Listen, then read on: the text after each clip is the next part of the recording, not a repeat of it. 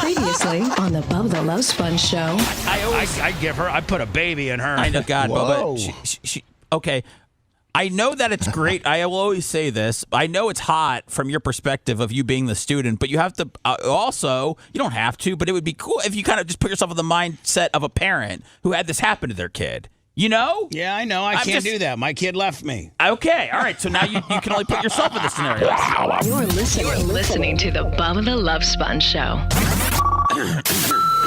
Broadcast rights for the Bubba the Love Sponge show have been granted to this station by the Bubba Radio Network and is intended solely for the enjoyment of our listening audience. Any rebroadcast, retransmission, or other use of this production without the express written consent of the Bubba Radio Network is prohibited.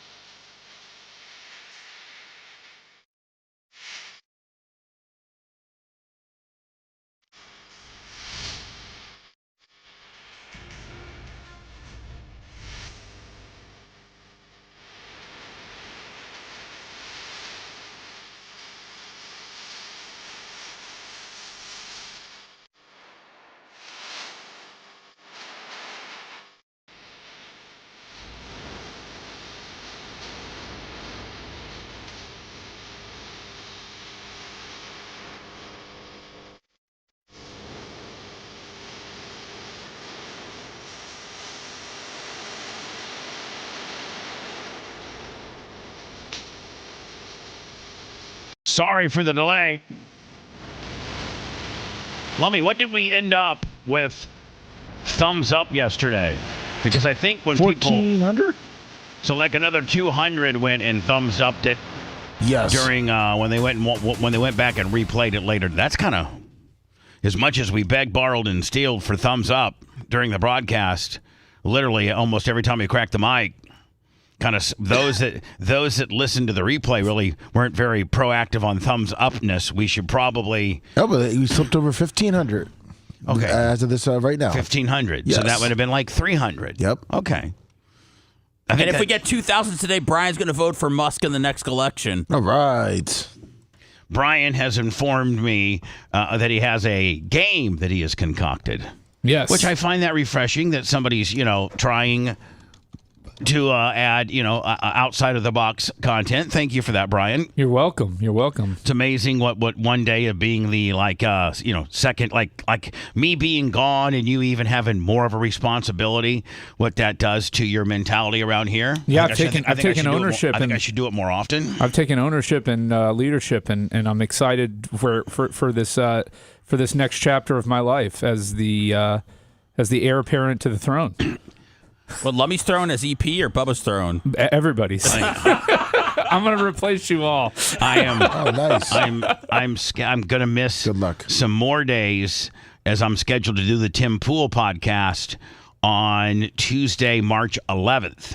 Oh, and work on your Russian. Yeah, well, I'm not really big on Russian, and I don't really. They wouldn't tell me what he's going to talk about, so I think it's just going to be kind of standardized what he normally talks about, with maybe me adding my commentary to it. I don't know. Oh, that'd be good. Yeah, I don't know, Bubba. I'm sure he doesn't know what he's talking about, in 3 weeks. But, come closer to the show. I'm sure they'll plan it out, maybe let you know. But they fly you up. They put you. Brian, listen to this. They fly you, and not on a cut rate airline either. Like one of the big. You got the Spirits and the Allegiant and the Southwest, and then you got the United, the American, the Deltas. So where are they flying you to, though? Washington, D.C. Oh, okay. You can get a direct from Tampa to there on one of the big ones. Absolutely direct. Yeah, that's good. Absolutely direct. Then they have a guy waiting for you to pick you up with like a car service, and they take you to a like holding one of the little signs. You're just gonna say Bubba Clem. Probably say Mr. Clem, Mr. something Clem, like that. yeah. Like that. Okay. You have to show your ID to the. I've been emailing the producers. Then you got to show them your ID so they can verify that it's you, and then they take you to your hotel, and then what's 1,800 hours? What's that? 6 p.m.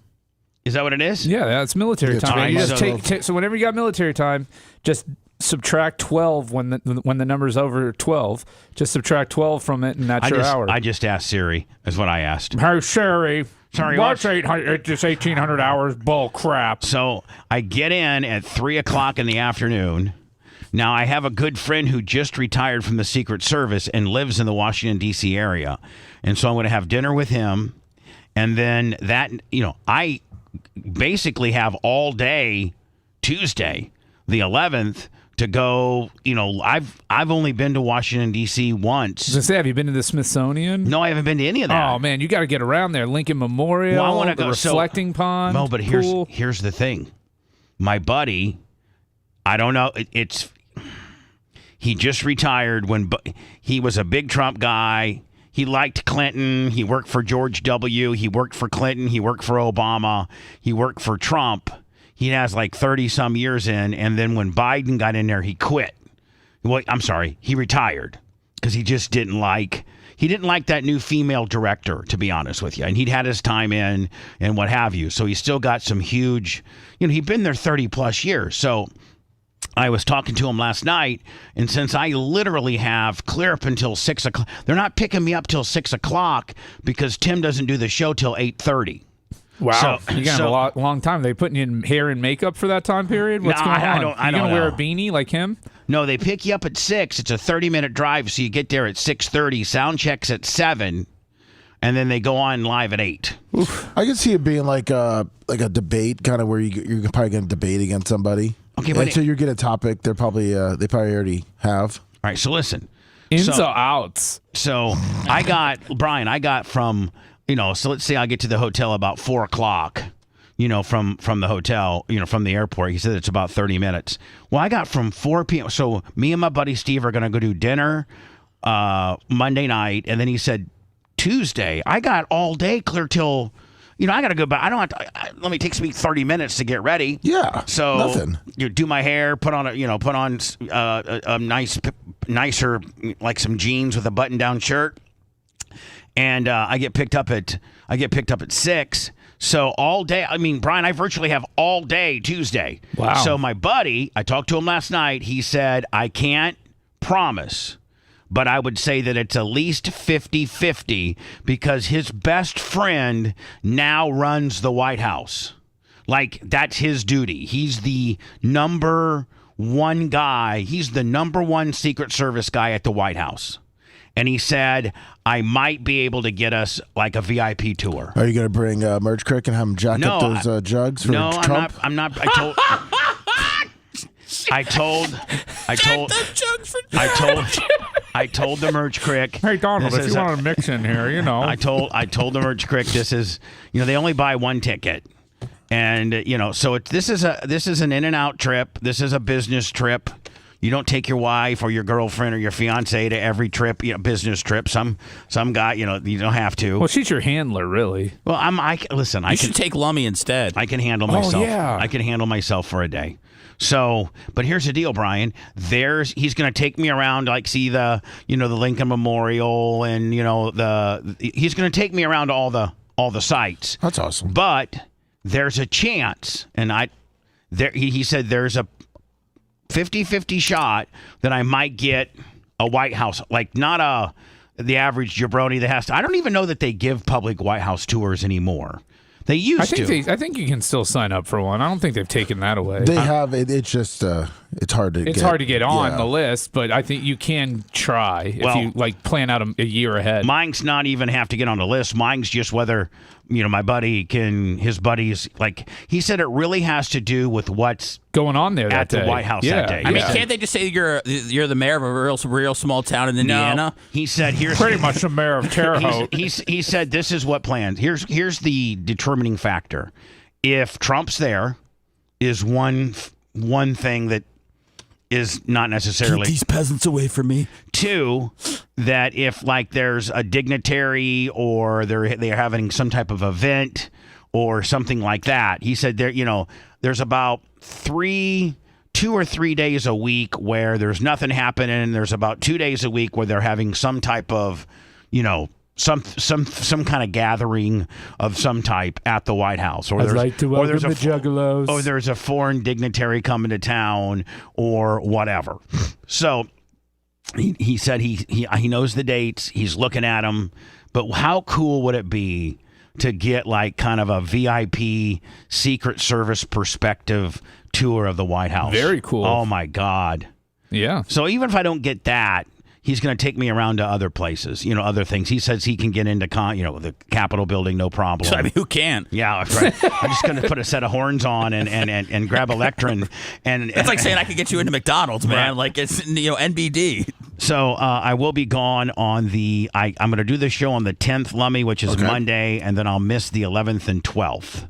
So that's a Tuesday, Wednesday. Brian. Now, Oh, good. I don't know if Brian is Seth's special secret sauce to really put together a good day, or Seth can handle a Diaco on a Tuesday and a Tuttle on a Wednesday. How's your back feeling, Seth? I only can work with Brian. That's what I was kind of thinking, and so we can move things around. Yeah, Brian will cancel work. We'll work it out, Bubba. Don't you sweat it. Is this March we're talking about? Yes. Yeah. Okay.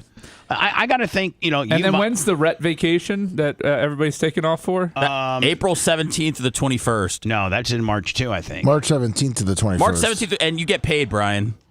Yeah. Oh, sweet. I can do Wednesday the 12th. I can't do the 11th. I can't do the 11th, Bubba. So I'm going to be gone the 11th and 12th, and then we're all gone the 17th to the 21st. That's right. So whatever. Wow. Yeah. What time's your flight leave on the 11th? You leave on Monday or Tuesday? I leave on Monday. Oh, okay. They like to fly you in a day before just in case there's any, weather issues or cancellation issues or something like that. They like to fly you in as early as they can. Wow, that's pretty cool. Most shows I think would run the risk and not pay for a hotel and all that for extra 2 days. cost. Yeah, you would think most places would try to get you in and out on 1 day hotel instead of 2. Not podcasts that are making money, man. They are making. I mean, that's part of it. Is to my ticket, my airline ticket was $410. And I'm not going to tell you about the hotel I'm staying at, but it rhymes with Bashinta. I will tell you this: it's not a Bashinta. Lummy, did you see? Is it a Lamada? No, it's not a Lamada. Captain Creamsicle 25 on the ketchup. Are there 2 trees involved? No, there's no trees involved. Is there an embassy involved? I'm not getting into anything, but they have your. I mean, it's. Is it named after a city in Pasco County, Spring Hill? No. So I'm kind of. Will they leave the lights on for you? I'm excited. And Get some content for us, Bubba. And the roof isn't red either. Get some content for us. Just put on a GoPro. Just walk around DC. Yeah, that would be cool. Now, I think if you probably get a tour of the White House, the one that I might be getting, I'm thinking that they probably do not allow that. No, they actually let you get in Trump's bed. No. For a minute. Take pictures like you're at rooms to go. I could say, hey, Trump, the guy that you like, that you're promoting the beer with, I got some, yeah. Hootie, $20 in the super chat. Thank you, Hootie. I mean, I think in an ideal world, if Brian wasn't working, Bubba, you should take him as your representation. No. Oh, yeah, he could schmooze. He'd be great. Take Dan. Dan would just get right on his knees and start sucking MAGA D immediately. Yeah, you gotta play hard to get, man. Yeah, you can't just be a MAGA whore. I think me going on my own and meeting my Secret Service guy and having dinner on Monday and then going to see the city on Tuesday will create a lot of good content. I'm going to be recording a lot. Probably the only place that I cannot record, if I'm lucky enough to get a White House tour, would be that. They probably don't allow cell phones. I mean, I got to think, Brian, they probably don't want you taping inside the White House. So I'm here doing my White House food review. Let me tell you right now, the cafeteria here sucks. Bubba, I don't think they bring you anywhere where you wouldn't be allowed to film. No, I really do think that they don't let you film. I think you can film everywhere but Lummy that. Bing, what say you? Can you film on a tour? It says you can. Yeah, it says you can film if you are escorted by private security or a senator. So, Brian, here's the deal. I'm going to be escorted by a former Secret Service of 30-plus years whose best friend is the head of White House security. Who's going to be dressed better that day, you or John Fetterman? That's a close one. And I was thinking, like, what do I wear on the Tim Pool show? Because all he wears is a beanie and a sweatshirt. Oh, you got to wear your Danny Moran shirt and let everybody know about your Winter Nationals, how well it went. Devin Moran, the postman? Devin Moran, the mailman. Oh, the mailman. Yeah. I call him the mayor, but he's better known as the mailman. Are you debating between like a Warsaw shirt and a Bubba Army shirt? It's got to be Bubba Army. And he's got to have a QR code on it so people can scan him during the show. I don't know. Don't look like a wrestler, Bubba. What do you mean? What's a wrestler look A wrestler like? wears their own merch everywhere. Just be you. Get a nice Tommy Hilfiger. Maybe I should wear the shirt that I'm wearing right now, the finest strain of Indiana white trash. Yeah. Maybe we should do a bit where we take you to the mall and do a Bubba Washington, D.C. makeover. No. Yes, on Brian's credit card, he'll take you to Dillard's. I'm not worried about Brian's credit card. Brian already is splurging for an Amazon gift card that could be worth between $25 and $500. Mystery value for the game show. In the game that we're playing. Now, Brian, can you tell us, can you loosely tell us what your game is about today that you wrote and are really am I assuming you're the host of this game? Yes, I'm the host, Twink Martindale. Am I assuming all of us are contestants? Yes, it's you versus Seth versus Lummy. Okay. And in the hottest three-way this show's had in a while. And you're Twink Martindale. I'm Twink Martindale. Right, and is it just regular answers? Yeah. It's a quiz show. It's sports related today, but in the future I'm gonna it get could killed. be. I'm gonna get no, killed. I don't think so, Bubba. This Brian, one, I don't know. In fact, if I was a betting man, my money's on you. This one. What'd you do? Like 1964 Packers? Yeah, don't worry about the categories, guys. I don't want anybody cheating, preparing. And so, will it be like you blurt out your name as kind of the button, like if you? No, this is great because this is going to be good for radio because you don't have to ring in first or anything like that. It's going to be directed to the person. So it'd be, Lummy, here's your question. Yeah. Blah blah blah blah blah blah blah blah blah blah blah blah. Yep. Now, if he does not get it right, do Seth and I have an opportunity to steal? I didn't set it up that way, but we could add that wrinkle. Yeah, where I could be like, Bubba, steal. And you're like, yes, Bubba. Do you know the answer? And I'd be like, Bart Starr. And he'd be like, yes, indeed, Mr. Clem. You get the 10 points. Yeah, I don't know that we're going to do steals, but we'll see. We'll see how it goes. Right. Twink Martindale can do anything. Did you make this game when you were on the cruise or? No. Yesterday I came up with the idea. Right. Shortly before I texted you. I have not seen you for 2 weeks. And I think you've cruised since. Yes. How was your cruise? It was fun. It was a lot of fun. Was it on one of the big mega ships or was it on one of the medium sized ships? No, mega ship, Utopia of the Seas. Ooh, isn't that one of the new ones? Yeah, it's currently their newest. I go on their newest, the Star next March. Aren't these like $20 billion ships? Yeah, they're insane. They are insane. I mean, you see them, and they got all these water slides all connected to them, and go-kart tracks, and rock climbing deals, and I mean, it's just like you're like, how can you put all that on something that can float? Yeah, it's pretty amazing. They're marvels of modern. Let me send me the Utopia of the Sea so I can actually get a visual on what Brian cruised on. Now, Brian, did you just do the standard deal and have a room down in the belly, or did you have like a penthouse suite, or like what was your accommodation? So this was only a 3-night cruise, so I just went with a standard room. We had just a regular inward-facing balcony. They're called them Central Park balcony rooms. Because they actually have like a park in the middle of the ship with live trees and plants and everything. Instead of facing the ocean, you face the inward park. Yes. Like the central park of the boat. Correct. Okay. It's literally called Central Park. And then for the next one... It'd be almost like if you were staying at an Embassy Suites and you looked outside your room and they had that, the garden and everything in the middle of the deal. Exactly. Oh, here I actually think... let me see. I sent you a shorter one, Bubba, 5 minutes. Oh, you sent me a shorter one? Yeah, I was just trying to send you the first one's quick. probably like 25 minutes long. An hour and 4 minutes. Those ship tours can get long. It was an hour and 4 minutes. Yeah. I thought that was but I do think this is, let me put this over here. I do think this is maybe where Brian was like, he might have been in one of these. That's it. Yeah. These are one of his rooms, which would have been the inward garden thing deal. Yep. Michael Recker, 25. Now, Bubba, would you go on a cruise this size? No. Okay. I have no I have no, because well, let me ask you a question, Brian. Do you have internet and do you have all that? Oh yeah. Oh, so you do got all that. Well, you have to pay for the internet, but I, with my cruise status, we get a day for free, so we didn't have to pay this time because the first day we didn't leave and we didn't lose internet until like 6:00 at night, and then the second day my wife had it on her phone, and then the third day I had it on mine, so we were good. We didn't have to pay this time because it was short enough. The next cruise I go on, the Star, I have a suite and we have suite access. And well, see, my mom and formerly my stepdad, who's now deceased, they have been on 76 cruises. Jeez. And so they have some kind of status where when you board the cruise, you don't have to be in the big goat rope line. You go right on through, and then you get all these extra stuffs. And then the Merch Crick, when she was married back in the day, her and her husband were big cruisers, and she's cruised 100 times. Wow. And so she's got that same status. So I'm double covered whether I go with my family. What brand? Name them. It's Carnival, Royal, Celebrity, Princess. I think Carnival and maybe Holland America. I don't know. Maybe she's listening to the show. I think Carnival and maybe Royal. I don't know. Yeah. Carnival's the Walmart of the seas, man. I don't know if it's. I don't have any idea. Okay. But were there any good interactions on this trip, Brian? Did they do anything special for your birthday? Is this the kind of thing where you take your woman and you bend her over the balcony railing so all the kids on the slide can see you having a good time? Well, yeah, you have an inward-facing balcony. You're not bending anybody over. Why not?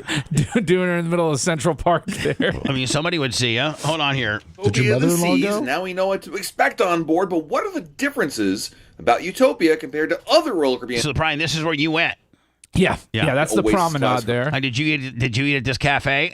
No. Well, okay. Why not? Now, let me ask you a question. If you eat at that cafe, is it free? That cafe is free. Okay. That's Cafe Promenade. They serve coffees and little fingers foods and sandwiches there. Nothing too big. But it's my understanding your breakfast, your lunch, and your dinner are all free. Yeah, your meals at the non-specialty restaurants are all included. Okay.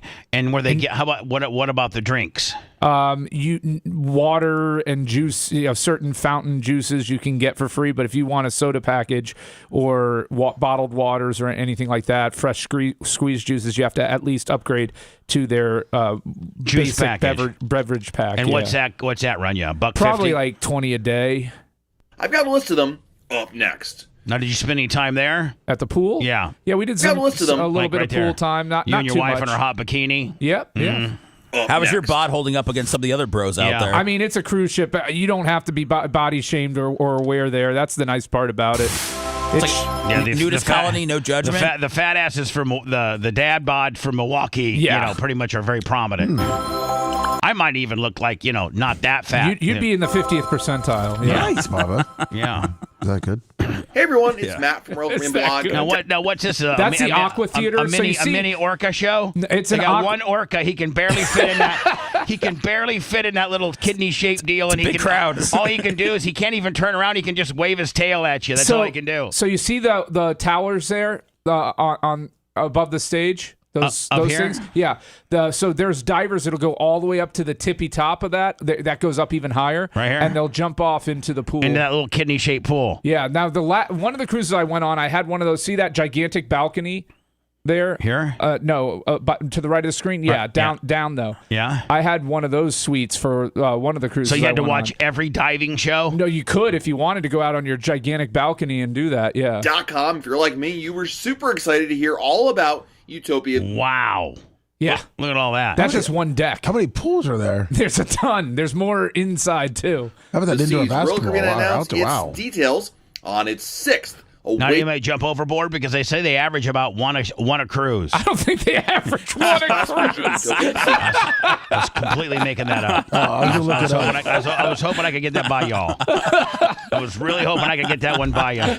I was throwing it at 99 above the chin. I thought you guys were going to swing at it. Which will launch in July of 2024. But if you're like, So this thing literally just is less than a year old. Yeah. This is 9 months old. Yep. like me, you probably thought, cool, This is amazing, being the 6th in the class. Now, if you do have a drink package, Brian, you could probably walk up here to the Coconut Hut and get any kind of fancy drink you want if you got a drink package. All cruise long, as much as you want. Like, if you wanted 14 dirty bananas and just get completely hammered, you could. Yep. Bubba, it looks like 25 people out of 36 million passengers last year fell that's overboard. Pretty much so- want a cruise. Pretty Makes much this ship one every 100,000 cruises. different. What's unique about it? Oh, wow, Brian, don't tell me you had a room like that. No, that wasn't my. So that room. That room is probably $3,000 a night? No, per person.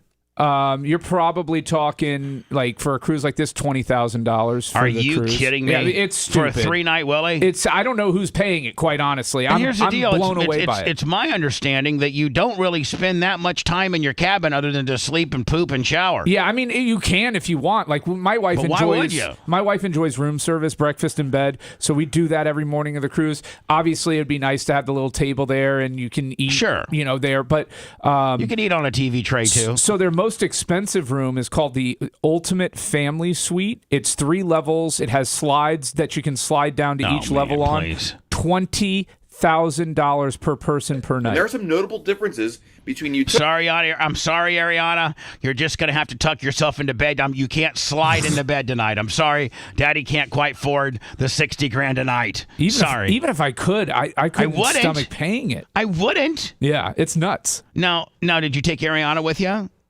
Yeah. So it was you 3. It was us, and then we had 5 other families from our neighborhood, and my sister and her family went. So we had a big crew. But in your room was you, Ariana, and your wife. Yeah. All right. Utopia and her sister ships. Utopia will have 5 pools, 3 water slides, 21 dining venues, 23 bars, 2 casinos, and 8 hot tubs. Now, did you casino much? Yeah, a little bit. The first day, Lose? I won $2. Yeah, somebody says because they're in international waters and they don't have a gaming commission per se, that they can really be a little bit, like most casinos try to do like a 92 to 94% give back rate on the slots, whereas in things like cruise ships and things like that, they're like in the high 80s, and those 3 or 4% make a huge difference. And they're not governed for gaming. That's what I'm saying. Yeah. Since they're in international waters, they're really not governed by any type of gaming commission. It's kind of the Wild West. Yeah, Brian, have you noticed that a little bit? Oh yeah. So craps table is all single odds. Yeah. So you can't make your money back. They don't have the bonus bets like the all tall, small tall. Roulette's probably got the 0 and the 00. Oh, of course. Yeah, but I mean in Vegas they've gone to 000 now. So What? Yeah, they've added and it's sneaky. It's not actually a 000. It's like the hotel's logo that they've put on the low level roulette. But it's the same as But losing. it's the same as having another. Now, is there a spot on the 0. board to put a place on Yeah, that? and Okay. it's right at the top. And if you don't know what you're doing and you're let's say you're drunk, walk up to a table in Vegas, you may not even notice it because it's like the Bellagio B on top of the 0 and the double 0. Because if you vote, a lot of people will put like $10 and they'll split the 0 and 00, so they got odds on both. Or you put it in something called the basket, which is Right, 2 0 exactly. 00. Yeah. Now you got to put one in its trips, so it covers all 3, which really decreases your odds, Yep. right?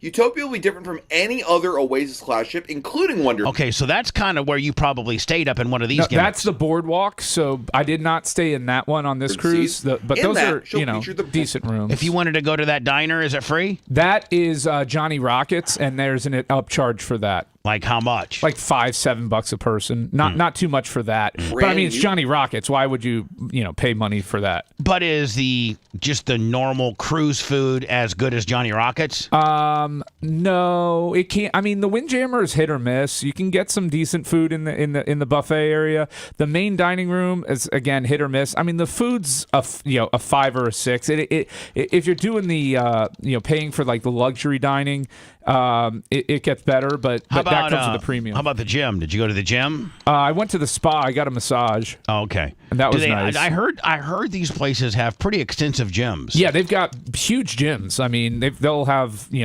10, 15 treadmills and free weights. I wonder if there's anybody along me, like a real in shape guys like Jimmy Cleavis, that just go on a cruise and they just work out the entire time. Like Macho. Yeah, Macho Man. Oof. Macho Man would go to two places: the bar and the gym. I can tell you right now, there's not a lot of people that go on cruises for the gym.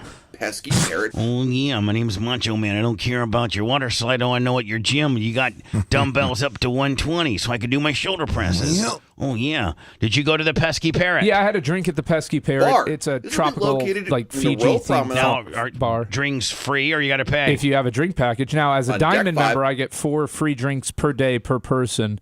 So that's I don't buy the drink package anymore. Right. Did any of your neighbors get weird at all? I mean, did you see a side of them that you've never seen before around the neighborhood, or was everybody well behaved and you still have respect for everyone involved? No, we have a pretty good crew. They're good peeps. The weirdest thing that happened is one of them shared a story about her son having a 6th finger that was removed at birth that didn't actually happen, and her mom called her out on it because her mom Was she brought this her mom like on the just cruise. some story to get some attention? I don't know, man. It was bizarre, but it We got to happened. kick them out of the neighborhood, Brian. Well, what kind of woman comes up with my kid had a 6th finger kind that of got deal? removed. Yeah, we were talking about how like 2 of the kids were born a little bit hairy. Sometimes they come out with a little bit of extra hair. Like You guys are sitting around the campfire talking about talking about the imperfections of your children. Yeah, like my kid came out a little hairy. Well, you know what? My kid had a 6th finger we had removed. You can't even see it. Little Johnny, show him the nub. That's exactly how it went down. Johnny, show him the nub. And we were all like, huh? And her mom was there, and her mom's like, no, he didn't. And it was so bizarre. Like, it was almost like some sort of one-upmanship or something like that. Yeah. And it didn't work out too well. You suburbanites are just crazy. Yeah. Effectively replacing the Bionic Bar. You might remember the Bionic Bar being that bar where the robots serve you drinks instead of people. Well, that concept is gone with Utopia of the Seas. The Pesky Parrot is a new bar with a Caribbean flair. You'll find I've seen enough. This is where Brian was. He had a great time.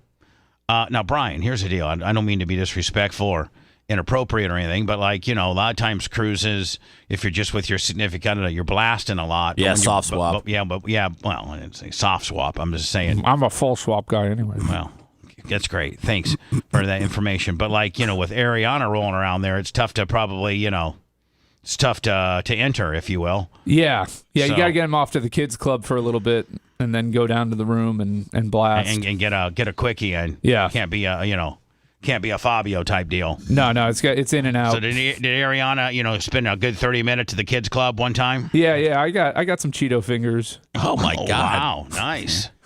All right, so how much did it cost? You're a Diamond member for this. This is one of the newest ships. It's less than 8 months old. It's the Utopia. Did the first mate give you a tug job for your birthday? Yeah. They call it the tugboat. How much did you tip? It's a little boat you go in and get a handy. Nice. How much did you tip your daily, like the guy who cleans your, like that deal? My mom says they tip him like $15, $20 a day. So it's included $18.50 per person. That those tips get shared amongst your stateroom attendant and their assistant and a few other staff on the boat. $20 a day? Per person. 60 for you three? Yeah, and then I left him. It was a short cruise, and we barely saw him. We didn't ask him for anything special, so I left him an extra 20. Right. And then our Now, do they make the bed and clean the room? Oh, twice a day. Right. Okay. Yeah. No, the service is excellent. When you and old girl went down and got that nooner in, you had new sheets that night. Yeah. They do a great job. No, I mean that's the housekeeping on a cruise ship is top notch. Right. Top notch. And my mom told me on longer ones, 5-7 days, if you give your guy an extra tenner or something a day, he makes sure you want for nothing. Oh yeah. He'll make sure you need food, what do you need? I tip them on the front and back side for a longer cruise for sure. Right. I'll tip them the first day and then they'll get something the last day if they did a good job. That's definitely the way to go. I actually felt like kind of a baller yesterday. Oh, what'd you do? Well, so here's the deal. I hid $100 in my wallet. Okay, nice. Playing games with yourself? No, but I hid $100 behind my driver's license in case I ever would need a in an emergency type deal. Do you not carry a lot of cash on you typically? I usually try to have about $150 on me. Okay, I try, but Sumo taught me this trick. He's like, hey man, put like 100 behind your wallet, behind your driver's license, and that way you always got like, if you run out of gas or something, you don't have whatever. So I just like 2 or 3 years ago put $100 bill behind my driver's license, and I completely forgot about it. So if you forget about the $100 bill that you've hidden, then it's not figured into your personal worth. You know what I'm saying? Subo told me about that trick, and then we went to the casino, and you have to whip out your driver's license the whole time, so I could never, lose it. So anyway, I went to the doctor's yesterday, okay, to get my blood work, my blood panels analyzed, and my doctor look at everything, and you're a little low on this, you're a little high on that. And I do that, 3 times a year just to keep up on my levels. I'm a little bit low on DHEA. I missed a couple of my test shots. I was low on testosterone. My cholesterol was perfect. Listen to this. They took my blood pressure 3 times because they didn't believe it. 112/71. Why wouldn't they believe that? That's a healthy blood pressure. No, because I'm a fat ass. I mean, you look at a guy like me. Yeah, but you're like, that's like your basic, like you would never be like my size. Like that's how you're built. Yeah, like listen, if I was in the best shape of my life, just my bone structure and stuff, I probably weigh 210 pounds. That's probably like me looking really good. Like John Cena, yeah, you'd be shredded. Well, I mean, like Jimmy Cleavis or something like how much that. did you weigh when you were on Muscle and Fitness? When I was on Muscle and Fitness, I weighed 268. Whoa. Okay. Yeah, that's what I'm saying. Bubba's just a stocky guy. And my my lowest that I ever got was before Hogan went and wrestled The Rock in Toronto. We were lifting weights. He was on water pills to really get down.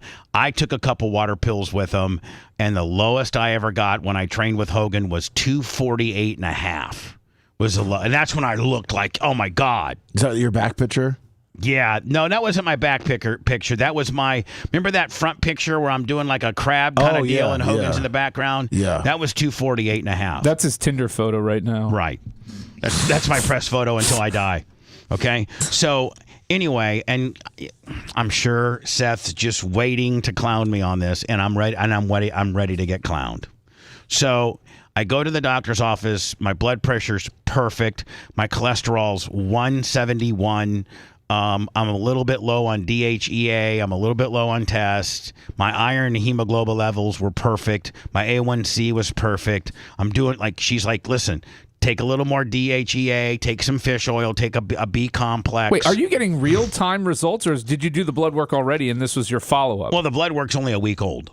Oh, okay. So I did the blood work on last Tuesday. I got you. So you then, weren't there for the draw. You had already drawn. Yeah, I drew a week ago. So I'm a week removed from these results. So she gets me all dialed in. Take a B complex, take a DHEA, take 50 milligrams of DHEA. Get back on your fish oil, and because since Christmas I had kind of been lacking on my daily vitamins. Why does she want you back on fish oil? That's more for cholesterol related stuff. She just my panels. That's what she wanted me on. And how the hell are you low on B vitamins when you smash 3 monsters a day? I'm just telling you. She wanted me. She said, get back on your B complex. Get back on your fish oil. Get back on your DHEA, and don't forget your testosterone shots. Because I went from 950, like 500 to 1100 is the normal range of testosterone. Ooh, yeah. I was 174. Wow. Yeah, I wasn't even wanting to blast anymore. I was just, because I'd gone like a month without my testosterone shot, but I'm back on that. And so here is where the $100 figures into. So I go to my doctor. By the way, they moved, and it's a much better. It's a super nice facility. It's way nicer than it used to be. I see my doctor, Dr. Cheryl. Been with her for years. She's my regular doctor. And I go to pay my copay. I got a $5 copay. Is what my copay is. Thanks, Obama. And they needed my driver's license, to order. I got to see Dr. Cheryl in 3. Brian, I do this every 3 months. So 4 times a year. So yeah, so I do it three to four times a month. So they're getting my driver's license and they're scheduling me for my next appointment. And as I pull out my driver's license, I see the $100 bill there. Like, oh damn, I forgot about that. So I was feeling a little, I don't know, old school Bubba pimpish.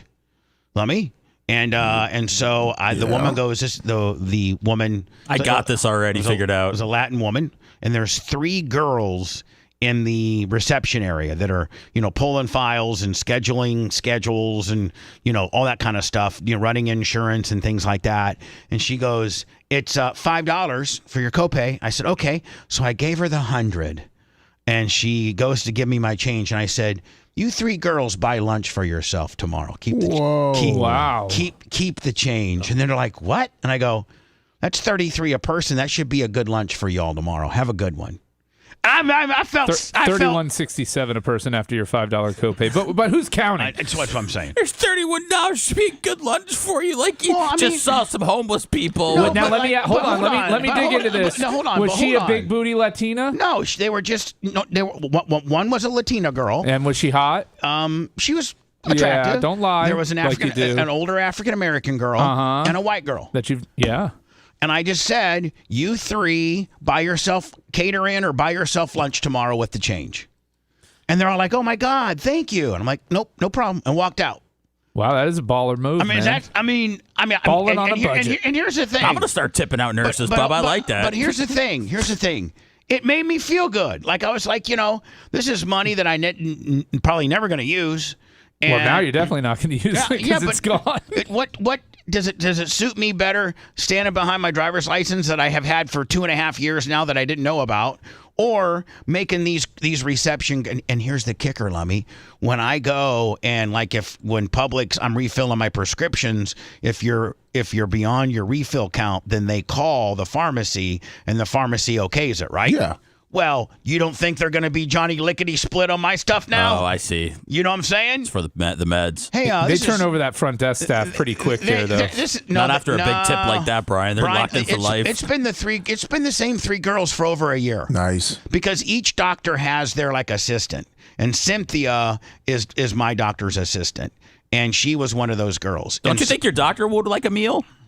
My doctor, come on. She can afford a meal. Yeah, $100. She should take Bubba out. That'd be like a client giving Brian $100 tip, please. Well, I wouldn't turn it down if I know, I had a but client. It would actually be very awkward. It'd be like for Gina having an NFL guy in there getting a divorce, and he goes, "Here, Gina, here's $100 for it." Gina would be like, "Bitch, the soles of my shoes cost more $100." So if somebody could please donate $100 to replace Bubba's emergency driver's license hundo. That's not where I'm going with it. But you know what, man? It just feels good to give out money. Yeah, well, it made me because it was. How good do you want to feel?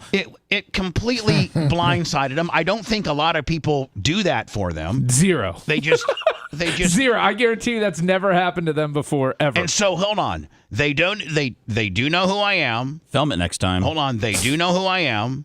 They are familiar with that I have a radio program. They know who I am just based on, being legendary in the market. And so you don't think that will be an urban legend story that they go and tell their family? Hey, man, Bubba the Love Sponge? Yeah, he's a real prick, I heard. Well, no, he's not. When he was at Dr. Cheryl's office that I work at, he had a $5 copay, and when he went to get his change back, he told us girls to buy lunch the next day. That guy's pretty good. That guy's okay in my book. Did you call him up today? Are you going to call him up today and ask him what they ordered for lunch? No. Hey, it's Bubba. I just wanted to see what you guys order with my money. No, not at all. Not at all. I did let me get in. I got into this one forum. It was like a Facebook group kind of deal, and it was talking about famous people in Tampa that are. Oh, jeez! You want to get on that forum? No, I'm already on it. Oh boy, what did it say about you? It says I was a good tipper. Oh, it says, and I listen. When was the story from? Your heyday? I don't know. I don't know when it was. But it was a Geospaces page. Here's what I used to do, man. When I had one of those, remember those? They don't have them anymore, but they had those Hooters VIP cards. Okay. 50% off or free or something. Yeah. So I had one. Anybody that was anybody in town had one. And here was the deal. It was $50 off for a bill up to $100. 50%, yeah. Which would be $50 on 100. So 50% off up to a bill for $100. Well, when Ed Drosty or Bob, what was the guy's name? Bob Saget? No, Bob. Cook? No, Barker? Water something, or Bob Ritchie? Anna. The woman, there was a woman named Anna that was dating Ed Drosky for a while. The ongoing Iggy was, if you had one of these cards, then what the bill would be was what the tip would be. So let's say you had a $100 bill, and after you use your cards, it's $50. Well, you tip the girl $50 to make the bill $100. Yeah, even my cheap ass knows that. Right. So it really, really made Bob Passwaters was his name. Yes, Bob Passwaters. That was my next guess. And so, the girls really liked when a guy came in with one of those cards because she knew, because the ongoing Iggy was make up the difference in tip. Yeah. And so they got a huge tip. Now you're just not paying for tips, so you're still getting 25% off. Yeah, you're still, yeah, exactly. So I've always tried to tip well, just knowing that, that circulates around if you're somebody of known value. So anyway, I did that for my girls yesterday. It looked like nobody has ever done it to them before. But going out and tipping people or giving random money to just people you see is, I don't want to. I mean, I'm sure you'll do it for these reasons. It's really big on the on social media. Yeah, it's really big content. Like giving them a choice between a scratch-off ticket or something double that in cash, or half of that in cash. Maybe I need to bring back up scratching with the homies, because I did that in Columbus, Indiana. Remember, I went and bought scratch-off tickets. Yeah, you did it for the African-American guy right down. Well, I did it for the African-American guy, and he said he didn't believe in gambling. He'd take a $100 bill instead, and I gave him that, and I felt really gypped off. You should offer him like a meal or a scratch-off ticket and see what they take. Do you want a 12-pack of Old Natural? What do they drink? Let me Natty Light. Yeah, I think go natural. Do you want a Ice House? You probably just go with a sixer, man. Do you want a sixer Ice House? Do you want a sixer of Ice House, or do you want a $10? Because what's a sixer cost? Now I got it in one of my new Bubba Sixer Army on coolers. Ice House, Brian, $5. A sixer of Ice House, $5. Yeah, 10. Okay, so $10. Yeah, all right. Google it. So hold on. At like the gas station. So what you do is you got to have comparable value, Brian. So what you do is you want a sixer of Ice House or a $10 lotto ticket, because they're about the same. I think price. you actually got to double it on the lotto ticket. Because $5 at Target or any store. $5 for a sixer of Ice House? Really? It's If we Ice buy House. quantity. Yeah, Wow. 16 ounces. So that's $5, and a lotto ticket's 10. So Brian, you walk up to a homeless guy and said, "Do you want a sixer of Ice House, or do you want this $10 scratch off?" Would you offer them Hogan's Real American Beer? Oh. Or is that just too? Oh, hold on. That's expensive, man. Bro, I love you to Seth. I love you, and I'll work with you on things, but that's just really hitting home there. Is it? Yeah. Didn't you mention Hogan when you were meeting the president? And Real American Beer? Didn't you already mention Real No, No, I haven't even been to the White House yet. It's only a 50-50 opportunity that I even get to go. But you said if you ran into Donald, I may just be a Lincoln Memorial Willie. That's all I get to see is big ass Abraham Lincoln in the Washington Monument with a Smithsonian kicker. That's all I might get to do. So please don't put that ahead of me. Let's not get the horse ahead of the cart now. All right, I'll take. I'm sorry for the comment. No problem. hit yourself. No, shut up. So Brian, Oh man, double fisted over the don't head. hit yourself. No, it's my too little late, Bubba. I'm Seffy. so stupid. I didn't want to hurt your feelings. If you want 24/7 on-demand Bubba and the crew, go to BubbaArmyHQ.com. Right now. The Bubba the Love Sponge Show will be back after this.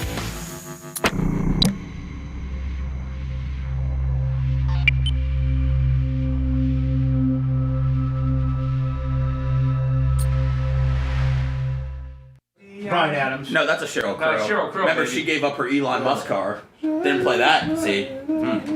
Bury the libs. Bury the libs! I mean, giving up the car that you already bought really isn't showing anybody anything. Well, waving goodbye to it really drove it home for me.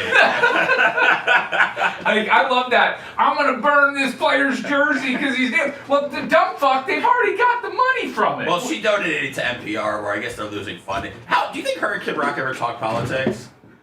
I think they just fucked. They're not together. No, they were. No. They were. Yeah. Yeah. I don't think they talked politics when they were together. I don't think either one of them I don't cared. think. Yeah.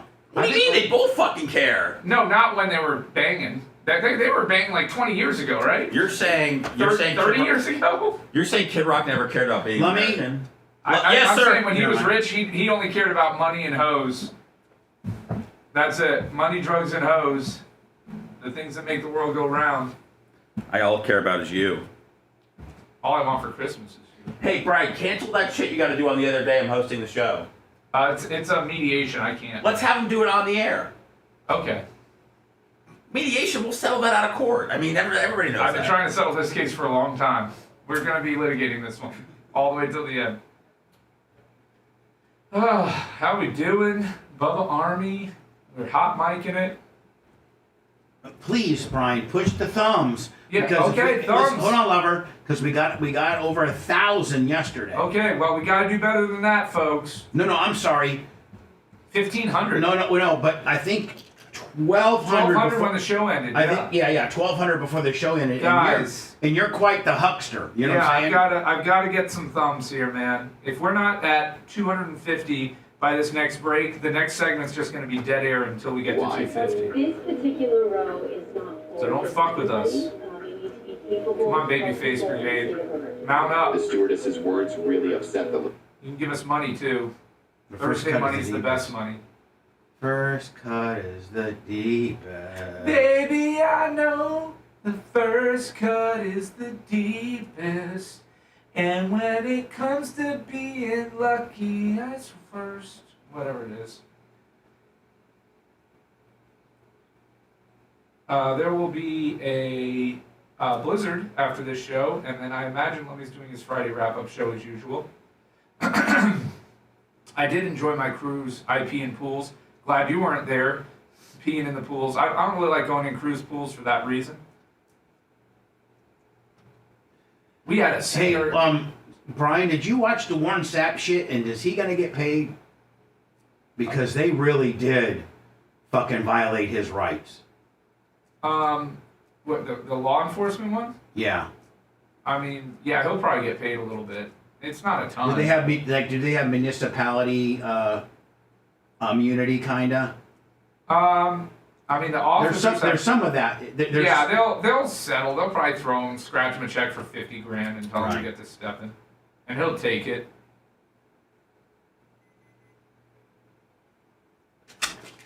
What's up, Yinzer? Thank you. We need the thumbs. Hey, Brian. I'm all thumbs. You see what those Larry David cards went for? No. I was checking all the time.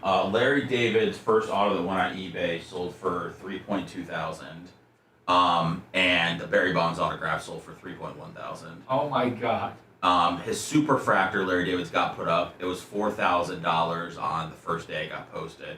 So I don't know if it's still up or what it sold for, but Holy shit. What would a Hank Aaron rookie card go for? Not as much as Larry David auto. dudes, and they were redemptions, which makes sense. But I thought that I kept checking every day, and I thought maybe I'd find somebody that didn't know Larry David. So Brian, you're telling me a Hank Aaron rookie card wouldn't be that valuable? What grade is it?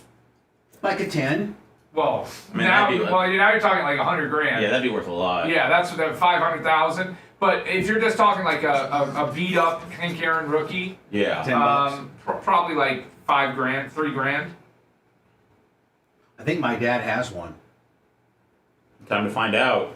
I think he has one. Let's find out and cash in now with Daniel Rose. Yeah, so here's I don't know one. if my dad It's likes 54 tops in a 5.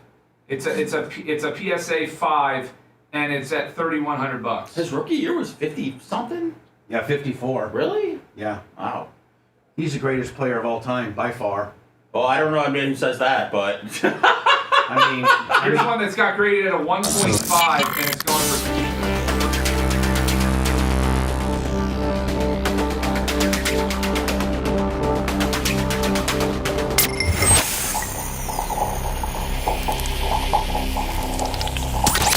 Broadcasting live from the Aquabito studios, aquabito.com/Bubba. It's the Bubba the Love Sponge Show. Asking you so very kindly, if you could, because we're on to this now, Lummy, our YouTube channel. Nearly 1,000 people watching right now. PayPal, Venmo, and Cash App.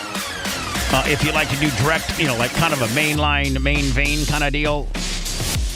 Lummy, you're working on some stuff where we get a higher percentage, are you not? Yeah, I was just back there with Rhett and Macho just talking about it now. All right, fantastic. On the back end stuff. If you need any more information from me, just let me know. All right, thank you. But PayPal, Venmo, Cash App at the Bubba Army, and then virtually, any, you got YouTube, you got Rumble, you got X, you got Twitch, you got Facebook that you can all watch us, watch the show. And then, of course, listening to the show is just, oh, my God, there's so many different options, from the Florida Man Radio app to the Bubba Army HQ app to iHeart to TuneIn to AM 820. What is Macho Man? What is it on Hillsboro? Is it 96.7 in Hillsboro and 98.3 in Pinellas? Yes. God, that was down. And then, of course, 103.1 in Fort Walton Beach, where Lummi, I think we're number one. Oh, that's awesome. I got to get a hold of the management up there, but I think we're number one. And we're 95.5 in Pasco. You got to find that. You have to have a special dial that goes to the half. 95.55. 95.55. Yeah, 95.55. It's very rare. Circuit City sold them back in 96. It was a 1 year off deal. You're listening to the decimal. 95.55. We're not an HD station. We're a half a station. Just, you got to get that click. You got to half click it. Low def. So anyway, and then, of course, Phoenix.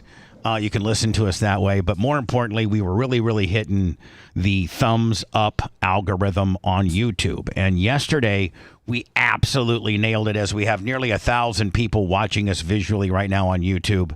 Now, you understand, that's at any given time. There could be 4,000 unique, 5,000 unique viewers each show. Well, listen, we'll do, after a day or two, we'll be in the 8,000s. So a lot of people, including my mother, I was talking to my mom yesterday. By the way, I'm spending all day Saturday with my mom. Oh, that's awesome. Haven't seen my mom since Christmas. Wow. What a terrible son. No, Brian, No, I know. It gets away from you. Hold on. No, but having a pretty close proximity to Tom Bean via Gina, and your office is just right above his office, that January and February kill Tom, me, and Ken with regards to the track. It's like we have 3 solid weeks that track consumes us. And then, Tom and Ken usually only are there for race day. I'm the schlep that has to be there. Like, as for instance, next weekend, I'm going to be there all weekend, courtesy, and I'm getting a hold of my buddy from Synergy Equipment to harvest material for our next event, our next really big event. We got racing on the 15th, but then we got the Tour of Destruction on the 27th. And in order to do that, Brian, I got to harvest 15 dump truck loads full of material. You're a dirt farmer. So now, Lummi, got a big haul this year. Tom and Ken ain't out. It takes me 2 solid weekends with One-Eyed Billy's help to get that out of the ground. And don't forget Big Buck coming down to help you. Big Buck might be coming down. And I also got Travis the welder that might be welding up some stuff. But nice. Lummi, right now, I got to call this guy today.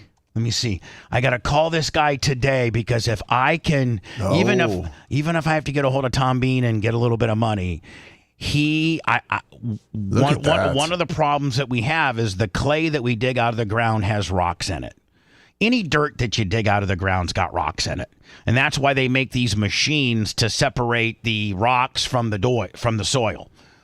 Well, we've never had one of these machines, and so when I can imagine why. That thing looks ridiculous. But here's the deal. So the guy's name's Richard, and it's called Power Screen Florida. They're based out of Lakeland. Nice.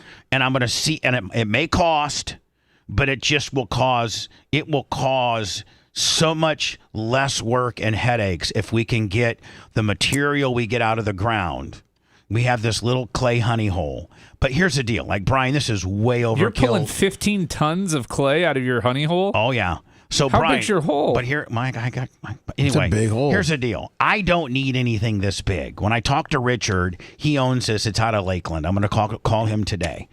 I don't need anything this big. I just need the little 400. The Chieftain 400? Lummi, I just need the Chieftain 400. I was thinking maybe like there was one back on the other page, just a little bit bigger if you're going to have 2 machines going. Lummi, I only 1400? No, that's way more than I need. Oh, okay. I just saw the screen. I just need this. The little Chieftain 400, and it does 200 TPHs, I think, What's a TPH? I don't know. I mean, I was trying to pull it off like I did know, but I don't. And I'm going to call Richard Tons today. per hour. Boom. I figured that out on my own, by the way. I don't. It's me smart. Yes, you are. It does weigh 28,000 pounds. So 200 tons per hour, and you got to do 15 tons. So you only need it for 7.5 hours. Well, here's the deal. If I'm going to get with my buddy Mike from Synergy, and he's going to get me a backhoe, and then I'm going to have a front end loader from him as well. And Billy's going to dig it out of the ground, and then I'm going to front end load it into this machine, and it'll spit rocks out to one side and pure clay / material that we need out of the other side. And then I can scoop it up with my front end loader and haul it to the track and have the most screened, best material for the tour of destruction guides to build ramps, because the ramps that they build, we used to just take them down and throw them out back, but I came up with an idea a couple years ago to use the ramps that they build to put back on the track to replenish material. You don't understand, with the 3 weeks of racing that we had, from street stocks, open wheel modified, super late models, and USAC, how much material gets thrown out of the park. Why do you call it material? That's just what they call it. That's what you call it, material. Okay. You don't call it dirt or clay. Why not? Because it's material. It's called a dirt track, not a material track. But it's made out of clay material. Oh, okay. Now, will that machine separate wet clay? That's another thing I'm fighting. I got to see. I'm trying to. And we just had a lot of rain yesterday. Well, what you do is you get your pile and you get it all aerated out. You take the pile and you bust it up and get aeration in it. And then you start running. So it probably doesn't work through wet material, probably doesn't work as well as dry material. So I'm fighting that as well. But I think in a week, I've looked at the weather in Ocala. It's only supposed to rain a little bit next week. I think we'll be okay. Yeah, this weekend's supposed to be more rain. So I'm going to call Robert from PowerscreenFlorida.com. Now, Lummy, they got some machines here like this. Oh, yeah. Look at the Chieftain 2200. Oh, that's badass. I mean, this thing here, this ain't no joke right here. Look at that. How many tons per hour on that bad boy? That's 650 tons per hour. Oh, man, you could be done in 2.5 hours. So, I'm trying to organize all this. Now, Lummy, this kind of looks like a smaller machine, too. The 2200 3 deck? The 2200 3 deck. That kind of looks like maybe, but that's separating into 3 different deals. 700 tons per hour. You probably don't need that much separation. No, I just need to go with the basic Chieftain 400. If I can work a deal with Robert, I don't know that if they rent them or they only sell them. Maybe he's got. I don't know. I looked it up. The Power Screen Chieftain 400 is capable of handling wet clay. Not a problem. Hold on. It is suitable. I just Googled it. I said, "Will the Chieftain 400 be able to handle wet clay?" And it said it is suitable for processing wet clay, handling wet clay. Yeah. So. This is what I'm working towards getting this for next weekend, Lummy. I'm going to get a hold of Mike from Synergy. He's going to have my front end loader and my excavator there on Friday. If I could have this thing delivered on Friday, then me and Billy could just dig, baby, dig, screen, and then get it to the track, get the tour of destruction people their 15 to 16 loads of material. Once they get done building their track, then take that material and put it right on the track, because we're down to like 3 inches in turn 1 right now. Oh, wow. I can get you free labor for that, Bubba. What do you mean? Well, if people are on probation and they need community service hours, the Bubba the Love Sponge Foundation will be hosting a clay rock removal event to raise funds for the Bubba Army Foundation. There you go. Boom. You just sign off on their... Do you really mean that? I mean, I'm just saying you could throw that out there. I'm sure there's quite a few listeners that have community service hours they need to fulfill. I would probably have to run that through Marion County's judicial system, and I don't know that I've applied to be a recognized laborer. Work program. I think that I'm going to get a big denial on that, though. Thank you. Oh well, I tried. Lummy, yesterday I finalized with my buddy Joshua from NHRA. Oh, we'll be giving tickets away to this year's Gator Nationals. Nice. Gator Nationals happening in Gainesville. It's the NHRA kickoff event of the year. 3/7, 3/8, and 3/9. It's that I think they might start on Thursday, but I know they go Friday, Saturday, Sunday. We're going to have probably Ron Capps, Tony Stewart, and Justin Ashley, the Skag driver, on the air doing some interviews with that. We're also going to do ticket giveaways. So it is Thursday. Oh, so it's 3-6, 3-7, 3-8, 3-9. Yes. 3-9 would be the finals. That's that Sunday. Looks like I'm going to have Ron Capps, Tony Stewart, and Justin Ashley, the driver of the Skag Top Fuel dragster, with interviews.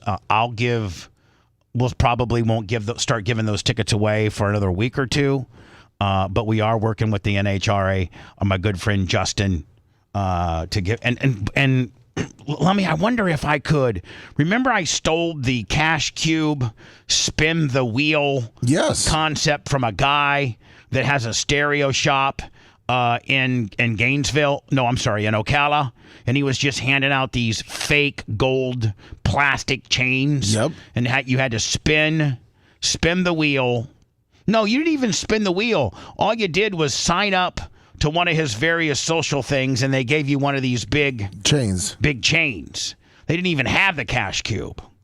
But I got to think having the Cash Cube at the Gator Nationals is just going to be, I'm not even going to be able to enjoy the Gator Nationals because I'm going to be doing that event. You'd be broke. Yeah, you wouldn't. And I'd be broke. Yeah, you wouldn't see the Skag people. I mean, either. if there's 12 slots on the wheel, isn't there a 1 in 12 chance that you're going to hit the cash? If you don't weight the wheel appropriately, yes. If the wheel's not weighted, you got a 1 in 12 chance. Yep. So that's just a little, like, what's that, 8%? Roughly 8.5%. All right. So if you ran 1,000 people through there, what is that? 85 people. 85 people in the Cash Cube. I would be broke. Yeah. Seth, I wouldn't be able to make your payroll. That's not good. Yeah, it'd be like. You might need to call the Diacos and get that up to. Bubba's be calling the receptionist back. I hope you guys didn't order lunch. I'm gonna need that money back. If you couldn't make payroll, could I at least stand in line to get a shot to go into the Cash Cube for 30 seconds? maybe we'll make payroll. A 30-second option in the the Cash Cube. Seth's gonna cover himself in stickum and go. It's gonna look like glue stick me up, baby. Stick me up. The purple glue stick. It's going to look like Lester Hayes from the Raiders. Remember, actually, the Stickum rule was because Lester Hayes from the Raiders would literally cover his entire body with Stickum, and if the football hit like the side of his helmet, it would stick. It works. Listen, Google Lester Hayes Stickum. Yeah. And that's where the league, they used to have Stickum. Guys would put Stickum on their hands. It's like this glue-like substance, and it really was... Sunny days, $100. Happy Thursday. How about that, Sunny days? Sunny days that I thought would never end. I've seen lonely times when I could not find a friend. Use a friend. There you go. Okay. Each $100 donation today we get, Brian's going to unbutton one of his buttons. There we go. He's already down one.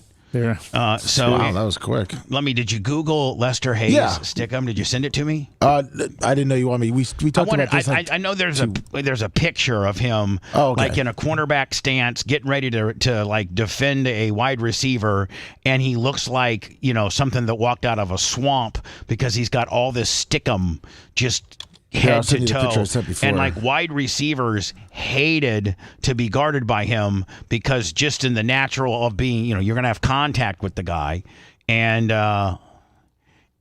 you'd be completely full of Stickum after the guy would guard you for a game. Are you sending it? Yeah, we gotta restart your system. No, I think it's right. I think that's right there. Hierarchy, $200. Look at this. All of this is Stickum. All of that orange, yellow stuff is Stickum. He doesn't look like a wide receiver. No, he was a cornerback. He was a cornerback. Okay. Yeah, he was a corner. He was, and he was.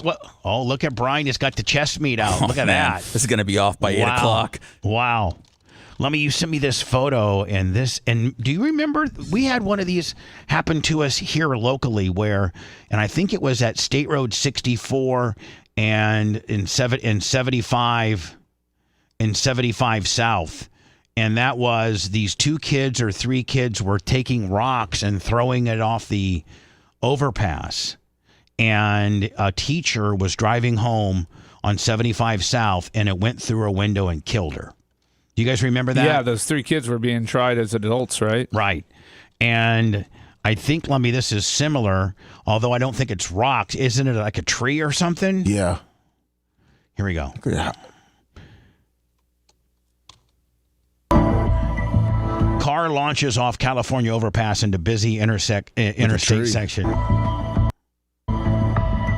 Oh, my God. Oh, hold on now. His car went with it. The tree stayed in the traffic.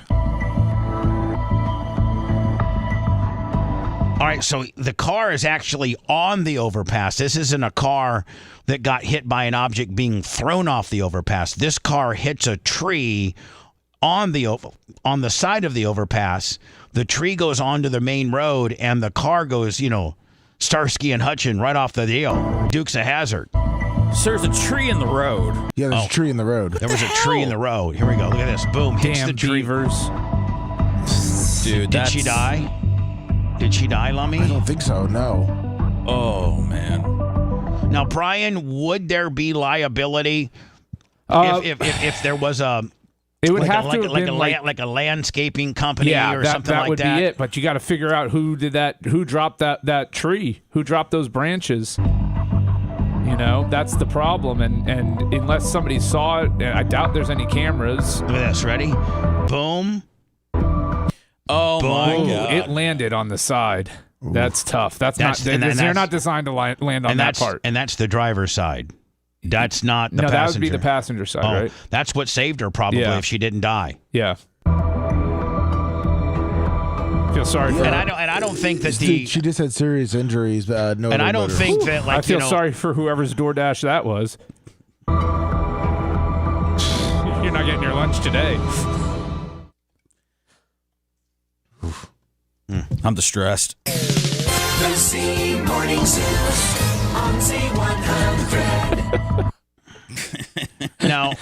Yeah, DoorDash customer service. My burger was smashed and has human blood and hair all over it. And some green that I didn't order. And there's sticks in it.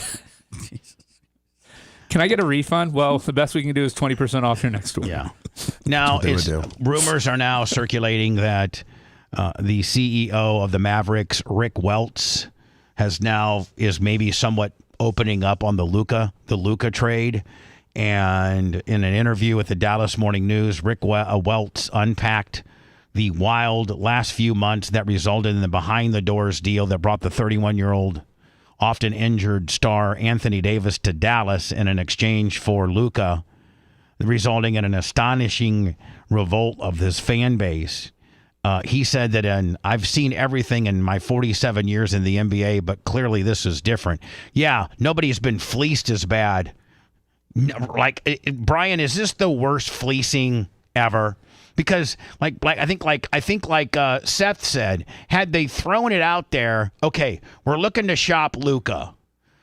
I think you would have gotten far better, a better take, a haul, if you will, than what you got from LA. Had they said, we're actively shopping Luka. Yeah, I don't understand why they did it, how they did it. They got fleeced, did they not? But they did it to themselves. Like, they played themselves. I don't get it.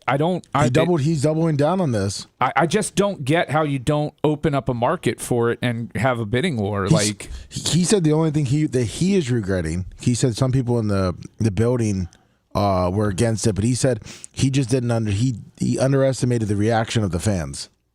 It's the only thing he said he regrets. You're trading away their franchise player. I mean, of course they're going to be upset.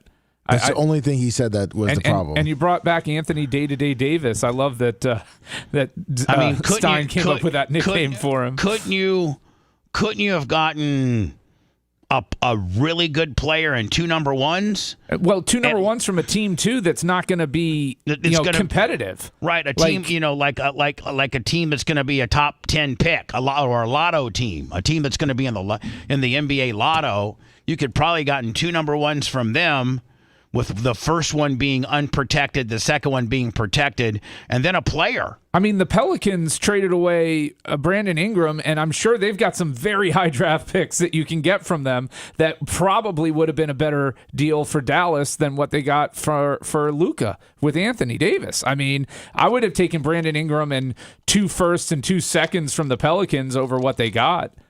It blows my mind that they gave away one of the 3 best players in the NBA for peanuts. The Mavericks' perspective is they moved on from Luka due to team culture and defense-first mentality that could not institute him as a leader. Is that saying, Brian, he's a drunk? No, he's lazy and he's a little chubby, but so what? Charles Barkley was too. He was. He was, but, when motivated and in shape and coached correctly, Charles won some championships. Well, Luka carried them to Luka. Charles never won. But he Luka tried. He was in. He was in some finals. Wasn't he? With the Rockets. Didn't the Bulls kill him? No, Phoenix. When he was with Phoenix. Bulls with Phoenix killed him. Luka literally carried his team single-handedly to the finals last season. I mean, we know what Luka's capable of. He's a 30, 10, 7 guy. It just doesn't make sense. Dallas did go into the All-Star break with a flourish as the only team to beat the Jimmy Butler-led Warriors in 4 games. If they can withstand Davis's absence, he will miss at least 3 weeks with an abductor strain. The Mavericks are among the biggest team in the NBA, which should translate into a strong defense behind. I don't know, man. I cannot see how they are a better team without Luka and in Anthony Davis in replace. Yeah. Luka, who's still recovering from a strained calf injury sustained on Christmas Day, has not looked like his normal self in 2 games with the Lakers. He's averaging 15 in just 23 minutes. I mean, he's going to come around. Yeah. I mean, of course. It's not like this is the new Luka now after a calf strain. Final story before we go into words. This is supposedly the latest and updated. I got a couple phone calls as well, too. 813-90 Bubba. I'll take those momentarily. Do you, Brian and Seth and whoever, agree with this reshuffling of personnel where they got Abdul Carter, the edge rusher from Penn State, number 1, Cam Ward, quarterback Miami, number 2, Travis Hunter, cornerback, wide receiver, Colorado 3, Will Campbell, offensive tackle, LSU 4, Mason Graham, offensive tackle, Michigan 5, Shador at the Raiders at 6, Tyler Warren, number 7 at the and so forth and so on. They got the Bears taking Kelvin Banks, offensive tackle out of Texas. I probably think that's probably fairly accurate. That's almost a guarantee that they draft an offensive tackle. And if one of these guys, one of these other ones, like if Will Campbell would slip to 10. Will Campbell ain't slipping to 10. He ain't. No. Is he like no, because the Patriots need to protect Drake May as well. Well, is Will Campbell the first offensive lineman taken off the board? Yeah. Okay. And then the second one will be the Kelvin guy for Chicago. Yeah. Do you think that Tennessee takes the edge rusher from Penn State? The problem for Tennessee is they're so bad at every position. Does Aaron Rodgers end up in Tennessee? No. Probably not. Where does Aaron Rodgers hang it up? No. Or where does he go? The Bandits? No. USL?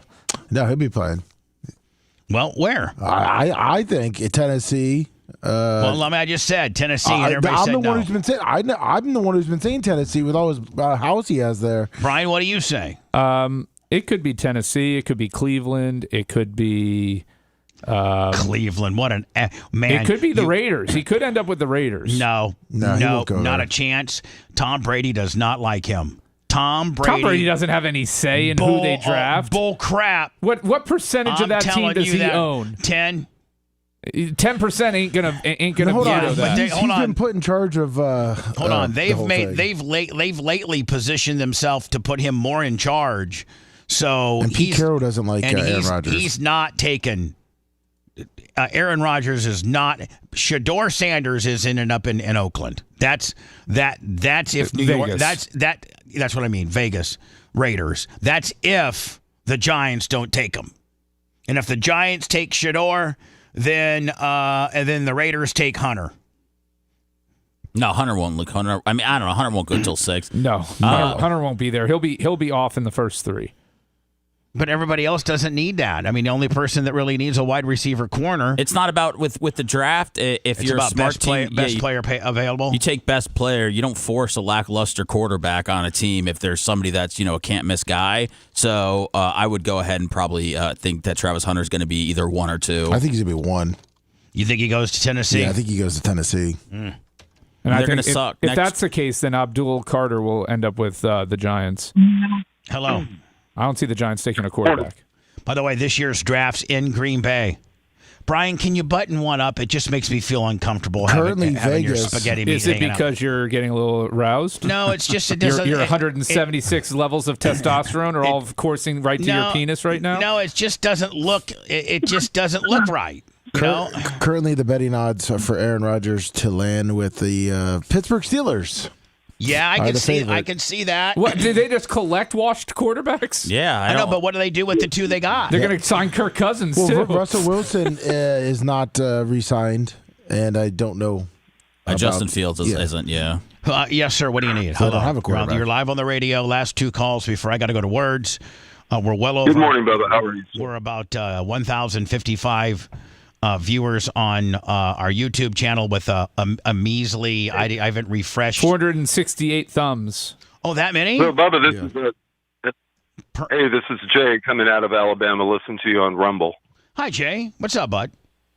Yeah, I just wanted to let you know I was watching Bert Kreischer's podcast the other day, and he was, I guess him and Kreischer are coming down to Tampa the week of May 3rd for a 5K event, and I thought maybe you could get in on some of that action, whether it be sponsoring or something like that. Oh, Bubba running a 5K, that would be great content. Yes. We'll get well, right on. Man, I'm thinking Cash Cube, podcast, little connection there. And Bert Kreischer is really good friends. He went to Jesuit, and we know Bert. He knows Bubba. All right, bud. We'll look into the Bert Kreischer deal. We appreciate your call. Thanks.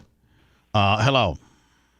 Hey, Bubba, Dave, West Palm. Hi, Dave. Hey, I didn't know if you had this in prep, but just happened the other day, 2 days ago, but down in West Palm Beach, there was a nurse that got attacked, and the guy was like Baker acted inside a room. She went in there, and he just beat her ass to the point where I don't think she's ever going to see again. Like, broke every bone in her face. So she was just going in to do a medical procedure or a follow-up or something like that? This guy was in for a psychiatric hold, Bubba. And he did what psychiatric holds do, which is to lose his mind. Did they not have him handcuffed, or did they not have him restrained, or they just had him in a room all by himself? I think they had him in a room all by himself, but I was going to say, is the hospital liable for that? Because she's never going to be the same again. It's the problem for her is it's workers' comp, and workers' comp sucks. No pain and suffering, very limited recoveries. So, she'll be covered, but not substantially. But can she lawyer up like a guy like you? Yeah, can she sue? I mean, workman's comp is probably given. Can she get a big sling and D like you to come in on the backside and find some more meat on that bone? You'd have to find essentially an OSHA violation or almost criminal behavior. Well, would an OSHA violation being that a Baker person is supposed to be Well, I don't know what the story is here. I mean, this guy could have been an escape artist. We don't know. He could have been a junior magician, and those handcuffs didn't work. Let me find me the story, sir. We'll try to, Dave from West Palm, we'll try to break down the story, see if there's more to it, and give you some more insight via Brian's legal knowledge. Cool. Sounds good. All right, thanks. I sent you the story. I'll get to it next. Want to listen to the show on demand and on the go? Enlist today at BubbaArmyHQ.com. Sign up and start listening. The Bubba the Love Sponge Show will be back after this.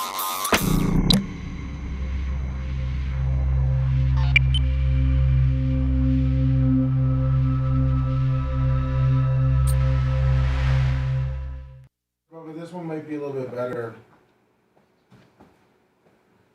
Okay, thank you.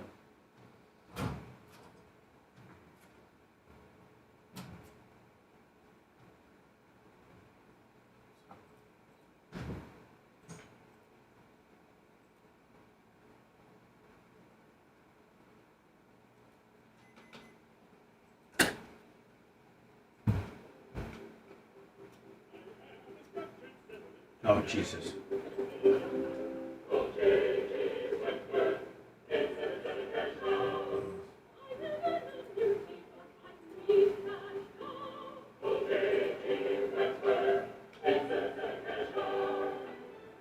It's your money. Use it when you need it. Call 877 cash now to get a $100 gift card for a free quote. We are following new developments in the brutal beating.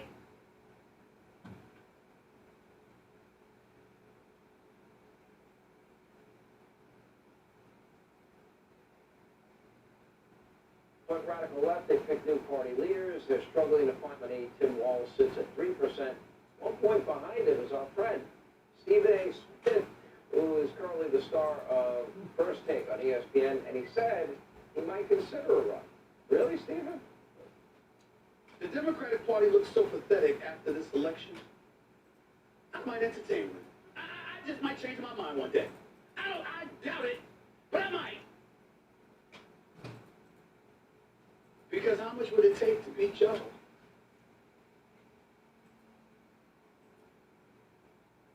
And Trump can't run again.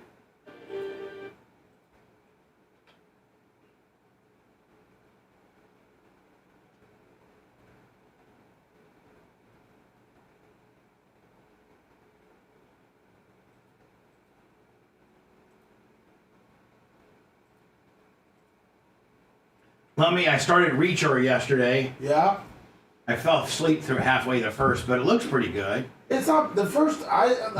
He's pretty. It's kind of campy, corny. That's the thing is, and that's why I never recommended it to you because I thought you would think it was. That's why I didn't recommend up to season 1. Like the lines and the girl trying to fuck him and yeah, like Tuttle says he fucks a bunch of chicks. Maybe in the books. And On this shit, July he 19, fucks one chick a season, 2024, maybe. Dr. Saeed And they don't show Khan dismissed shit. a $26 million lawsuit he won against Sheriff Stevens. It stemmed from an unlawful investigation after Dr. Khan was falsely accused of sexual assault by Teresa Chandler. She said he pulled her shirt down and sucked her breast during a doctor's appointment. Now, are you familiar with an allegation made by Ms. Chandler against Dr. Khan back in approximately May of 2020 regarding improper touching or things of that nature? Yes, sir. Okay. Could you tell us how you first learned of that allegation by Ms. Chandler? I honestly don't recall exactly how I recall or was first notified. When Chandler reported the assault, she turned her phone in as evidence. It contained sexual text messages between her and Sheriff Stevens that he sent from his sheriff-issued phone. Before we get to that incident, I want to talk a little bit about your relationship with Ms. Chandler based upon these text messages. Various text messages going back, we'll start on the first page, August 4th, 2017. It's a question, can you talk? And it's to a phone number 863-634-0650. Are you familiar with that phone number? Yes, sir. Is that your cell phone? Yes, sir. Is that the cell phone you've had since that time back in 2017? Yes, sir. Same cell phone number? Yes, sir. Okay. As my source. 8776 now, Lummy. I think we fucked it up. 516. We're about 50% thumbins. Please give me a thumb-in. Appreciate ya a lot.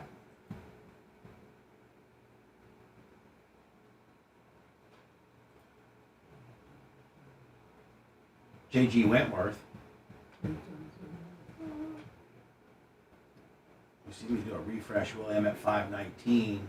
William at 521. Hard Pig Willie. That's okay. Yeah, we.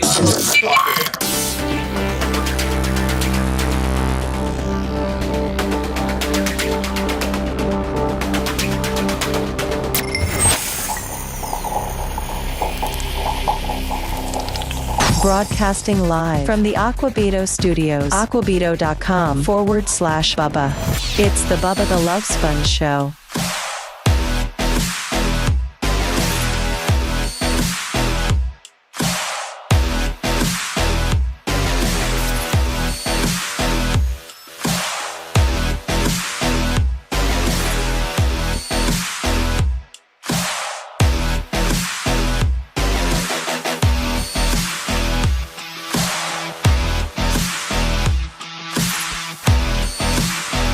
everything in our world is pretty much at the Bubba Army. Whether it's YouTube, Rumble, Facebook, Twitter, Twitch, YouTube. Thank you, Caveman, for that, by the way. BubbaArmyHQ.com is our one-stop destination. Thank you to Larry Bueller that slung out, 20 subs yesterday? 50 subs on our YouTube channel. Thank you for that. Larry Bueller, the Sub King. The Sub King. Thank you so much.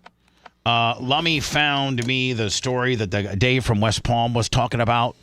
The nurse that walked in on a... Oh, the upbeat story, right? Oh, the super upbeat story. Yeah. Thanks, Dave. We're all about upbeatness. Blinded in the fight. We are following new developments in the brutal beating of a nurse by a patient. Investigators say the nurse could lose sight. I mean, I hate to be thirsty and all, but I always am. What an attractive anchor, top right. And there might be some women or men that like the one in the lower right as well. Yeah, Mr. Clean, Mr. Tan. Mr. African-American Clean. Looks a little thick, like he knows his way around the gym a little bit. Yeah. She's straight fire. Whew. In both eyes. Oh, the attack happened yesterday at HCA Florida Palm West Hospital.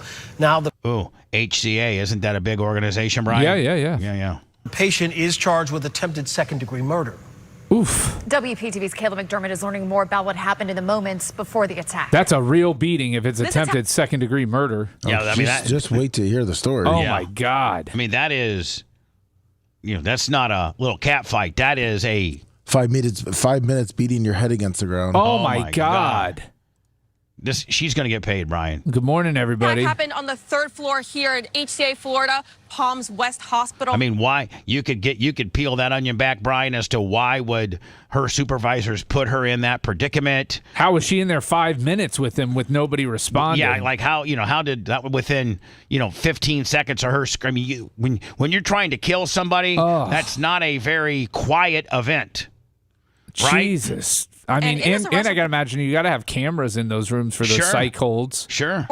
It says the suspect beat the nurse so badly that just about every single bone in her face is broken, and she might end up permanently blind. This guy must have did something really bad. This video, taken by Logan Ashman, shows a Palm Beach County deputy pointing a stun gun at the suspect, Stephen Scantleberry, just outside the hospital on Southern Boulevard in Loxahatchee. But it was just a freakish thing to see. Investigators say Scantleberry had been acting paranoid for 2 days and was a patient under the Baker Act. That means he was a mental health patient deemed a threat to himself or others. In the minutes leading up to the attack, an arrest report says Scantleberry jumped on top of his bed and onto his nurse. Detectives say one witness ran for help, another saw Scantleberry repeatedly hitting the nurse in the face. He's then accused of running out of the hospital and into traffic, where Ashman saw deputies arrest him. And what really got caught my eyes, all the nurses running out. The nurse. What kind of shirt does this guy got on? Right? You know what I'm saying? Like, is this a bad guy that everybody's looking for? This guy right here, hold on. And what really like what's this? That's Pablo Escobar. Oh, is it? Yeah. Republican. Oh, okay. So it's Pablo Escobar's booking photo? Looks like his passport or his passport. ID, maybe. Yeah, sure. ID. Okay. Maybe a narcos gimmick. All the nurses running out. The nurse, flown by helicopter to another hospital, remains in critical condition. She is expected to survive. However, investigators say most of her facial bones are broken, and she could lose sight in both eyes. Lost sight in both of her eyes. They're saying that she might be potentially forever blind. Nearly every bone in her face is broken. Whew. Statement from the Florida Nurses Association. It says, in part, the association has long been concerned with the safety of nurses. There needs to be substantive action by all stakeholders to prevent this kind of egregious action. We'd like to see direct care nurses included. You need a guy like Jimmy Cleavis to walk in there, wait ya. And the guy starts getting a little crazy, and then, Jimmy just whips up on the dude and handcuffs him to the side of the... First of all, I think they probably need to be handcuffed. Right? Something. Well, it looked like, I guess, the person that went in with the nurse that left when she started getting attacked to go get extra help. Pussy. What a wuss. We would like to see direct And they say up to 5 minutes. They don't know exactly. And you know what, the time. Brian? The nurses need to have like one of those Dexter shots that you can go right in the neck with real fast. Except when the guy turns around and uses it on you. That's true. And then beats you. Oof. Sorry. Nurses included in any initiatives related to violence against healthcare workers. Now, deputies told us no weapons were used in this attack, and Scantlebury has since been charged with attempted second-degree murder. He's due in court next week. In Loxahatchee, Kayla McDermott, back to you. Attempted second-degree murder with no weapon on just a straight ass whipping is an extreme ass whipping. You don't hear about that very often. No. Very rarely. You're right, it's probably actually going to be hard to get a conviction on that. You think so? Yeah. Here's the deal. She obviously there's a size disparagement, and then did he call her small or? No, but I'm just saying, if she's just the average woman nurse, I'm thinking that he's probably much larger than her, and so that doesn't work in his favor. And then, if you break every bone in a person's if you break every facial bone on their face, one would think that rises to the level of trying to kill them, right? I don't know that a person can survive if every bone in your face is broken. Well, she's surviving. She's not going to be dead. But she's going to be maybe permanently blind. Yeah, it's definitely, a good lawyer is probably getting that charge down. So he'll plea out to, felony assault with severe bodily harm. Now she has to have, regardless of workman's comp, regardless of whatever, she has to have one hell of a civil claim against her employer. Based on whatever type of... It doesn't sound like protocols were followed. Right. Although there were multiple people in the room, somebody ran away rather than help her. I don't know, without seeing it all and knowing exactly what played out, it's hard to say. She'll be covered by work comp for sure. But is work comp pennies on the dollar compared to what it could be? Yes. If this was a claim against the hospital for their liability coverage, you're talking millions and millions and millions of dollars. Now that's where, people like you get excited. Yeah. If you're going against the... Well, not excited, but I want to help the lady out. That's where there's some meat on that bone. Whereas if it's just a straight workman's comp, then there's not a lot of meat on that bone. Right. But if you're going against their insurance with regards to liability and things like that, these hospitals are insured for millions of dollars, right? Well, and you don't even care at that point what their insurance is. They're worth billions of dollars. And here's the deal, man. Their insurance is irrelevant. And you're hoping to get in front of a jury. Yeah. So that a jury can see how badly her ass was beating and how long it took for the hospital to respond and how the hospital should have possibly had him restrained and before sending in a 130-pound nurse all by her or accompanied by somebody else. Yeah, work comp is not going to protect them if they had their own policies and procedures that they failed to follow or there were violations of statute. You can pierce what we call the workers' compensation veil in those situations. So let's say you love piercing those veils, don't you? Yeah, I love piercing the veil. Pierce the Veil is a great band, by the way. But let's say you're at Bubba Raceway Park, right? And One-Eyed Billy's out there, and you've had like 20 OSHA violations that you didn't correct. And because of that... By the way, we've had none, so thank you. I know. This is hypothetical. And Billy's only got one eye to begin with, so right. we got a hell of a that means he can ill afford to lose the other. Right. But boy, he can really gauge... he's got great depth perception on that one, man. He can nail it. Well, I hope he can run an excavator better than anybody with one eye. I hope his back's feeling good as he pulls out all these rocks over the next couple weeks. He ain't pulling out any rocks. He's digging dirt out of a hole and throwing it on a conveyor if I can get Power Screens of Florida to work with me. You ain't getting a power screen thing, man. Whew, I'm calling the owner today, Richard, and beg, borrowing, and stealing. Come on, Brian. Don't be so negative. Yeah, I'm just being a realist. I'll try to get you free labor from the probation gimmick. Yeah. So anyway, this poor woman.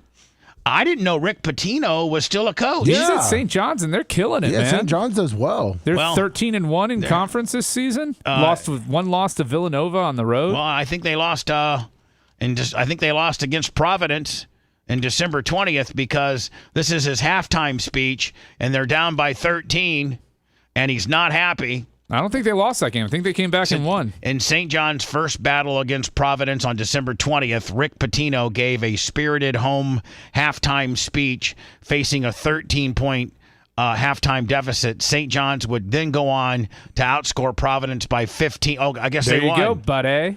And in the second half, won on a buzzer beater. Yeah, they have one loss to Villanova in conference play. Maybe they're at 2 now. Are they top 5 school? They're top 10. Who are? I don't even really. God, it's the SEC strong. Like I don't even pay attention to college basketball like I should until we get down to the tournament. Who are the big slinging D's in college? Indiana State. So Indiana, Notre Dame. Number one. Shut up, Seth. University of Indiana East. Number 1 is Auburn. Yeah, Auburn's number 2 Fort Wayne. Number 2 is Iowa. Auburn. No, Auburn. Okay. Number 2 is Duke. Really, they're not ranked number 2, but they are the second best team in college basketball. Okay. But number 3 is Alabama. Wait. Number 4 would be Florida. No, you're not going to the updated ones. I don't care what the rankings are. I'm telling Bob. I watch college basketball. I'm telling him who the best teams are in the country. This is his opinion. This is my opinion. This is the AP, UPI coaches Willie. But I like when Lummy has an issue. I mean, with something. Well, we're going to go over to Lummy for the official results. These are off the top. These are Brian as a college basketball enthusiast. He's got number 1. What'd you say? Well, I think the best team in the country is Auburn. Number 2 is Duke. Number 3 is Alabama. Well, really, if I'm torn between Houston and Alabama as the third best team in the country. Houston's defense is really good, and their offense has improved this season. Okay. But they only have 4 losses, and I think 3 of them are in overtime. And they've played a very difficult schedule. So I would actually have Houston as the third best team, and then I think Bama's 4, and then I would have Florida 5 based upon how weak their schedule has been. My IU Hurricane Hoosiers anywhere in there? No. They're not going to make the tournament this year. They fell apart. I heard they're having a coaching dispute, and the guy this year has already resigned for next. Like he's already said, this is my last year. And here's what I don't understand, Brian. Maybe you being a college basketball enthusiast will be able to help me out. Coming from Indiana, one of the most popular all-time basketball players would have been Steve Alford. Indiana boy, Indiana Mr. Basketball, yada, yada, yada. He then went on to be a coach. He got his first coaching job at a little NAIA school called North Manchester, which is about 18 miles from Warsaw.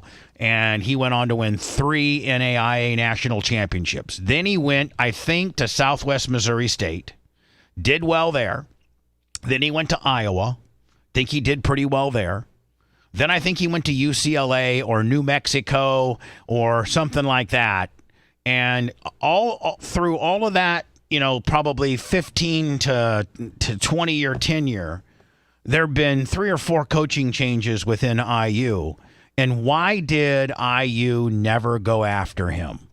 He is arguably one of the best IU basketball players of all times. Recruiting, every kid in Indiana would maybe the recruiting train has left him because the kids that are playing basketball now in Indiana don't really know who he is. But who are you talking about? Steve Alford. Steve Alford. Oh, okay. And I think he now coaches Nevada. Nevada, Reno. University of Nevada. Reno. It's in Reno. Oh, okay, yeah, sure. I know, but they just go by Nevada. I understand, but it's in Reno. And so that's kind of a fall from grace. You get your first start with a little NAIA school, which, as your first gig, you got to take anything. A lot of these guys just take coaching assistant, graduate assistant jobs. So he gets to school with NAIA is like Division III. And then he gets Southwest Missouri State. Then he goes to Iowa, which is Big Ten. Then he goes on, and I think what really hurt him is he really crapped the bed at UCLA. Well, he went to New Mexico. He didn't crap the bed at UCLA, though. He took him to 3 Sweet 16s in his first 4 years, and then the first 4. And then I don't know what happened. They were 7-6 in the 2018-2019 season, and he got canned. He was dismissed prior to the start of Pac-12 play. So to me, I don't understand why IU never went and got that guy. Well, he did come out and say he did not want to go coach there. in 2021. But there has been rumors. And Bobby Knight was so hard on him, but he was always a big Bobby Knight proponent, meaning like I don't think a coach in today's environment can coach like the way Bobby Knight did. No, of course not. Not with the NIL, not with these guys. That's why these old school coaches are dropping out. So, Lummy, what did he go on to say about IU? Well, so now the rumors are because he had a 10-year, he's got 6 years left on his contract. And with the Nevada. buyouts, yes, and the buyout looks like it's affordable for Indiana. Now there's rumors that he may be leaving after the year and going to Indiana. That's what Indiana needs. Indiana's trying to get the money to I will buy tell his you this, contract. Lummy, I will tell you this, that my home team, Warsaw, the girls, Warsaw girls are like, I think they're like 26-2. Whoa. And they went on, and they were in the tournament of Indiana high school basketball. It goes sectional, regional, semi-state, state. And they went on. They played in the regional finals. They played South Bend Adams, which was 26-1, and they beat them by 20. So they're going to the semi-state now, and they're saying that the Warsaw girls basketball team has a chance to win state. Now, historically, if you roll it back, the first year that girls basketball was recognized by the IHSAA, which is the Indiana High School Athletic Association, was in 1976, and the Warsaw High School, behind a girl named Judy Warren, went on to win the first two Indiana high school girls basketball championships in 76 and 77, and that's before they had class basketball. That's when everybody played each other. So Warsaw High School, don't forget, Lummy, that the boys football team made it to the state finals. Yeah, it looks like the girls are competitive. Are you going to be going up there? If they make it? I'm not going to go for girls. And then I got Tim Pool to do. And then I think the boys basketball, if maybe somebody can go do a Google check. I don't know if they're still in the tournament or not, or if the tournament has even started. But I think that they got a good basketball program, as well. And this has been your Warsaw High School Sports Update, brought to you by Buc-ee's. There's not a Buc-ee's in Warsaw. Oh man, I took a shot. Hey, here's who Indiana needs to hire: Will Wade. Will Wade has won wherever he's gone. Who is he? He's one of the best up-and-coming coaches, and was one of the best up-and-coming coaches in college basketball before a little pay-for-play scandal got him kicked out of LSU. But he's since resurfaced at McNeese. Took McNeese, who had a joke of a program, and ran him to a 22-2 record last season. How about my guy that was the head coach for Indiana State? Took them to 20-plus wins, and then St. Louis stole them away because Indiana State didn't have enough money to pay them. Yeah, but the Billikens ain't lighting it up this year, are they? Not really. No, they should have stayed at Indiana State where they had Larry Nerd. Warsaw High School boys basketball, 19-4. Boys, what? 19-4. 19-4. Yeah. And what's the girls? I did not look that up. Lummy, can you see if they'll let Bubba give them a motivational speech before their next game? I'll reach out to their coach. He can zoom it in. I didn't play basketball. No, I know, but you still know what it's like to be in the trenches. I was the president of the boys cheer block my senior year, and in my senior year of 1984 at Warsaw High School, we did win the boys basketball state championship, and that's when they didn't have any classes. Can I hear your cheer? What cheers would you do? You did. Don't worry about it. No. You can't just drop that nugget and walk away from it. Wait, we did skits. Hold on. We did skits. Vignettes? Skits. We did vignettes and skits. No, you didn't. Yes, we what, did. during halftime? Yes, we did. Hold on. Is that what you call flipping and sucking? Yes, we did. And I got in a lot of trouble with 2 of 3 of my skits. I got in a lot of trouble where I got escorted out of the cheer block and had to go sit in the principal's office until the game was over. I did 2 skits. Warsaw cheer block was front row, right at half court, across from the team's bench, and there was about 150 of us, and it was all usually just ex-football players. And I got in a lot of trouble being the president of boys cheer block. So what skits got you in trouble? What'd you do? Don't act like you don't remember. I do. First of all, how has this never been told on the air? By the way, this has never been told on the air. What the hell? So for all you people out there, Bubba just tells stories from back in the day. And get ready to hear this one from here on out, baby. Bubba, can I? Sorry. The Times Union, is that that's the paper. That's the local paper. Oh, okay. I saw you got a snippet in 1986, December 31st, about you being the bodyguard for Larry Bird. Yeah. Oh, okay. Yes. Okay. So I like that this is all stemmed from a clip that you haven't played yet. Yeah. I want to hear this. Is not. By the way, let me fish on the J25. He says full hard for shovel face Matroni. Thank you. Fish on the J. Be safe out there. So let's hear it, Bub. Brian, I would probably have to tell you. No. We're not Brian, doing it off the air. Brian, Just say it. There is some potential problems. Would you perform an abortion at halftime? Jesus. Uh-oh. Brian, trust me. Oh God. There is 2 skits that I did. Oh, he did blackface. Oh no. Oh no. It's right along those lines. Oh no. Oh well, come on, Bubba. The statute of limitations have expired on this. What are you talking about? Blackface doesn't go away. It does. You can wash it right off. Howard Stern did blackface with and used the N-word, and that never has gotten him in trouble. He's still fine. You're going to be cool, man. I don't know. There's a lot of. Come on, what happened? Tell me, Fleet. Nobody else is listening. Brian will defend you in the court. Everybody, hold on real quick. Everybody turn off their radios and mute YouTube. No, Bubba, this go ahead. is We're something alone. you must listen to. By the way, let me 11:54 watching on YouTube. Our YouTube numbers are exploding, and we got we're approaching 700 likes, thumbs up. So please just go crazy on the thumbs up. Here's the deal. If we can at 1,000 thumbs up, I'll tell the story. Oh, what a slut. Oh, I love it. Can you take a break before you tell the story? Yes. If you liked that segment, then you'll definitely like the new redesigned BubbaArmyHQ.com. We'll be back to the Bubba the Love Sponge show after this.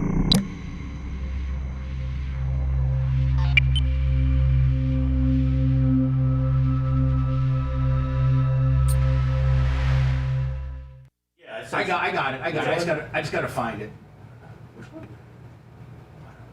Which one, Bubba? The Trump Putin markout. We'll save that for 9:47. No, I got to burn it up. I got it right here. But I think we're gonna probably have to do the game on the Blizzard. No, we're gonna do the game here. Wow. No, we're gonna do the game here. Getting stiff. Well, I need you fucking players. I mean, it's the game. Don't yell at me, dude. I don't. Seth wants to be the only player to get that Amazon mystery box. I don't play in the show, dude. Okay. You gotta just go. Nobody does. You gotta just go with the flow sometimes, bruh. Huh? Come on, smash the like button. We're not even at 700 yet. Hey, Brian, I know this is from 16, but look at that teacher. We're going to 9-year-old hot for teachers stories. We covered it yesterday, Brian. Okay, so appreciate it. Yeah, so thanks. We were actually 8 years and 364 days late. So Rick Pitino halftime speech, the Trump Putin markout, a person. These are Trump supporters that are for Putin. Yeah, that, and then words, and then the game. Okay. Okay. All right. And then if we get to 1,000 thumbs up, my cheer block thing that is. We're at 705. That's not really becoming. I'm ready for this. There's Pitino. 2 stories. There's 2 cheer block stories. There's 2. There is 2. All right. I got. Let's hear one. Well, the worst one. The worst one's bad. I know. Let's say the other one. Well, no. Let's hear the second worst one, so we can only imagine what the worst one is, and then we'll get to the worst one. Uh-oh, Red's in here. Somebody's camera's not working. What do you say? I think probably just tore his ACL trying to get to that. Oh, boy. Oh, Lenny's not in here? Shit. Congressman would with $10. What's up, Fred? What do you got in there? I'll check it out. I'm a little behind on the DMs. What's up, Lunger? What's up, Car? Good to see you. I think Bubba's actually making up the stories right now. He's in the bathroom. Yeah. Oh my God, I really got myself into one this time. I really got to come up with something. Okay, so we did a vignette at halftime, and it was a tape from my garage where I let Larry Plummer plow my sister Because I controlled her. Love your Tara. Do you think Larry Plummer and Tara had sex? No. Never? No. That's a good question, though. I know, yeah, it is. Thank you. What's up, Clifford? Have any of Bubba's friends ever banged? I know Spice messed around with her, but back in the day. But have any of Bubba's friends? We're saving that for the air, though. Hi, buddy. Hey, what's up, man? Hey, did you do Latino face? No, it's not real cool. Well, we got 1,000 thumbs. You just can't see it. Well, what's up, Berto? Well, everybody who's doing that, almost everybody has 2 thumbs, so you're really at 1460. What's up, Thomas? I'm sure there's a few 9-digit people out there, but. Woo! Yeah, we're gonna have a special guest on the Blizzard today. Ric Flair's gonna be on. Woo! Hey, don't forget, subscribe and become a member, become a member of the YouTube page so that you can watch the #1 rated podcast in the Bubba Army universe, the Blizzard today, live, approximately 10:15 a.m. And feel free to get the full show that we did last week. That's available, really, YouTube, Spotify, Apple. Yeah, download it. Special 4-hour Blizzard. Treasure it. Hold it very close. Lummy said he jerked off to himself 3 times. No, Congressman Wood. I already called it out. So, do you have one? Yeah. Don't fucking offer cookies if you ain't got them, Lummy. They're in engineering, the place you never been. What type? Chocolate chip. Sprinkles. Chocolate chip with sprinkles? Oh no. Sprinkles suck. You don't put, sprinkles suck. All they can do is get stale. They don't add anything. Nothing. Texture. They're a texture adder. Sorry that my kid wanted to put sprinkles on it. Yeah, I'm sorry. Your kid likes sprinkles? No. Raise them right, man. Might as well just put First a rainbow of all, they better flag not in his be hand. rainbow sprinkles because you're not raising some little gay. They're super sprinkled. Kid's gonna be a... Chocolate or white? Actually, white sprinkles only. It's in the, he's in the band. Are white sprinkles a thing? No.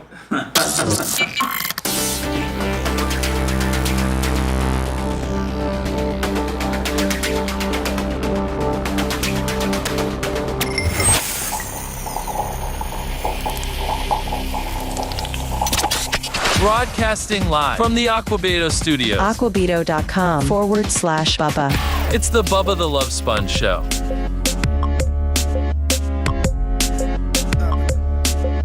At a 1,000 thumbs up, I'll tell you a story that I've never, in all the years of me being in radio, dating back to April 1st of 1986, to all the, back when I was just a radio guy and I couldn't tell stories. I really couldn't start telling stories until like maybe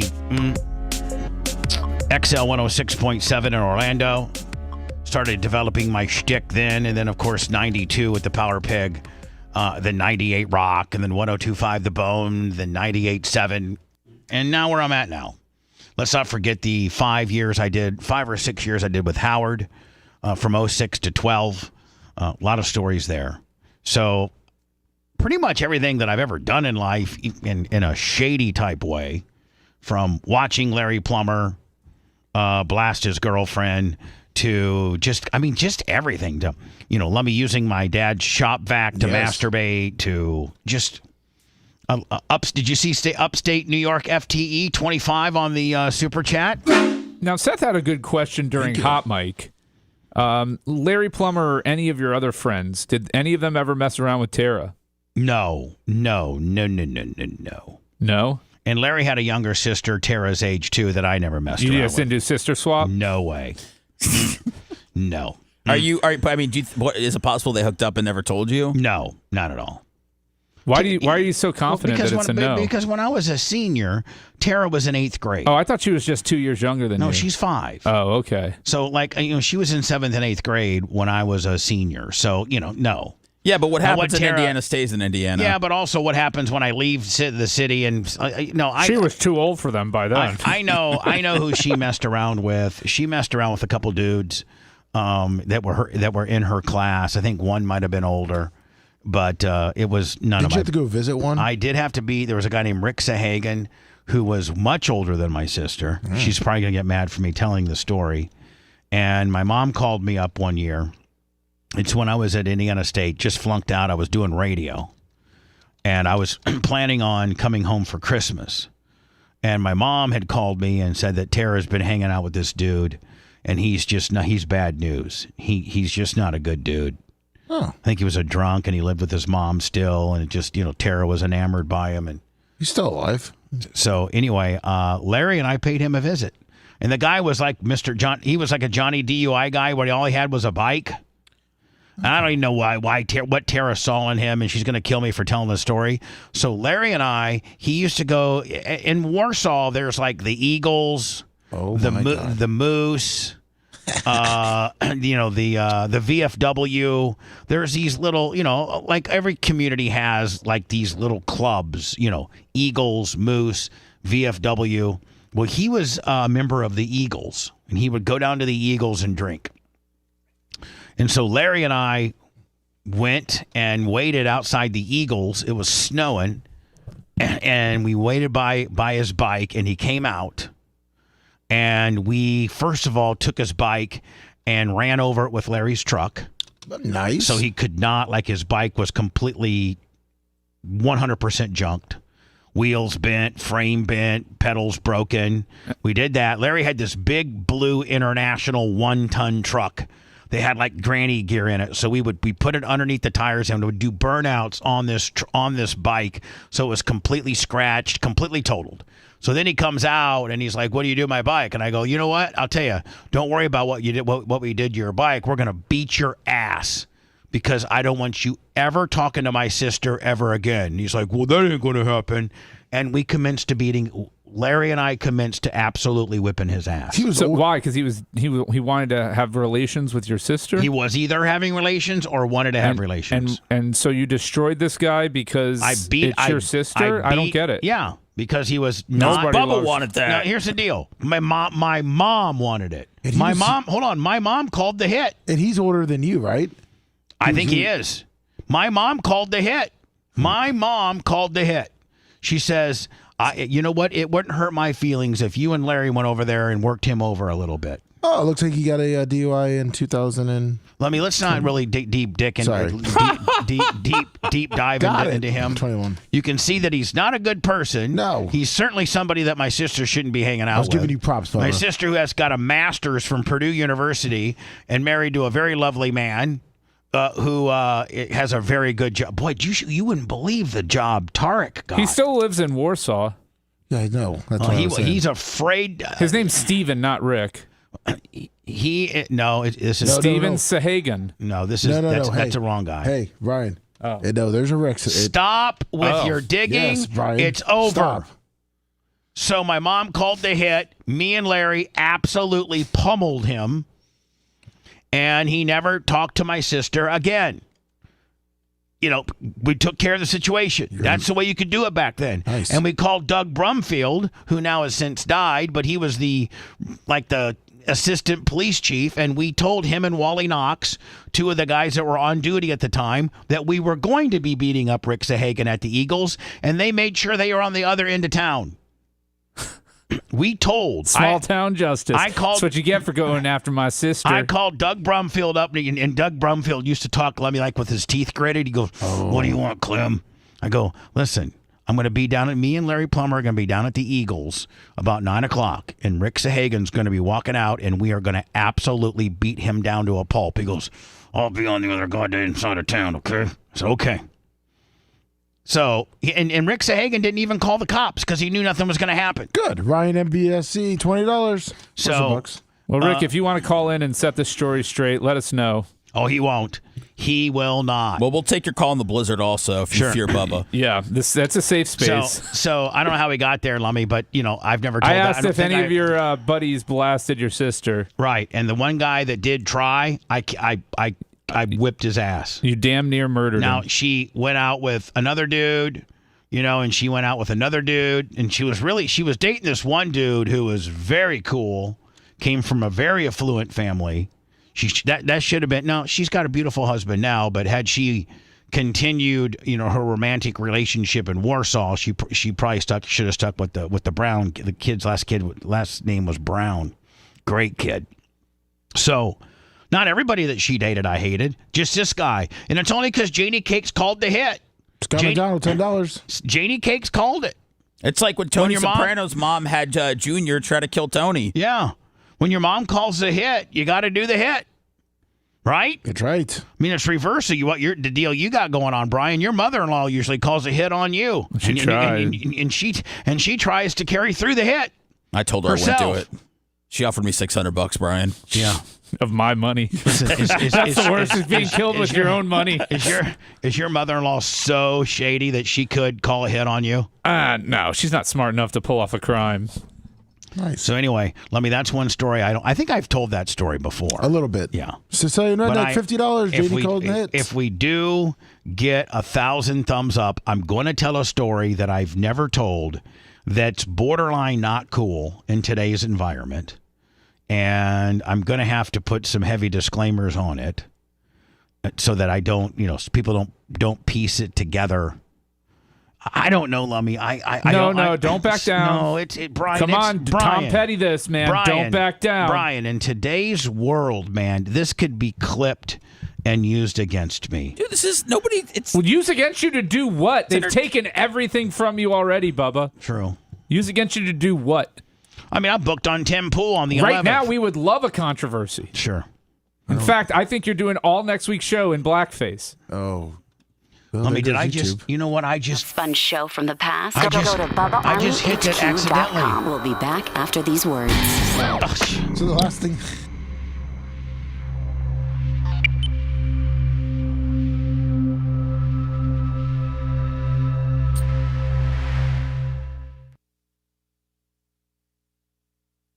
The button.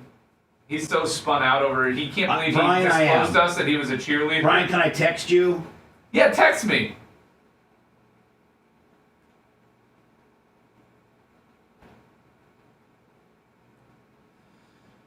Well. Okay, hold on. Aren't we just artists that make shit up? It's theater of the mind, man. Like Eminem's killed people in his songs. They ain't arresting him. You know what I'm saying? Shit. Yeah, bitch, I'm gonna kill you. Yeah. Sorry, mama. A lot of them, man. Put his wife in his fucking trunk, man. People love that song. I skip it. I don't like that song, Kim. No? It disturbs you? Very disturbing. Always disturbed me. Even when I was a youngin'. It's Twink Martindale Gilson. Came up with that. I got a song to do an intro song to do for the game show too. Okay, this is exciting. We're not going to get to it. I'm sorry. Well, we're way ahead on commercials, so that's the good news. All right, we're up to 824 people. Let's keep them thumbing. Keep on coming with the thumbing.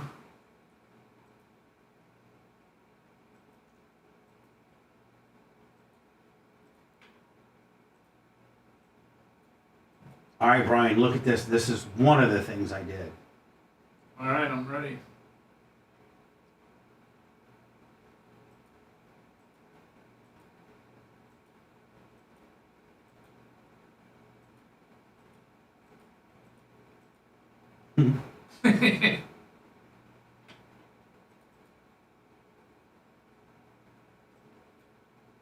I mean, look, man, you can see where, right?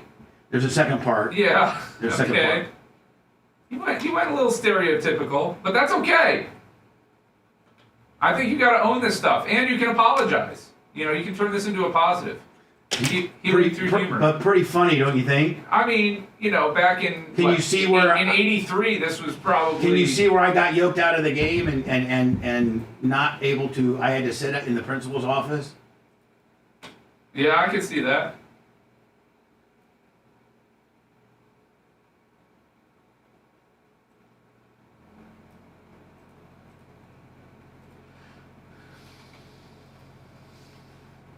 I don't think it's going to get you canceled.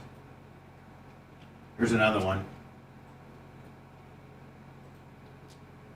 Oh, that's no big deal. I know, but it's funny. What was the other cheer thing you did that got you in trouble? Those are the three things that got me in trouble. Oh, okay. Well, the first two at the same one? First two is the same day. Okay. Same show. All right. Same game. I think these stories are good, and it'll be good fodder for the program. Okay. What business are we in? But hold on. Suck it off Trump business. But you could understand where I would be a little concerned about saying these. Moderately. You had some bits back in the day that were more troubling. Oh, what are they going to arrest you and then you for a story you told from 40 years ago? No. You know what I'm saying? I don't think the punch list we live in a chill ass society now. Yeah, nobody's looking to cancel anybody anymore. Those days are over. Trump's president now. Yeah. Everything's good. Putin loves fucking offensive shit. You know? And JD Vance, I mean, he's getting cucked by Elon. I mean, I don't know what to say. Look, man, Elon's our president now. And what can I say? You know they've saved us $550 billion. Wow. Just by firing all the employees that work in the federal You don't need to worry about what happened or how they got that money. Yeah. Look, I don't mind auditing the government and finding waste. I'm totally. Oh, you don't mind that he's getting millions and billions? You don't mind that he's cutting NASA? Everybody gets rich. The NPR thing where they get like 1%. Like when we're talking about like $5 million, that's not the stuff that I'm super worried about. Okay, but NPR's getting taken out, and that's why Sheryl Crow donated her Tesla. Oh, to help NPR. To help NPR. So it's like an autographed Sheryl Crow Tesla. Well, it's keeping NPR alive. Oh wow.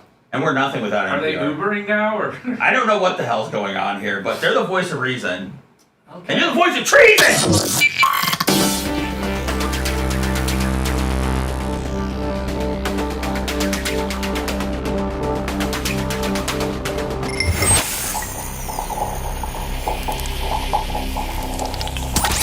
Broadcasting live from the Aquabito studios, aquabito.com/Bubba.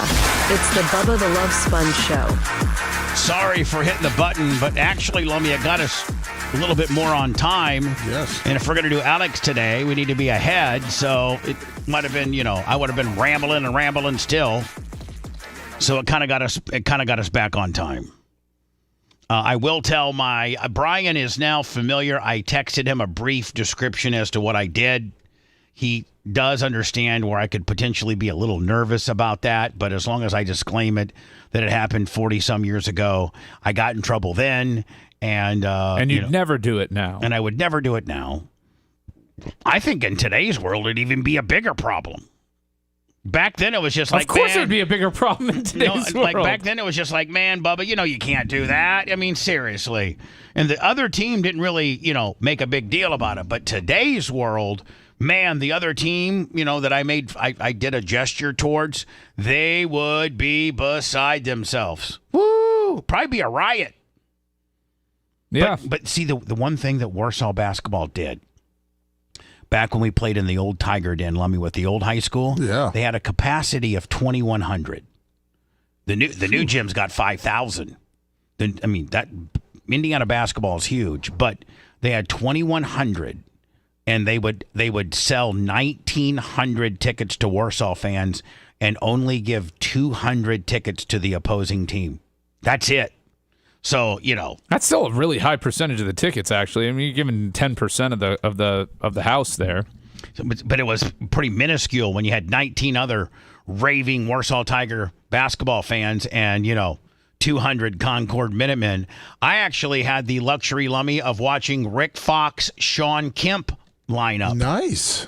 Got in trouble for that one, too. When I can tell this story. So when we went to Concord, they were always making fun of Rick Fox by saying USA, because he was from the Bahamas. And really get him. So they were trying to make fun of him. Yeah. So I found out that Sean Kemp was in special ed. Oh. And so I started saying special ed, and that's what we would rant. That got him. That really, really pissed him off. Yeah, he only went off for 55 that night. No, I think him and Fox both had like about 20. That was a pretty damn good lineup in high school basketball. Rick Fox. I mean, you have and two Sean Kemp. NBAers on your freaking team. Yeah. You're good. I mean, I think we won. But they went off. There were dunks and everything. Maybe Warsaw would have done better if they had Rick Pitino giving this halftime speech. Yeah, here's Rick Pitino, full hot. And be a basketball player. Dig in. Every time you miss a shot, your game deflates. We don't care about your missed shots. Play defense. You guys keep blowing opportunity upon opportunity upon. Rick Pitino addressing his team when they're down by 13 against Providence. They come back to win by 2. Come back to win by 2 on a buzzer beater. This is the halftime speech he's given his guys. Opportunity. You're like children with bad things happening. Didn't he get in a lot of trouble at Louisville? Sure did. Yeah. A lot of trouble. Yeah, he's banging his assistant. He was banging his assistant. He was getting the But who isn't, right, Lummy? He was getting the recruits laid. And then he had wasn't he out of the? He immediately got a job though, did he not? He was out for I think about a year or 2. And he went to Iona. He went to I can't even say the name. Penithekis or something like that. He went to Penithekis. Greek basketball Instead of league. digging in and be tougher, you wilt. Where is your toughness? Where have you guys been raised that you're so weak mentally that you just give up when something doesn't go right for you? Don't you know what adversity is all about? That's the game of life, not the game of basketball. You don't get down when things go wrong. You dig in and get tougher. Your whole life's going to be adversity. Learn how to deal with it. And be a... Man, that's nothing. That's nothing compared to a good old Bobby Knight meltdown. Well, Bobby Knight be saying the same thing, but just throwing chairs at him. Chairs, yoking dudes up. That's right. Whole 9 yards. Congratulations, America. We're now on Putin's side. There is a groundswell of people that think that Donald Trump and Putin are buddies.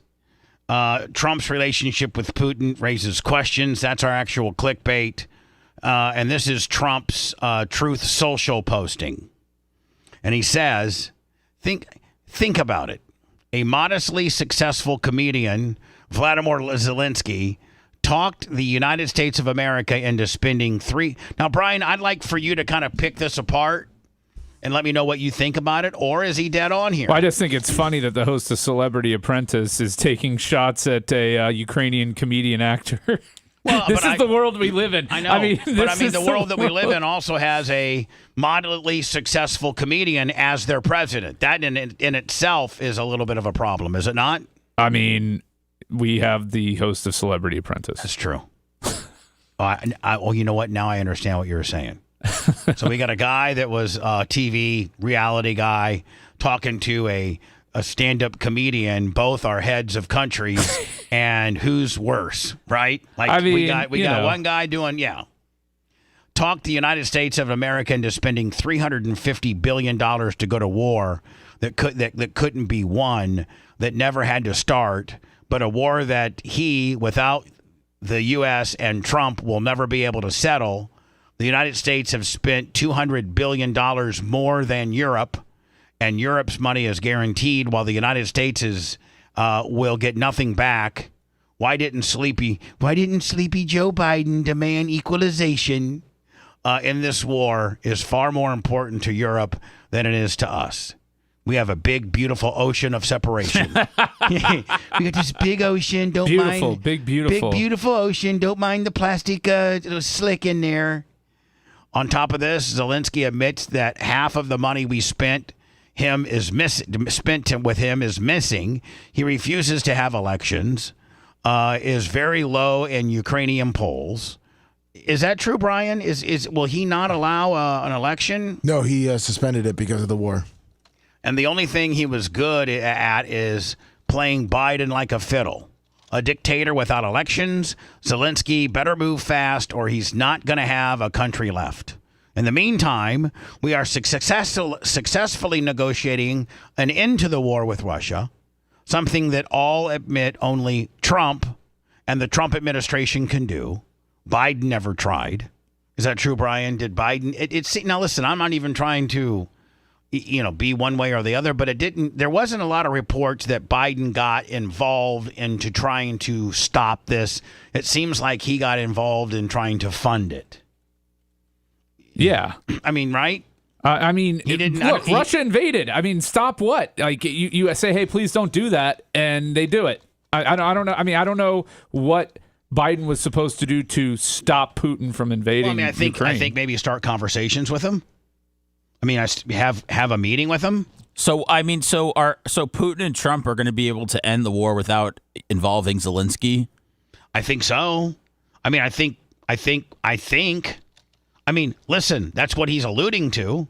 Biden never tried. Europe has failed to bring peace. And Zelensky probably wants to keep the gravy train going. I love Ukraine, but Zelensky has done a terrible job. His country is shattered, and millions of unnecessarily died. And so it continues.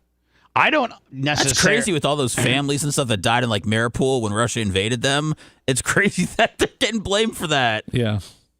I don't necessarily disagree with his assertion there. I think the whole thing's been handled wrong. Well, he said he would have it done before he even took office, but here we are. We're going to have it done maybe more like spring break. Okay? You guys will be able to take spring break in Kiev. There's a beautiful ocean separating us. Europe, it's way more important to you. We should just probably sit back and just let it play out. I mean, he is right. It should be a priority for the European countries. They should pay their fair share. I don't disagree with him on that. But to act like Russia and Putin are the good guys in this is kind of it's a new angle. I don't agree with that at all. But I do agree that it needs to end, and it probably is probably more affects obviously Europe more than it does us. But we seem to be the one that's funding it the most. I think we should withdraw all of our funding, and we should do a sit down. Do you think Brian Trump has the power to sit down with Putin and Zelensky, or do you think it's one or the other? Oh, Trump has the power to sit down with both of them. No, together. I think he could get them both in the room together. I think that's possible. And do you think that could inevitably be the start of potentially stopping this? Is getting them in a room together with Trump potentially as the mediator and drawing some lines and getting this thing done? Because I don't think that really Russia's killing it either. I think they kind of... Well, it's a war you can't win. I mean, he says, Ukraine can't win it. Well, neither can Russia. Right. They can't win it either without going all out and creating World War III. Right. They can't win it. This is like I hate to use the analogy, and I might be wrong. This is like our Vietnam. I love how Russia's being like framed as the good guys now when they just got imported North Korean soldiers that they just sent to get slaughtered pretty much because they're running out of their own. Anybody that's teamed up with North Korea definitely, I think, are the good guys. Yeah. No. But anyway, I mean, is this our Vietnam for both? Meaning like it's just going to go on and just really never have a clear-cut way to victory, and it's just going to end up killing, hundreds of thousands of men over something that's never going to be resolved? Ukraine's never going to back in their position. Russia's never going to try to give up less.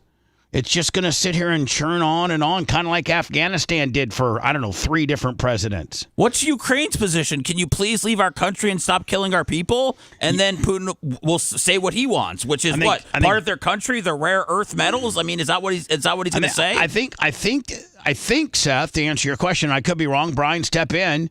But I think Ukraine's like, stop invading us and killing us. We have clear-cut territorial lines. Let's abide by those. And Russia's like, no, these lines are blurred because a lot of people in these territories want to be governed by us, and we're not giving up. Robin Thicke needs to solve this with blurred lines. Oh, Jesus. Really? I sent you an article, I think it was yesterday or 2 days. The C Morning Zoo on Z100. Some of the first people Russia slaughtered when they invaded were Russian-speaking Ukrainians. Yeah, I sent. I guess there's talks in Saudi Arabia right now, and here's how Russia's war with Ukraine can end: the path to a lasting peace as high-stakes talks begin. If you scroll down, there's a map. It shows a map of how they would divide up the territories. All right, I'm scrolling down. Again, this just looks like such mass loss of humanity. All right, so is this it right here? Yeah. Okay. So Ukraine is all of this, the dark line, and they're saying that the baby poop brown color, Crimea, the Oblast, all the places in baby poop brown, not light brown, that goes to Russia. Yes. Right? Yeah. And then Ukraine holds territory in Russians' other region. So that little city, what is it? Sudzha, that remains Ukraine. And, well, this looks kind of not fair for Ukraine. This isn't just... I think this is just a map of the lands that Russia has invaded and tried to control. That's what Russia wants. Yeah, that's what Russia wants. This isn't how you solve the problem. This is how you give one side exactly what they want. So this is what... Remember, they also don't want Ukraine in NATO at all. So, right. So this is what Russia wants. That's correct. That's how we're saying they could solve this if they just give Russia. Yeah, if you just give me everything I want, after we killed all of your people. Yeah. Now, Brian, could Ukraine come back and say, I'll tell you what, we'll give you all of the LUHANSK, we'll give you all of that, and we'll give you all of the DONETSK. You get those two. That's it. And then we're going to keep these bottom three. But I think Crimea... No, they want Crimea is number one. That's the one. First of all, that's the easiest one for Russia to control. Just because of the geographical position of the sea, having access to ports. Well, that's what they want. Yeah, they want essentially all of the port lands that Ukraine has, that's too valuable to a country. You can't. No, they can't. They can't make that deal. And I don't think anybody can make that. And Russia deal. doesn't want anything that doesn't include all that. And they kind of have held Crimea since 2014. They just got greedy. Mm-hmm. They just got greedy. So give them back Crimea, cede Crimea, give the rest back to Ukraine, and have Russia write a sincere apology letter. So you're saying one. I thought that might actually help things for a second, and then I realized I don't know. Dear Zelensky, I am so very sorry for invading these other 4 territories when really all I wanted was Crimea. If you give me Crimea, this thing will be completely Vladimir over. Putin. Sincerely, your friend always. Hope your family's well. Vladimir Putin. We accept your apology. Thank you very much, Vladimir Putin, for owning what you did. So you're saying, Brian, that if Russia just got Crimea, they probably would relinquish these other 4 territories and say, go ahead, take them. Yeah. We just want Crimea. Meanwhile, Ukraine, it looks like Ukraine simply cannot strategically give up Crimea. It is probably their most important territory. So Russia wants it. It's Ukraine's to try to keep. To me, I mean, I would let Ukraine keep control of the Crimea River, but then give the rest of the country or the region to Russia. The Z Morning Zoo on Z100. That was one of Justin Timberlake's better songs. It was. Jeez. You remember, but Crimea River. Yeah, we weren't speaking of Justin Timberlake. We were speaking of territorially of Crimea, the country. You're right. But I do love Justin Timberlake. So, Brian, what do you think Trump could do of getting these two guys in a room and if Zelensky says Crimea is an absolute no, it's a no deal. We're not doing that.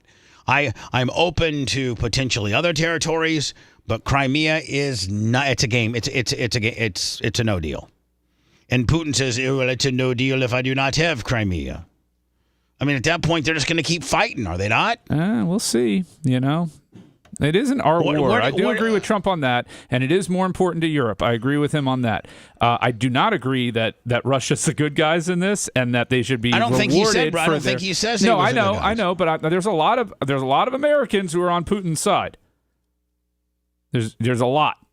So, whatever. Vladimir Putin. And this is the first Trump said today that he had a phone call with Russian President Vladimir Putin. So Trump supposedly had a phone call with Putin, right? President Trump said today that he had a phone call with Russian President Vladimir Putin. Talked to Putin today. He said he might not be so much on Crimea. I told him to give it to me. I'd redevelop it. It's waterfront land, lots of golf courses. Trump Casino would look nice so over there. much gold. Most gold we've ever had in a region of occupied Russia. A tremendous amount of gold. Gold's very pretty. But leave the landmines. I want it to be fun, adventurous. Here we go. Hold on. Time that Trump has detailed how the conversation went and what the two leaders have talked about. We had known that they've been having most likely phone conversations because Trump had always dodged the subject. But again, this is the first time that we're getting a readout on what the two leaders were discussing. All right, maybe she'll give us some insight as to what they talked about. And both said that they're ready to talk about getting peace in Ukraine and ending the war there that has been going on for almost 3 years. And Trump... 3 years. And we're going on 2 in Israel, are we not? In October, I mean, they're giving back the dead hostages now. Here's the deal. You guys ready for this? Putin gets Gaza. We move all of the smelly Arabs to Crimea, and Israel. They get all the banks in Ukraine. Okay, all right, easy. I'm being Trump. Here we go. It's not confused. Let's not get down. That was Magapatroni. That was Magapatroni. I mean, I was doing a Trump impersonation. Spoke to Putin about getting the respect. I mean, we're at 914 thumbs. Yes. A G-ball, and Looking good. I tell my story that I feel as if I shouldn't tell, but Brian said I'll be okay. I am telling this story under protest. I think it could potentially be an issue. Teams to start negotiations immediately. He said that he would be sending Secretary of State Mark Rubio, Director of CIA John Ratcliffe, National Security Advisor Michael Waltz, and Middle East Special Envoy Steve Witkoff to be leading these conversations. And conversations with Ukraine, conversations with Russia. Yeah, the conversations. With Russia, Yeah. or both. You got to converse with both. With both. It's hard to this is solve a war very with only talking to one party. Huge news, Trump talking to Putin about ending the war in Ukraine. And he said that the conversation was both lengthy and highly productive. And the Kremlin said that the conversation lasted about 90 minutes. And Trump also notably said that he would be willing to go to Russia. He said, "We agreed to work together very closely, including visiting each other's nations." Trump has not been to Russia during his time as president, and the last president to do so was President Barack Obama. So this would be a huge development. White House Press Secretary Caroline... Trump never went to Russia his first term. Oh, he couldn't do that. The optics for him would look terrible with the way the media was covering the Russian-Trump connection. He can't be visiting them while that's going on. It was a good move. Me that there's no immediate plans for Trump to go to Russia. I like her. Or for him. I like this chick. She's pretty hot, too. The press secretary. And she's into 60-year-old balls. Yeah, she's dating a 60-year-old saggy balls. Oh, they're married. I think they have kids. They have kids. Him to be speaking to Putin in person or for Trump to go to Ukraine. But those plans will be upcoming sometime soon. Yeah. What do you predict, Brian, the outcome will be? Oh, I have no idea. No time frame, but like... I have no idea. I know, but like, predict. You never not have an idea. You always the have... The Russians get Crimea and maybe a little piece north of it, and then, and in exchange for Ukraine agreeing not to join NATO for the next 20 years, I don't know. It's gonna, whatever it is will be temporary and very. Do you think during unsettled. Trump's administration he will get some type of resolve on this situation? I think there will be. In the next 4 years, there'll be resolution Something to that this, happens. Some sort of Ukraine, would it give you any pause? Trump voters echo rhetoric on Putin, Russian, Ukraine, and various others. Ukraine, would it give you any pause? I don't have a problem with Russia. I really don't. I have Why? a problem with Ukraine. They're corrupt. I think that people are just ridiculous that they think that Putin's such this enemy. He isn't doing anything. He just wants back what was. He's not doing anything. He just wants back what was his, 100 years ago. Well, just the saying that Ukraine is corrupt and not acknowledging how utterly corrupt and depraved Russia is from a political standpoint is really and saying that Putin just wants back what was his. Clearly, there were lines drawn in the sand when they repositioned when the USSR broke up and countries like Ukraine and others formed, there were clearly territorial lines drawn up and agreed upon. Yeah, when you lose wars, you lose wars. I mean, Right. that's the way things go. And the leaders of these countries draw territorial lines that are supposed to be respected. Not saying, oh, listen, prior to the war, we used to have this territory. Now we're going to start a war 70 years later, 40 years later, saying that we want it back. Finders, keepers, losers, weepers. Isn't doing anything. He just Well, wants as back Macho what says, we are not dumping money into Russia. We're dumping money into Ukraine. It was a war to make money for Lockheed Martin. I mean, obviously, it's everything's military. about It's getting the- your friends rich. Well, it's all about the military industry complex. Dwight Eisenhower, warned us about that. doing anything. He just wants back what was his. But he invaded. He wants back what was his before he lost it in a war. He invaded. What was his. He invaded Ukraine, That's fine. killing thousands of people. Millions. That's fine. That's fine with me. As a veteran yourself, does it concern you at all that Russian aggression could move even beyond Ukraine? I don't think Putin's a problem. I think Zelensky's the problem. Why do you think Putin's not the problem? He's the one that invaded Ukraine and has killed thousands of people. Because Putin is trying to save his country from the likes of idiots like Zelensky and the... Boy, these give MAGA a really bad name. Well, I mean, this is MAGA. Come on. I mean, let's face it. This is 90% of them. That's ridiculous. There are some bright MAGA out there, but they're Absolutely. not at that rally. I'll tell you that right now. That is absolutely. These are people Kool-Aid. that have That's hours in the middle of the day to stand around and yell into a microphone. That's Kool-Aid drinking, stupid watching Fox all day. That's the fringe. That is. No, that's the core. No. That's not the fringe of MAGA. That's core MAGA. That's a P1. That's retarded. That's a Donald Trump P1. Jesus. He's going to the Trump royalty party down in Mar-a-Lago. They got the shoes. $2,400 a year. Thank God the P1s are not the masses. Jesus. And saving taxpayers billions and billions of dollars every single. Oh yeah, Trump wants to give us a 20% kickback on the savings of Doge. I like that. Sweet. I like that a lot. And saving taxpayers billions and billions of dollars every single day. And there's even under consideration a new concept where we give 20% of the Doge savings to American citizens and 20%. How about the no tax on tips? I need that to go through too. It's in the House. I need a 20% kickback on Doge, and then I need no tips on on stuff. Yeah, because that'll help you. Yeah, well, listen. We're working on it, Brian. Brian. No, I'm saying, how does no tax on tips help you? I'll tell you. And why shouldn't it be taxed? I will tell you. If Okay. you shut your shovel face. When we get paid by Facebook and we get paid by YouTube and we get paid by Rumble and we get paid by Twitch and we get paid by X, those are all companies that are paying the Bubba Radio Network. Yeah. But when we get money, when John Costica drops 100 on PayPal, Venmo, or Cash App, that could be considered a tip. No, it's not going to be considered a tip because now painters can say, I'll paint your house for free if you tip me $200. Get out of town, man. That's not a tip. We're providing a service. Yes. An entertainment service. Yeah, we're entertainers. So if I sing you a song while I paint your house, I can now call the money that you gave me a tip. Like they do at Cold Stone, they'll get on the table and dance for $1. $1. But see, this is the problem with it. All it does is lead to more fraud. Like if he gets rid of overtime, guess what? I'm moving myself to hourly at the firm, and I'm going to be working a lot of hours. Trust me. Goes to paying down debt because the numbers are incredible, Elon. So many billions of dollars, billions, hundreds of billions, and beautiful billions. We're thinking about giving beautiful billions. In fact, there's an ocean between our billions. There's a beautiful ocean between our billions, and Elon's found it.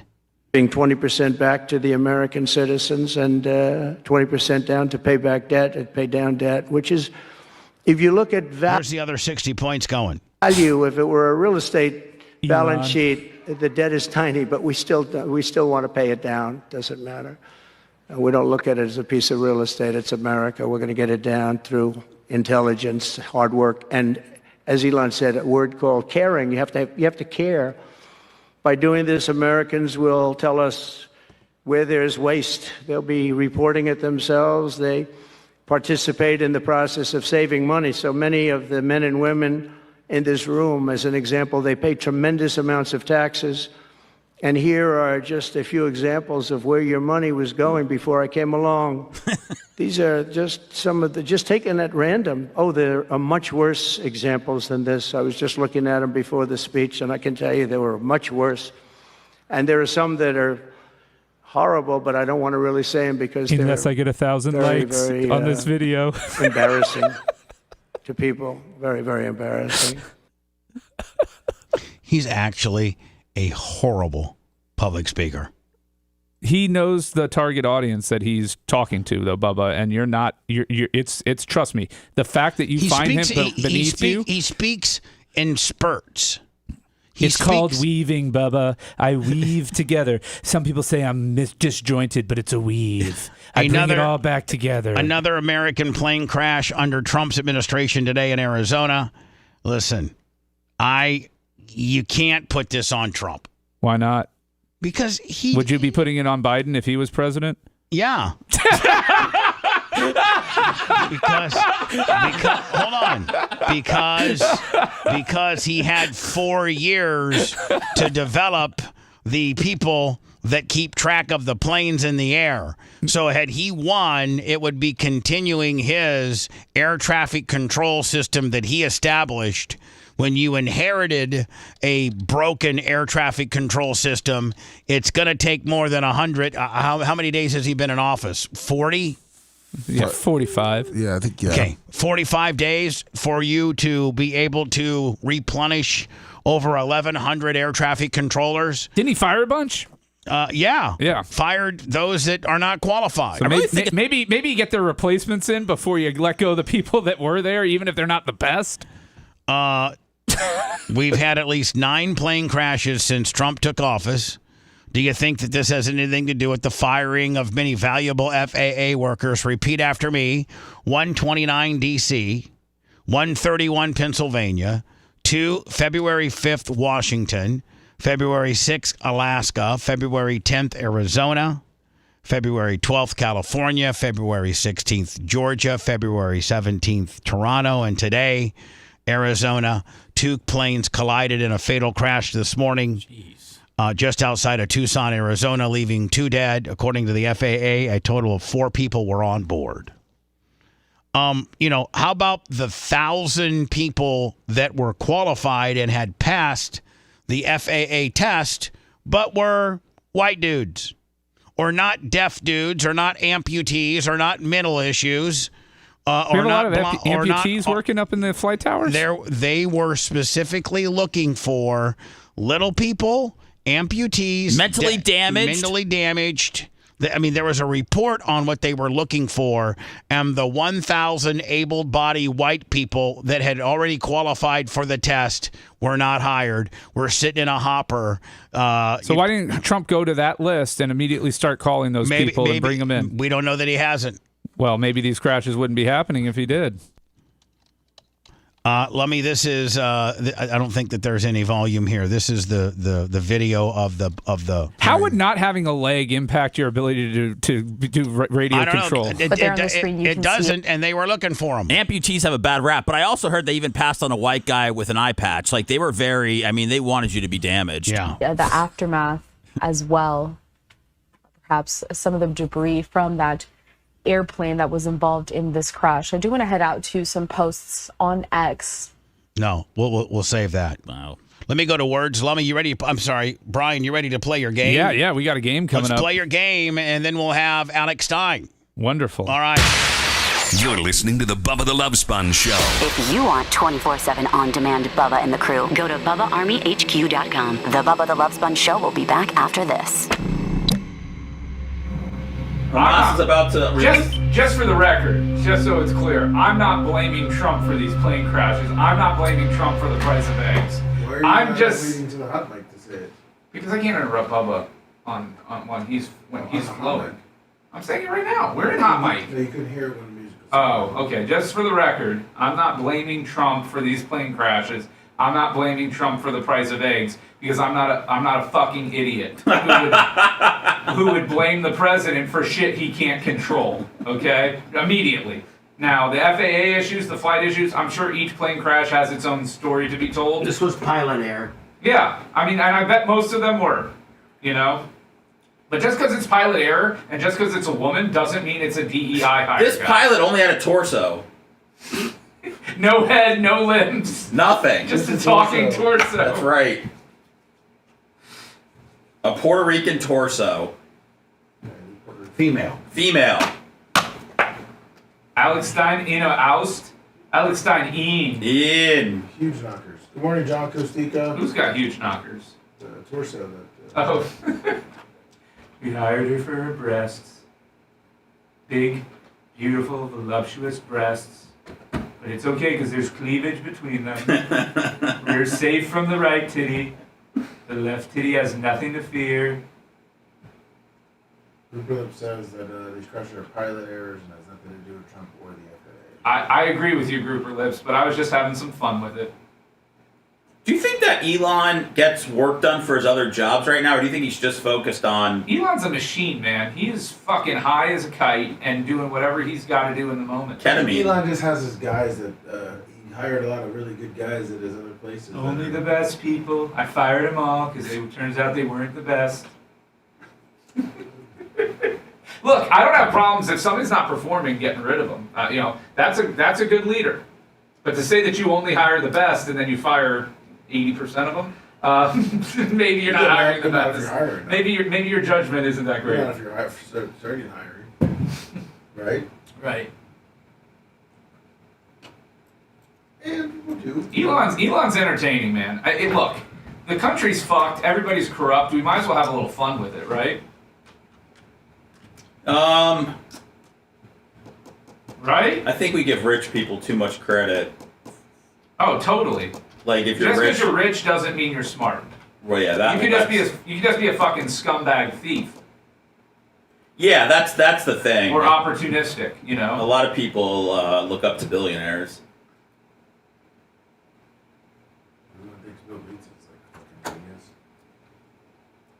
Yeah, I mean. But exactly what kind? I mean, Bill Gates.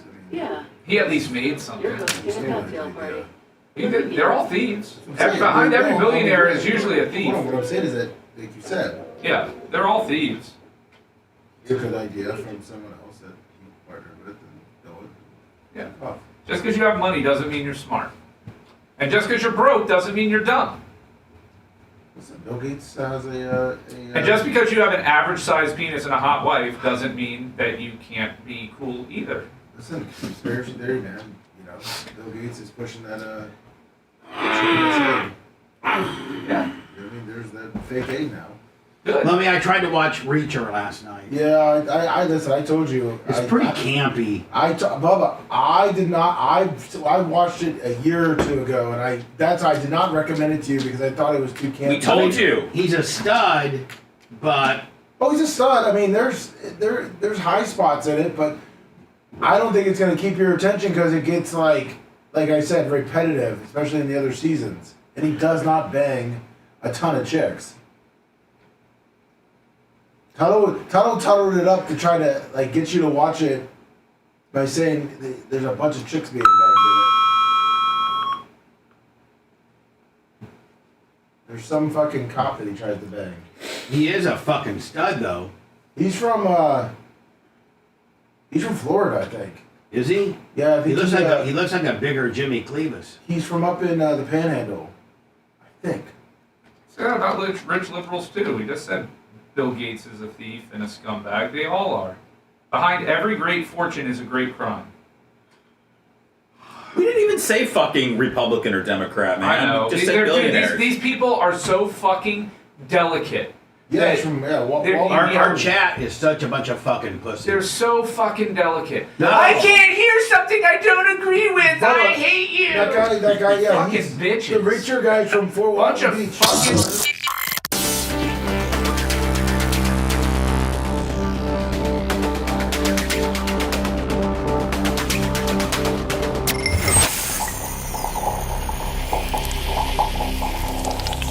Broadcasting live from the Aquabito Studios. Aquabito.com/Bubba. It's the Bubba the Love Sponge Show. I got 982 on the thumbs up, Lummy. Yeah. I'm looking at 987 here. Okay. Yeah, it just updated. 1,300 on the watch, and then nearly a G-ball on the thumbs up. Thank you so very much. It looks like I'll be telling my story by the end of the show today. Alex Stein on at 20 after. Yeah, let's hope there's no weather. What's that? I said let's hope. I think he's in New York. I think he's been in New York. I called him yesterday to talk about the Tim Pool deal, and he answered. He's like, "Hey, I'm in a meeting right now." Yeah, I can't talk, but I'll call you back. I think he flew out to go to the New York City Hall meeting in New York City. About what? I don't know. I haven't been able to really communicate with him. Probably get paid, doesn't he? Don't they like physically remove him every time he's there? Yeah. Yeah, I think he. Yeah, he probably sues them, gets $10,000 a copy. They probably just have a thing where they have a check waiting for him outside when they pull him the out. Last time I heard from him, he sent me a text was saying that he was nervous because what did he say?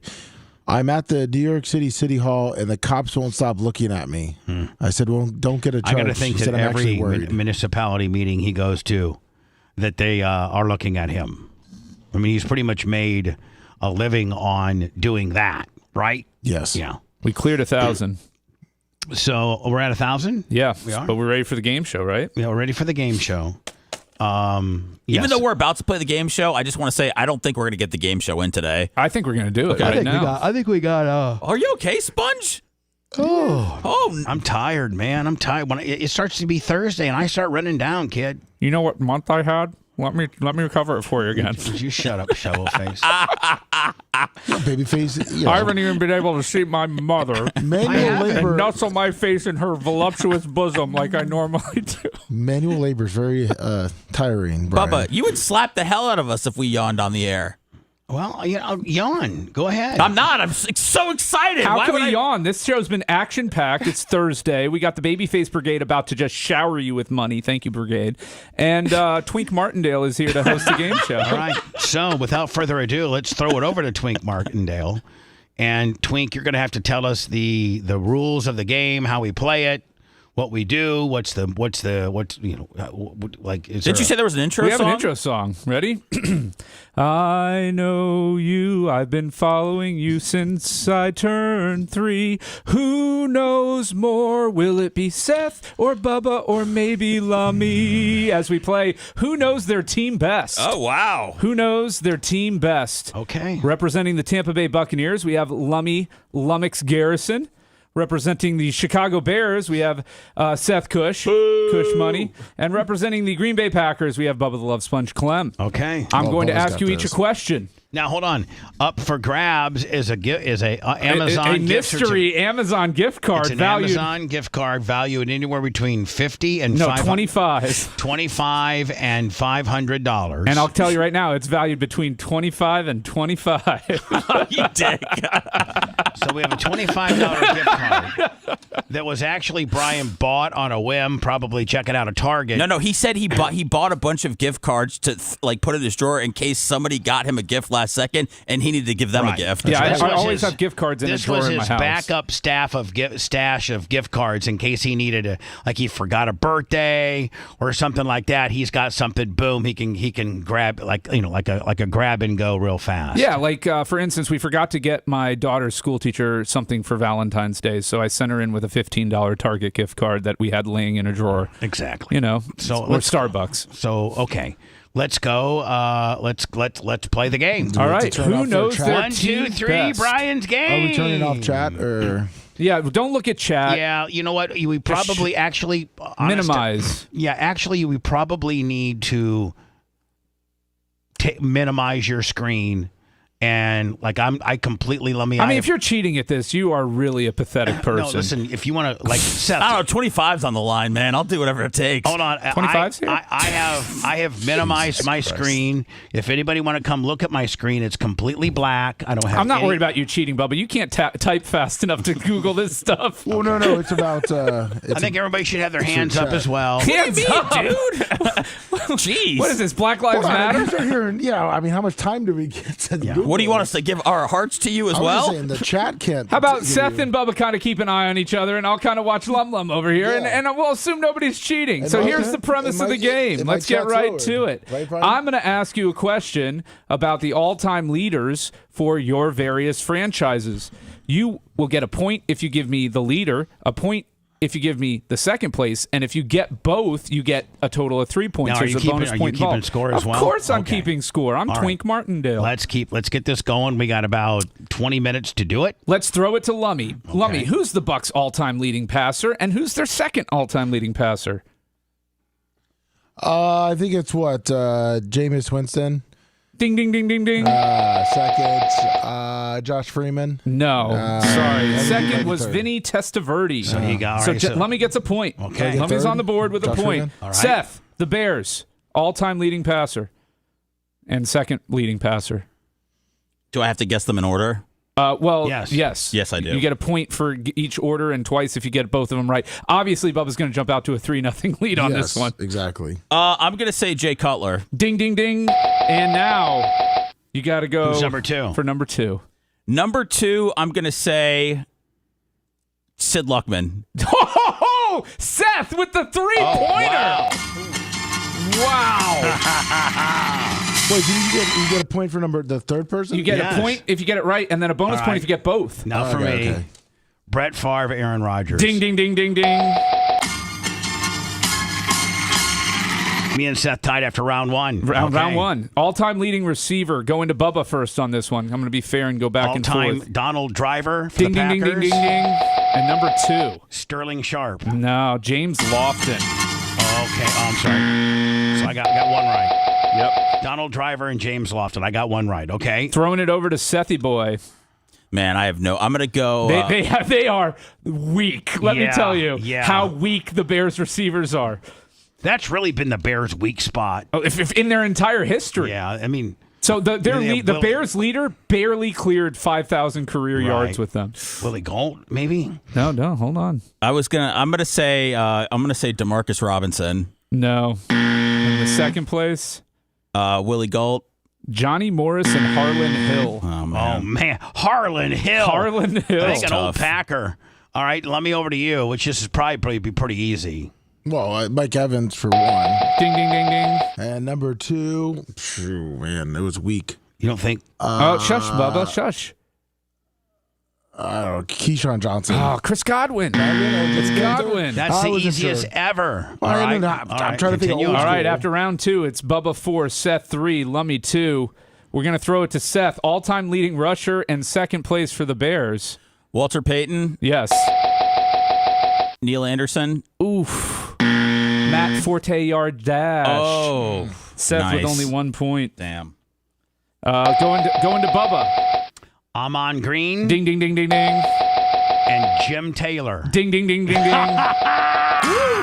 Bubba knows his team, guys. I do know my He's team. been around longer. Yeah, and the Bucs didn't have a great luxury. Lummy, number 1 Going and 2. to Lummy on this one. This is going to be hard for him, I think. James Wilder. Oh, he got it. Number 2. We didn't have a good rushing. A lot. The kid, I think. Help yourself, Bubba. I don't know. I want to say Eric Rhett, but I don't think it was. Is that what you're going with? No, I'm thinking old school, but Wilder? yeah, Eric Rhett. Get on the train, man. Mike Allstott. Did he? Listen, our team is not deep in history, I guess. I thought it But that was should- worked on our All-Star. I love this game. All right, Bubba. Bubba Packers all-time leader in interceptions. Willie Buchanan. No. All right. Number 2. Leroy Butler. No. Bobby Dillon and Willie Wood. Oh. Yeah, so a 0 for Bubba. Okay, It's this just time left for you it guys back to catch open. up. This is it, Seth. But this is just as tough on Seth, too. Oh, This really is tough. I don't on know who Seth. these two guys are. Yeah. Is Mike Brown in there? No. Janelle Wolford? No. Gary Finnick and Richie Pettibon. Gary Finsick. Gary Finsick from the 86 Bears. He was a badass safety. 38 interceptions in his career. Going Yeah. to Lummy. Lummy, you can get right back into this. Rondé Barber. Ding, ding, ding, ding, ding. Ryan Kelly. Nah, Donnie Abraham. Donnie Abraham. I didn't think he played 31. enough. they traded Now the we start Jets. with Lummy. Lummy's the only one who's gotten a point in every round. Yeah. So we're going to go to Lummy. What's the total scores, though, Right now, it's Lummy 4, Bubba 7, and Seth 4. Okay. Lummy, all-time sack leaders. Leroy Selman. Ding, ding, ding, ding. And crap. Oh. Rhett is losing his mind in there. Yes, Yeah. Lummy with the three-pointer. See, Simeon Rice was up there. Oh, my goodness. Rhett is losing his... Rhett probably would have won this if we went with him. But all-time sack leaders going to Seth for the Bears. Who you got? Richard Dent. Ding, ding, ding, ding. And I'll go with Dan Hampton. Oh, he's a pro wrestler. Oh, was it McMichael? Yeah. Oh, Mongo. I'm sorry. Going to you, Bubba. Reggie White? No. Okay. No, you're out. Well, he can get number 2. Oh, he can? Yeah. Ezra Johnson? No. Willie Davis and Clay Matthews. Oh, man. I really opened the door up. You did, but the coaching one's going to be good for you. All-time leader in fumbles recovered. Now. Fumbles recovered? Oh, my God. Hold on. Fumbles recovered. Keep that in mind. Fumbles recovered. Yep. Okay. Who are we going to? You, Bubba. Ray Nitschke? Okay. Is that no or good? Well, here's the tough part, because technically the quarterbacks recovered more fumbles than the players. But if you were to take the quarterbacks out of the Ray equation. Nitschke's number 1. Okay. Number 2, I would say Clay Matthews. Nope. Willie Davis. Willie Davis. Going to you, I Seth. did get the Ray Nitschke though, right? Yep. Okay. Is the quarterback Jay Cutler? No, you don't have a quarterback. Quarterbacks in yours. aren't in play. Quarterbacks aren't in play. Brian Urlacher? No. Mike Singletary? No. Dick Butkus and Joe Fortunato. Okay. I didn't even know who Joe Fortunato was. Apparently, he was pretty good at recovering fumbles. All right, let me. Derek Brooks. Derek Brooks is incorrect. Oh, too bad. Well, hold on a second though, because you still got a chance for number 2. I've got to look up for Lummy, because I did have a quarterback and I forgot to put the second place non-quarterback onto Lummy's list. I would say it would probably be a defensive lineman. Yeah, and I could tell you who it was. Lummy. I'm Mr. Sapp. No, Levante David was the leader. All right, what's the score? So 0-0 on that one. I got 1. Bubba's up to 8. Seth's at 5, and Lummy's at 7. I love this game. All right, next category. All-time leader in field goals made. Oh, okay. Going to Lummy first. Martin Gramatica. Yep. Our kickers have been horrible. I'm going back again. I don't know. Michael Houston. Lummy with the sweep. 3-point category for him. Kickers. Going to you, Sethy boy. Robbie Gould. Ding, ding, ding, ding. Kevin Butler. Ding, ding, ding, ding. Look at you guys with the place kicker I would knowledge. say Mason Crosby. Ding. Jan Stenerud. Oh, Ryan Longwell. You forgot about your boy Ryan. Oh, but I bet you Jan was 3rd. I think he was. I think it was close. So too. I got 2, and you got 1 point. Seth got 3, and Lummy got 3. Okay. Going to most punting yards in team history. Oh my God! Okay. Punting yards. All right. Starting with Seth. I'm gonna go with one of the only punters I remember, Todd Sauerbrunn. No. I can't. And I gotta tell you, the Bears, their leaders double the Bucks and Packers. They've been punting a long time. Dude, I honestly, I couldn't even tell. Brad Maynard and Bobby Joe Green. Oh, Maynard. Okay, Maynard's a good one. Going to you, Bubba. David Beverly. Ding. And God, who was the guy that he went to? He was a free agent and he went to Tennessee.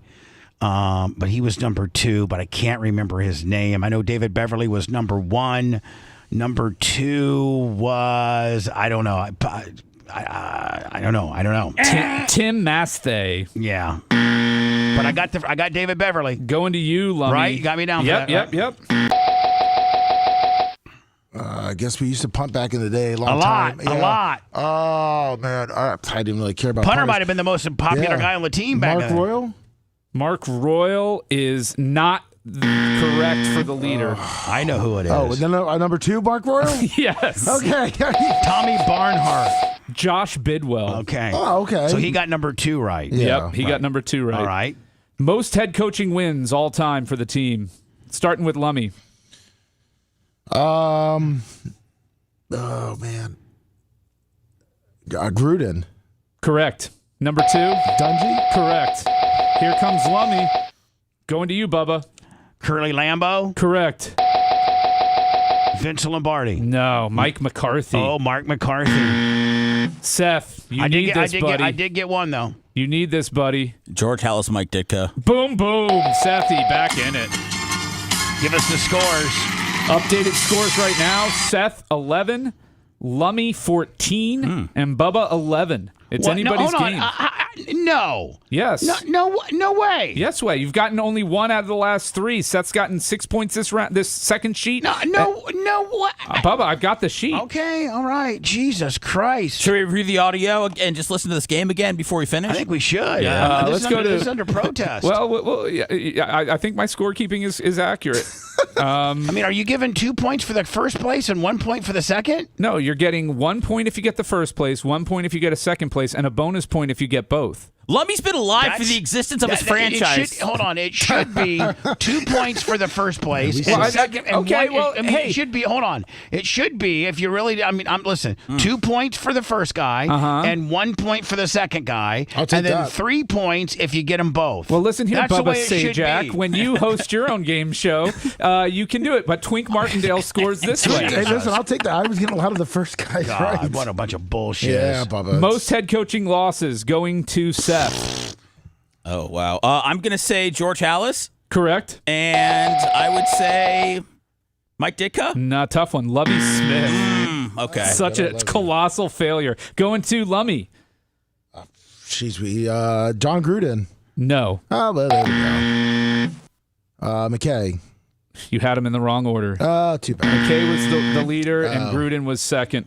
Gotcha. So Lummy with a 0 on that. Bubba, going to you. Scooter McLean. No. Now you're looking for the second most losses. Phil Bingston. No. No, it's got to be Curly Lambeau. Curly right? Lambeau was 1, and Mike McCarthy 2. Yeah, Same as your wins. Sorry, all right. I figured that out. I'm playing under protest right now. Highest head you wouldn't be winning under any scoring system. Bullshit. Highest head coaching winning percentages going to Lummy. Bruce Arians. Correct. Number 2, Dungy. Correct. Lummy, I think just may have sealed the deal He on can this. F off is what he can do. Oh, I'm sorry, Bubba. I think this whole game is stupid. I think you should be winning. He's winning. He's got a co-sign with Bubba. I thought Bubba was going to win for sure. Yeah, Going should. to Bubba now. Packers, highest head coaching winning percentage. Vince Lombardi. Correct. And Matt LaFleur. Correct. And listen to this. Matt LaFleur is 670. Holmgren 6696. Yeah. So good job on that one, Thank Bubba. you. Going to you, Sethy boy. This is going to be hard for you. What was it again? Highest winning percentage by a head coach in franchise history. George Hallis. Not where. Yeah. Wait. Not the first place guy. You pretty much got to go shortest stint. You got to go. Well, no, yeah. George Hallis was not the first place guy. Right. Second place guy? Jones. So he's right. Ralph Jones was first. No. He was right about the 2. He put him in the wrong order, and I tried to give him that it was George Hallis was second, but he missed it. Ralph Jones with Lombardi 754 in his career. That's damn impressive. You got the guys. You had them in the wrong order. It has them both tied at what they're both at .671. No, Jones is at 706 and Hallis at 682. All right. Lowest head coaching winning percentage, not including interim coaches. These are coaches that at least coached a full part of the season at the start of it. Going to Seth. Mark Trestman? No. Probably a guy from the 70s.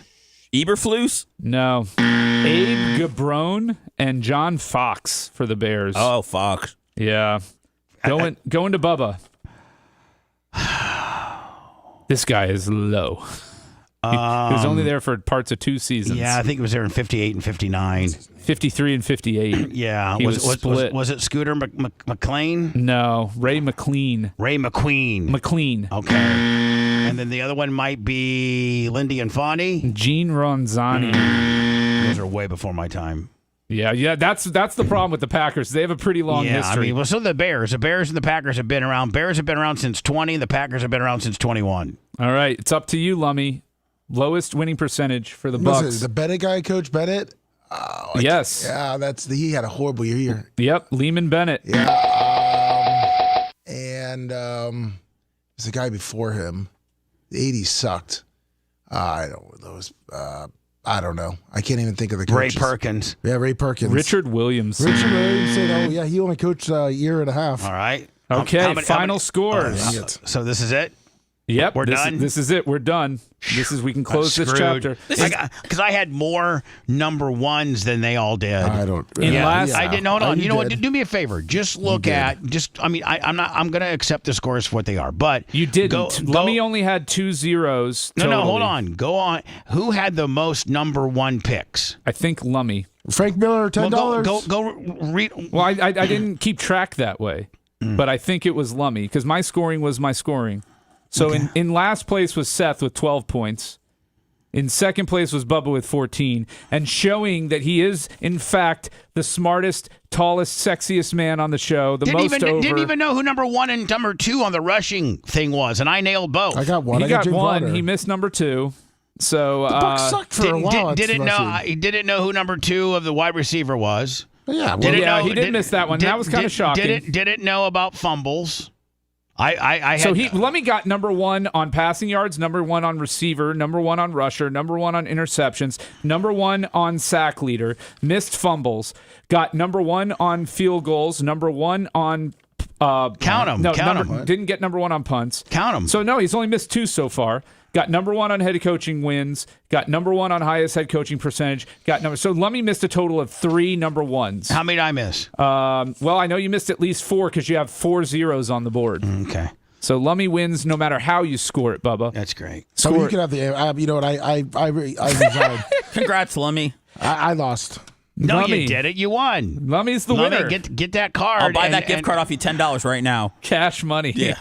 You don't know what's on it. It may be blank. I may have just gone to the gas station and got you a gift card with nothing on it. Do you know what? And I hate to say his name, but it was funny. Do you know what Spice Boy used to do? Yeah, he was Spice a dick. Boy would go and get a $100 gift card, and then he would go out and take his girl or whatever to dinner for $95. And then he would give the $100 gift card to somebody as a rib and tell them, hey, there's $100 on it. They would go and, go to dinner and spend $75. It's not even funny at all. That's cruel. $75, $80. They give him the gift card, and then we'd have to come back and say, hey, there's only $4 left on this gift card. I mean, that is the mean. That's because, first of all, what if the person didn't have the money to pay? That's Spice Boy. That's Spice Boy. You said it was funny. You co-signed it, Sponge. You like that kind of stuff. You're evil. It was a dick. That's why they started putting those little. Let's not forget who. Let's also not forget who. Stole. One of the things that probably end up burying my whole career. Don't spoil the documentary. Yeah, I mean, you just ruined episode 3. Stop. Jesus. Seth, you've seen it? No, he hasn't. He hasn't. Okay. He hasn't Nobody sent it to me. knows what happens. No, he hasn't sent it to me yet. Brian, Did you get it? Lummy? Haven't you seen I have all seen 3? it. I've seen all 3, and it's very good. No, what do you think? I think it's very good. Seth and Lummy, I will get those to you by this weekend so you can watch them this weekend. Oh, thank you. Well, can we all acknowledge that Lummy is the smartest person here? No, shut up, Brian. You know what? Bubba, we got Alex Stein next. Are you going to prepare a game each week, babyface? I mean, I don't think this went over too well. What do you mean? I think it went over well. Oh, okay. Well, Bubba lost, and I thought Bubba was going to win. No, I should have won. It didn't go over well because Bubba didn't win. I thought I don't have to win. I got beat fair and square. Yeah. But I do know the Packers. I mean, I think I do know my team as well. I mean, it was unfair. You guys had 60 more years of football history that you had to go back into. Me and Kushner are going back to the 20s. Lummy's going back to 76. But I was counting on Lummy being drunk today, and he hasn't had a sip of alcohol since I've been here. If you love that segment, then check out BubbaArmyHQ.com and do a deep dive on past shows. The Bubba the Love Sponge Show will be right back.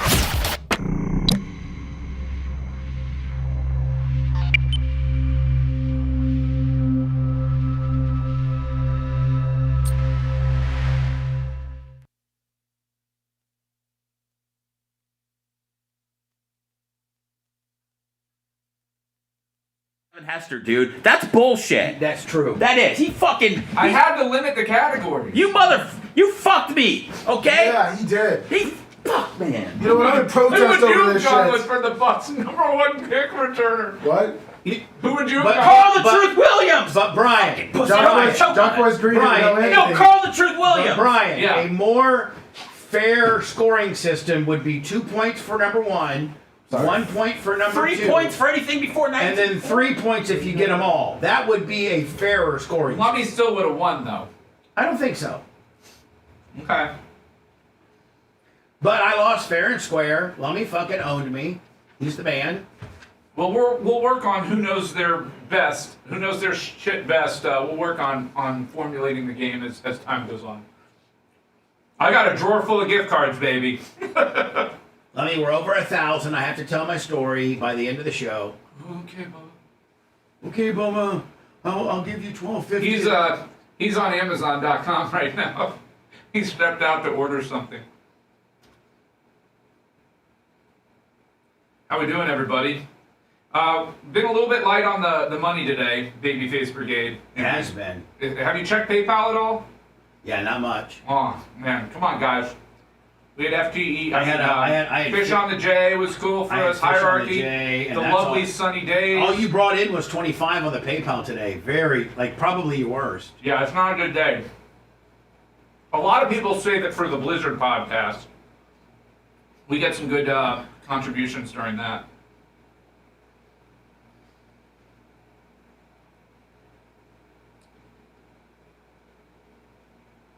Yeah, Seth actually performed as I thought he would. I thought he. Wally Palmer says Brian's wrong about the Packers' #2 sack leader. It's KGB at 74.5. No. Clay Matthews, 83.5. And Wally, I'm not the source loser. I lost, brother. I just think that the score should be kept differently, and I probably would have lost with that as well. So Oh, you definitely would have lost no matter how I scored it. Lummy ran away with this. He was a freight train. That's bullshit. I'm just looking for chat, see who I can fucking who I can block. That's kind of my new thing, Lummy. Blocking with Bubba? Yeah, blocking with Bubba. I'm looking for somebody in particular here, but he hasn't reared his head up. Don't mention any names. Oh, we know. You should have already been gotten. You think somebody already picked him off? I think so. Okay. Fucking asshole. It's sacks while they were with the franchise, just to be clear. It doesn't include time. What's up, Wizzy? I see you That's over why there. the Bucks, the other guys. Also, did you really emphasize fumble recoveries because you knew forced fumbles was Charles Tillman? No, I emphasize fumble recoveries because forced fumbles wasn't a stat that's been kept for the duration of the NFL, but fumble recoveries has been. So they didn't keep track of, or at least for a much longer time, who caused the fumble. Did you look up forced fumbles? No. It had to be Charles I Tillman. mean, it was on there. I'm not banning you, Haas83. I'm looking for one person to ban, but I think they've been banned already. I'm going to put this on the floor so Lummy slips. And we can capture it on video and play some funny music behind it. Lummy walks out and he goes, "You can have my gift card, man. I don't deserve it." He's like, "I didn't know. I should have known the second leading rusher." I said I was planning on taking it anyways. Lummy's beating himself up over this game. I do want the listeners to know that my original proposition was that each person on the show played for a listener that called in. But the guys wanted the Amazon gift card. Sorry, dude, we're not in the business of giving money away to outsiders. We're in the business of them giving it to us. Yeah, money comes in, it doesn't come out. If you want to play this game, call in and tell us what prize you have if we win. I can't wait to see what prize Brian brings us next week, Bubba. Yeah. You know, pretty much every Thursday we got a chance of winning cash now. You know, he's established this game situation, Yeah. so I think we should make it a part It's of a babyface benchmark every Thursday. Babyface benchmark. Agreed. Yeah, with Twink Martindale. Twink Martin. We gotta get him in a real intro so he doesn't have to sing it every time. Yeah. We need to. Well, you know, Macho could probably whip one up AI. Oh yeah. I got him! He slipped up the banana peel! This guy is great.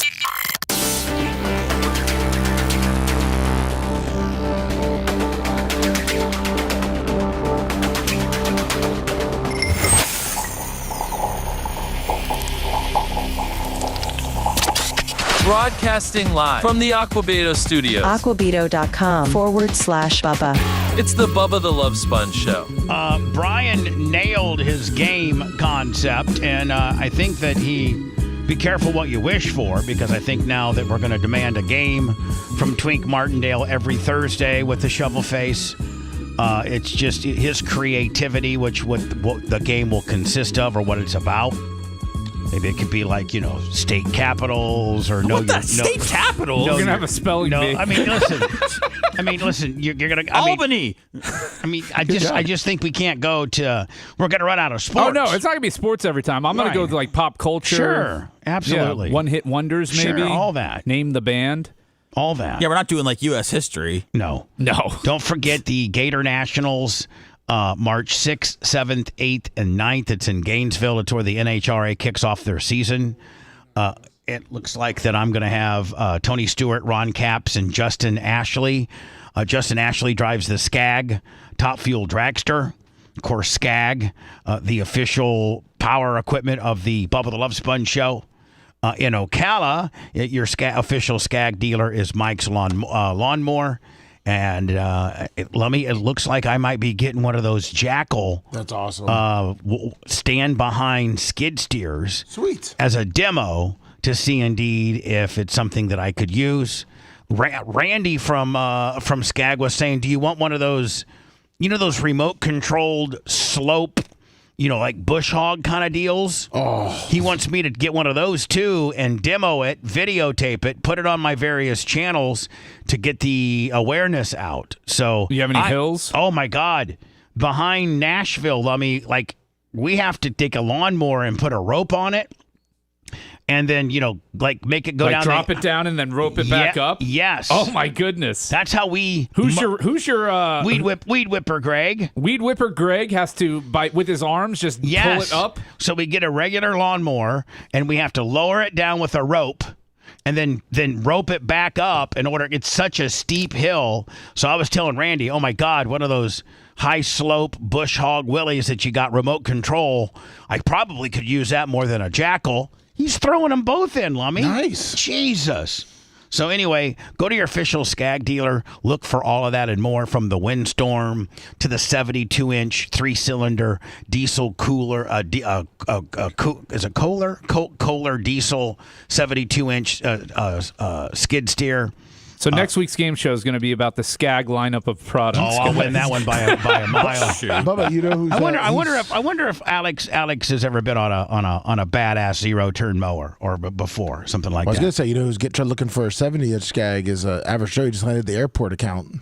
Oh, he did? Yeah, so he's looking for... No, he needs a 72. 72, that's what it was. Not a 70. Yeah, 72-inch. He needs a 72. 62. And here's the deal, man. If you're going to get a 72-inch Skag, get the diesel. It will pay for itself in fuel alone. I can mow 10 hours on one tank of diesel.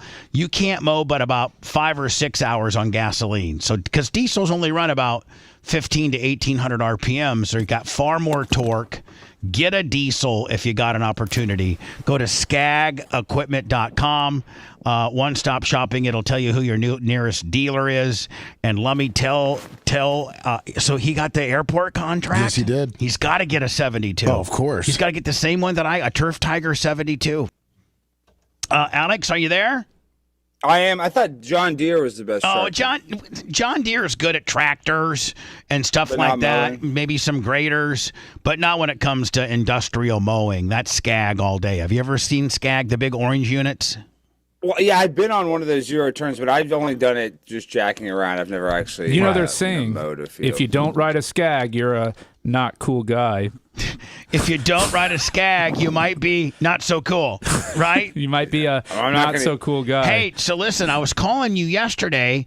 What were you involved in a big time meeting or what? Because you're like, hey, I can't talk here. What's going on? I got kicked out. Okay, so long story short, yesterday I was with Prepaid Wireless, and we went to 2 different city council meetings, Bubba, and they were on me like hawks. But what was crazy, and this now in Dallas or New York? New York City. So you were in New York. You were in New York yesterday. And I have heat because I had this really viral video where I was at this meeting and I said, "Oh, you're my favorite big booty Latina councilwoman." And this woman, Jennifer Gutierrez, hates me. So she, as soon as she sees me in the meeting, she said she lets me sit down for like 10 minutes and she walks out. And as she's walking out, I'm like, "Hey, Jennifer." She goes, "Don't talk to me." So then I walk outside the building to try to talk to her, and then security gets, they come and they harass me. You can't follow her. I'm like, I'm just walking out to the hallway. I just wanted to talk to her. So they don't kick me out of the meeting. I go and I speak at the meeting. The first one's kind of normal. Then the second one, me and it was kind of conservatives there, and I was yelling at them because the meeting was how they were trying to get legislation passed to help veterans. But I sat there and I was like, well, why do these Venezuelan drug dealers get free hotels, right in Midtown Manhattan? I was yelling about that because they were talking about the homeless shelter for these veterans and how the fluorescent lighting wasn't good and how the conditions are so bad. And I'm like, why are we talking about the conditions at a homeless shelter for veterans when illegal immigrants get better conditions in the middle of Manhattan? So. And that got you. It was just intense. And then on top of that, I recorded 2 podcasts, and then I did about 6 podcasts while I was in New York. And the weather was terrible. Usually, and I was there for a debate con where I debate stuff. That's why I was there on Sunday. But the weather was, it said 27 on the temperature gauge, but the wind chill was 11 degrees the entire time. It was the most miserable weather. We couldn't even go outside. We could not walk outside. It was so cold in New York. So what was going on when I called you? Because I was excited that I just got booked on the Tim Pool show. And did you get booked? Yeah. Did you get booked? Because I told them that I told them they need to have you on. Okay, I got good. booked. Soon? No, they already got me. I'm going to be on March 11th. Perfect. And they're flying me. They're flying me up like right after the show on the 10th. And then I get like into D.C. like around 3:30. So and they'll pick you up. And they'll pick me up, take me to the hotel. And then I have a buddy who just retired from the Secret Service 2 or 3 years ago, and he's going to take me to dinner. And then they don't pick you up until like 5:30 or 6 o'clock the next afternoon. You've done the show, so they pick you up I'm very good friends with you. I've done the show. No, so I think so. They kind of sent the itinerary where they pick me up like at 5:30 or 6 to get. It's a 30-minute drive to the studio, and then I have basically all day Tuesday to be in D.C. And my buddy, who's former Secret Service, who's by the way his best friend is like super, super high up in the Secret Service now, assigned at the White House. He might get me like a VIP tour of the White House. That would be insane. Now, I was thinking they probably won't let you videotape, would they? I don't know, but I have a friend who's working on the theological side of his administration. He works for that woman that he appointed as the Paula White, religious ambassador. Yeah, that woman. So I know a guy that works for her. Hold on, Paula White from formerly Church Without Walls? Yeah, she's up there. Oh, Paula's my girl. Yeah. Paula can hook it up. Hold on, Paula is my friend. I spoke at her congregation when she was married to Randy, and for years, all of my toys for Tatas, I donated to her church, and Dion introduced Paula's my friend. Like, we follow each other on X, and I've DM'd her before and everything. That's his faith advisor. Yeah. Well, I had to say this, and I already love this. By the way, she's hot too. Well, she's getting long. Let me just say this, Bubba. I support Paula even more now. I remember her name. But it kind of does make sense when conservatives were saying she's not a conservative enough faith leader. I didn't know she's best friends with Bubba the Love Sponge. Maybe they have a point when they say that she's pretty. And Dion. She's great friends with Dion. Dion introduced me to her. And then after that, every year, all my toys, I get like 3 moving trucks full of toys, and we would give them to the Church Without Walls for her and her husband at that time. Toys for Tatas. She'll take the toys for Tatas. Good for her. Yeah. I like it. So I got an in with her probably too, right? All of them smelled like Bath and Body Works vanilla. No, I don't think I can pull my Pam Bondi card. I don't think she likes me too much, Brian. No. That Pam Bondi card you can't pull. No, I can't pull that. No. But you got the Paula White card. I think that's almost better. I got a Paula White card with a former Secret Service kicker. I mean, She'll have you speaking in tongues, my friend. And the faith advisor, you're going to take the faith advisor's advice more so than Pam Bondi's advice. I mean, I could be wrong. I guess Pam Bondi when it's like a serious issue, but when it's a like kind of like a judge of character, can he come in? I think you'd almost be better having Paula White on your side if you really think about it. I mean, like if that. I was good friends with Hulk Hogan, I'd be in. Just make one phone call. You'd be in. Bring a But I'm just six-pack saying of that's real American like beer. he's going to say this Christian woman likes you. Like he's gonna that will have some gravitas. I got to think that my Secret Service guy and his Secret Service guy, they're like, I can circumvent all that other stuff and I can just keep it in-house with those two and they get me right in and I get a little personal, VIP tour. Bring some cocaine. Bring some cocaine. You go viral. Just leave a little I'm bag. going to literally I'll probably get up around 6 or 7 on Tuesday morning and I got clear till 5:30 to screw around. Can you set up a day for Bubba in case the White House thing falls through of sites he should see? Well, there's a bunch of stuff to see in D.C. I mean, if you're staying like Capitol Hill, but you're going to have trouble. You're going to fly in. Are they going to pick you up in D.C. or are they going to pick you up? Because sometimes they'll give you a hotel right by the studio at their casino. Are they doing that? I'm staying in West Virginia.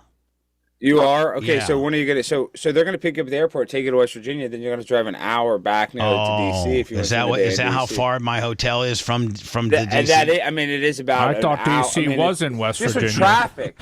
It's not even that it's that far, but it's a good like 38 miles or whatever it is. It is. But you can ask Lisa to say you want to stay in D.C. They'll pick you up in D.C. right before the show. If you I don't want to be problematic. They already got it all booked. That's not that problematic. That's not that problematic for him. That's really not that. I'll talk to Lisa if you need me to. If you really want to stay in D.C., I don't know why they would fly you in Tuesday. I know they do the night show, but I'm just surprised they don't fly you in like a Tuesday morning. I don't know why. And they're not flying me out till Wednesday afternoon. So I'm getting 2 hotel days out of them, and I don't know. They'll put you in a hotel for as long as you want. They're really cool about that. And, I don't need anything more than they're giving me. I'm going to be so non-problematic. What do you think they're going to talk to me about? Well, Tim, you and Tim will probably argue about something stupid. Every time he has, and Tim's my good friend. You'll actually end up liking Tim, but like you'll say something, and Tim will be like, "Well, actually, he's kind of like Babyface." You know what I mean? Tim's like Babyface. He just wants to. So he's a cool lawyer with big nads. He's just irritating. He's an ambulance chaser, and he's just he's going to give his little spiel, and he's so. I would just do a give and take with him. I would argue with him because him and I had this full blown argument the first time I was on his show, and then we ended up becoming good friends. So now, like when you say good friends, are you like as good of friends with him as you and I are? Like he got you on the show. Bubba. I mean, not pretty good friends. I mean, him and I. Tim likes to gamble. Tim and I have stayed up till 4 a.m. gambling. Multiple times. What's your game of choice, Alex? Night. Well, with him, it's funny because Tim and I, he likes to play poker, and I don't even like to play poker, but I'll sit and play poker because then I just won't play unless I have a really good hand. I won't even go in. And then we'll go and we'll play we'll play the slots. Like I'll be playing $1 a spin, he'll play 10, and we'll sit there for an hour and just talk and just eat. He doesn't drink or smoke or do anything, but he likes to gamble because he's half Korean. So now, what's it going to be like? So I get there, we do a sound check, and then you go on the air, and then they say, "Okay, see you later, goodbye." What if I hit it off? I mean, I'm a very likable person. Do you think him and I will hit it off? You are. No, you are, but you are wide open. And I'm not saying Tim. Tim is definitely not some sort of like alt-right conservative. Really, he gets that label, but he's not that way. He's actually really laid back. But like Tim likes Magic the Gathering. Like there's going to be something. There's going to be something that you say that he doesn't agree with, and there will be some sort of, I don't even want to say conflict, but I do imagine there'll be some back and forth with you. Yeah, Bubba's a big Pokemon I don't know what. guy. It'll be like a sexual thing. It'll be like an American thing. Watch, it'll be abortion, and not even that he's like some anti-abortion guy, but watch, it'll be something so random we're not even thinking about right now. Cool. And he kind of does that to have a good conversation. I do want to recognize that the reason why they picked me is because you put a good word in for me with him. So just like you put a good word in for me to get my Twitter back, just like I think you've maybe put a good word in for me with Roseanne. And Tucker. And here's the thing. I've known Tucker since 2000. Way longer than me. Yeah, since 2006. I appeared on his MSNBC show. He used to call my show. He used to do what you do, except on Tuesdays. And now I'm the outsider. Like, I don't understand. Well, we got to just, now that he's independent, like I said, I think that he can.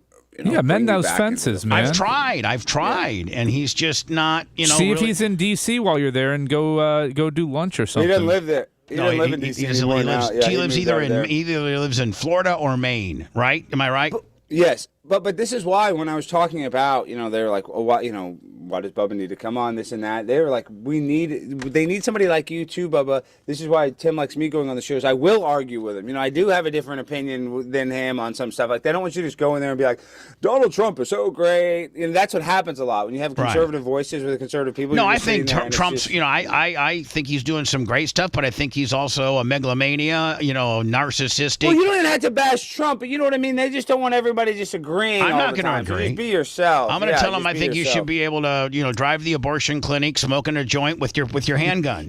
See, that'll be good. With your of-age girl that needs an abortion that's past 6 or weeks. slightly underage. Well, if you're in Indiana in the 80s. Right, sure. That would be good. And then you can say how OnlyFans is helping these hoes, and he'll love that. Hey, OnlyFans. What would these girls be doing if there was an OnlyFans? They would be out pulling tricks and catching gonorrhea. And, not being safe about and getting herpes and all that kind of stuff. A lot of them just do solo stuff, Bubba. I know, which hurts nobody. It's there's no victims in that. That's safer. Yeah. No, but so Bubba's going to be pro OnlyFans, and they're all going to be like, but OnlyFans is bad. No, it's not. As long as they're over 18, kick it out wide, kid. That's what I'd say. That's all you got to say. That's all you got to say. Grab each big toe and kick it out wide. Woo! And you will get a little YouTube pop from it for sure, because you'll have some new viewers. You'll have 50 to 80,000, maybe 100,000 live viewers minimum. 50 minimum. You'll have 50,000. Oh, as it's happening. As it's happening. And I can promote. Hey, don't forget my channel. My channel on YouTube is at the Bubba Army, and please. He does not care. You can promote yourself all you. The documentary. I'm gonna bring you up too. I'm gonna be like, Tim. I really want to thank Alex Stein, because I think he was instrumental in getting me on this show. I think. And by the way, his birthday's on the 9th. Seth sniffed this out, and so I'm going to bring him a little birthday gift. Bubba Army knife. He would love that. He would love that. Yeah. Tim was very. Hey, Bubba, like I said, play the sizzle reel or the trailer for the documentary on his show. Debut it there if we have it. It probably will. It probably if you have it ready, he'll probably let you play that no problem. Honestly, yeah, you got to have it ready. Have something. We're looking at the first week of May release. Yeah, but still, you're gonna have a massive audience available to you that have shown that they'll pay for anything. Right. With Trump coins and things like that. So go for it. Right. Don't be too huckster-ish. Don't be too much of a grifter. But sell some stuff. But just remember, he's got, even though his audience is kind of moderate, they are kind of right leaning. So just remember that, when you go in there, you don't want to be a total villain. You want to be a little bit of a villain. Right. If you're, because you want them to like you. I know how to dance, buddy. Please. I know you how to do it. I taught you how to dance, kid. Please. Exactly. The only reason I say that, though, is because when it comes to the politics, these people they're not as. I'm more right leaning than anything, but I got a little left to myself. That's exactly how you need to be. Just be yourself. A little right with a little left will make it a good. Be like, man, I like Donald, but you got to admit, Bill Clinton had a balanced budget. The only thing he's guilty of is getting oral in the office. I mean, come on. See, say that. Yeah. Say that. You say something like that because they're gonna go. You think it's okay for a woman to give a blowjob in the Oval Office? Yeah. You say, hell yeah, I think that's okay. I said, in today's overall scheme of things, I wish that's the only problem. If it's okay for Musk's son to wipe a booger on the Resolute desk. Yeah. Exactly. What's wrong with the little... So anyway, I wanted to tell you that they booked me yesterday. I got my airfare, the whole 9 yards. I'm super excited. Seth's going to start booking me on some stuff. Even though my documentary doesn't come out until the first week of May, Seth says I should start picking off some of these shows beforehand just to get just to get it out there, and then just get some heat, because Tim will let you come back on in May. Tim wants people that are interesting too, and he likes to have people. He's going to be honest about this. He likes to have people that have a following, and you are arguably, I can't even speak. You arguably are actually famous. You know what I mean? A lot of people aren't. You're not just an internet person. You've actually been famous for 20 years. So thank you for that. That's why. Let me cut that up, man. Now we can use that for a clip. Alex Stein says Bubba is famous. That's great. Yes. He said arguably. He did not say definitively. You are famous. You are famous. He's like, I can make an argument that you're famous. 40 years. You know what I mean? Two things. One, obviously I have a Wikipedia. That means you're kind of famous. And two, There is a Trivia Pursuit question about me in a Trivia Pursuit game. Trivial Pursuit. You're famous. I shouldn't have even said the caveat. Arguably, you are famous, and then they need celebrities on his show. Well, I'm a he's on. I mean, registry. After all, I do have the highest single FCC fine. There's a lot of things that I have done that made me somewhat infamous, if you will, and probably. So yeah. Yeah, that's the fine for sure. Yeah, sure. And the sex that fine is what got him hired by Howard. That literally was why Howard said that you got on his radar. Did 5 years for Howard. Had a mass audience, and now we're hanging on for dear life. That's how it works. So what sometimes. now? What's? Oh, but hey, I forgot to do this last week. Jay Rochelle, the cop, he did such a great job in Baton Rouge, helping me out 2 weeks ago when I did that. Oh, Jay from New Orleans. Stand up, speak up. I meant to put him over big time last week. I just forgot. He's a good dude. Yeah, he is. Dude, the best guy. He drives all the way to from there to Orlando just to be at one of our gigs, and he obviously came to Barb. He's just a really good dude. Really laid back.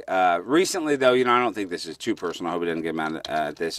But he's been trying to get more involved in stuff. He's going through kind of a bad breakup. So you know how it is when you go through those breakups. Like, I'm just happy that we got to hang out with him. He needs some ass. Breakups are hard. Yeah, breakups are hard. But you're back with pay-per-view. He says he can get with a bunch of girls in Baton Rouge, which I do believe because he is a cop in Baton Rouge.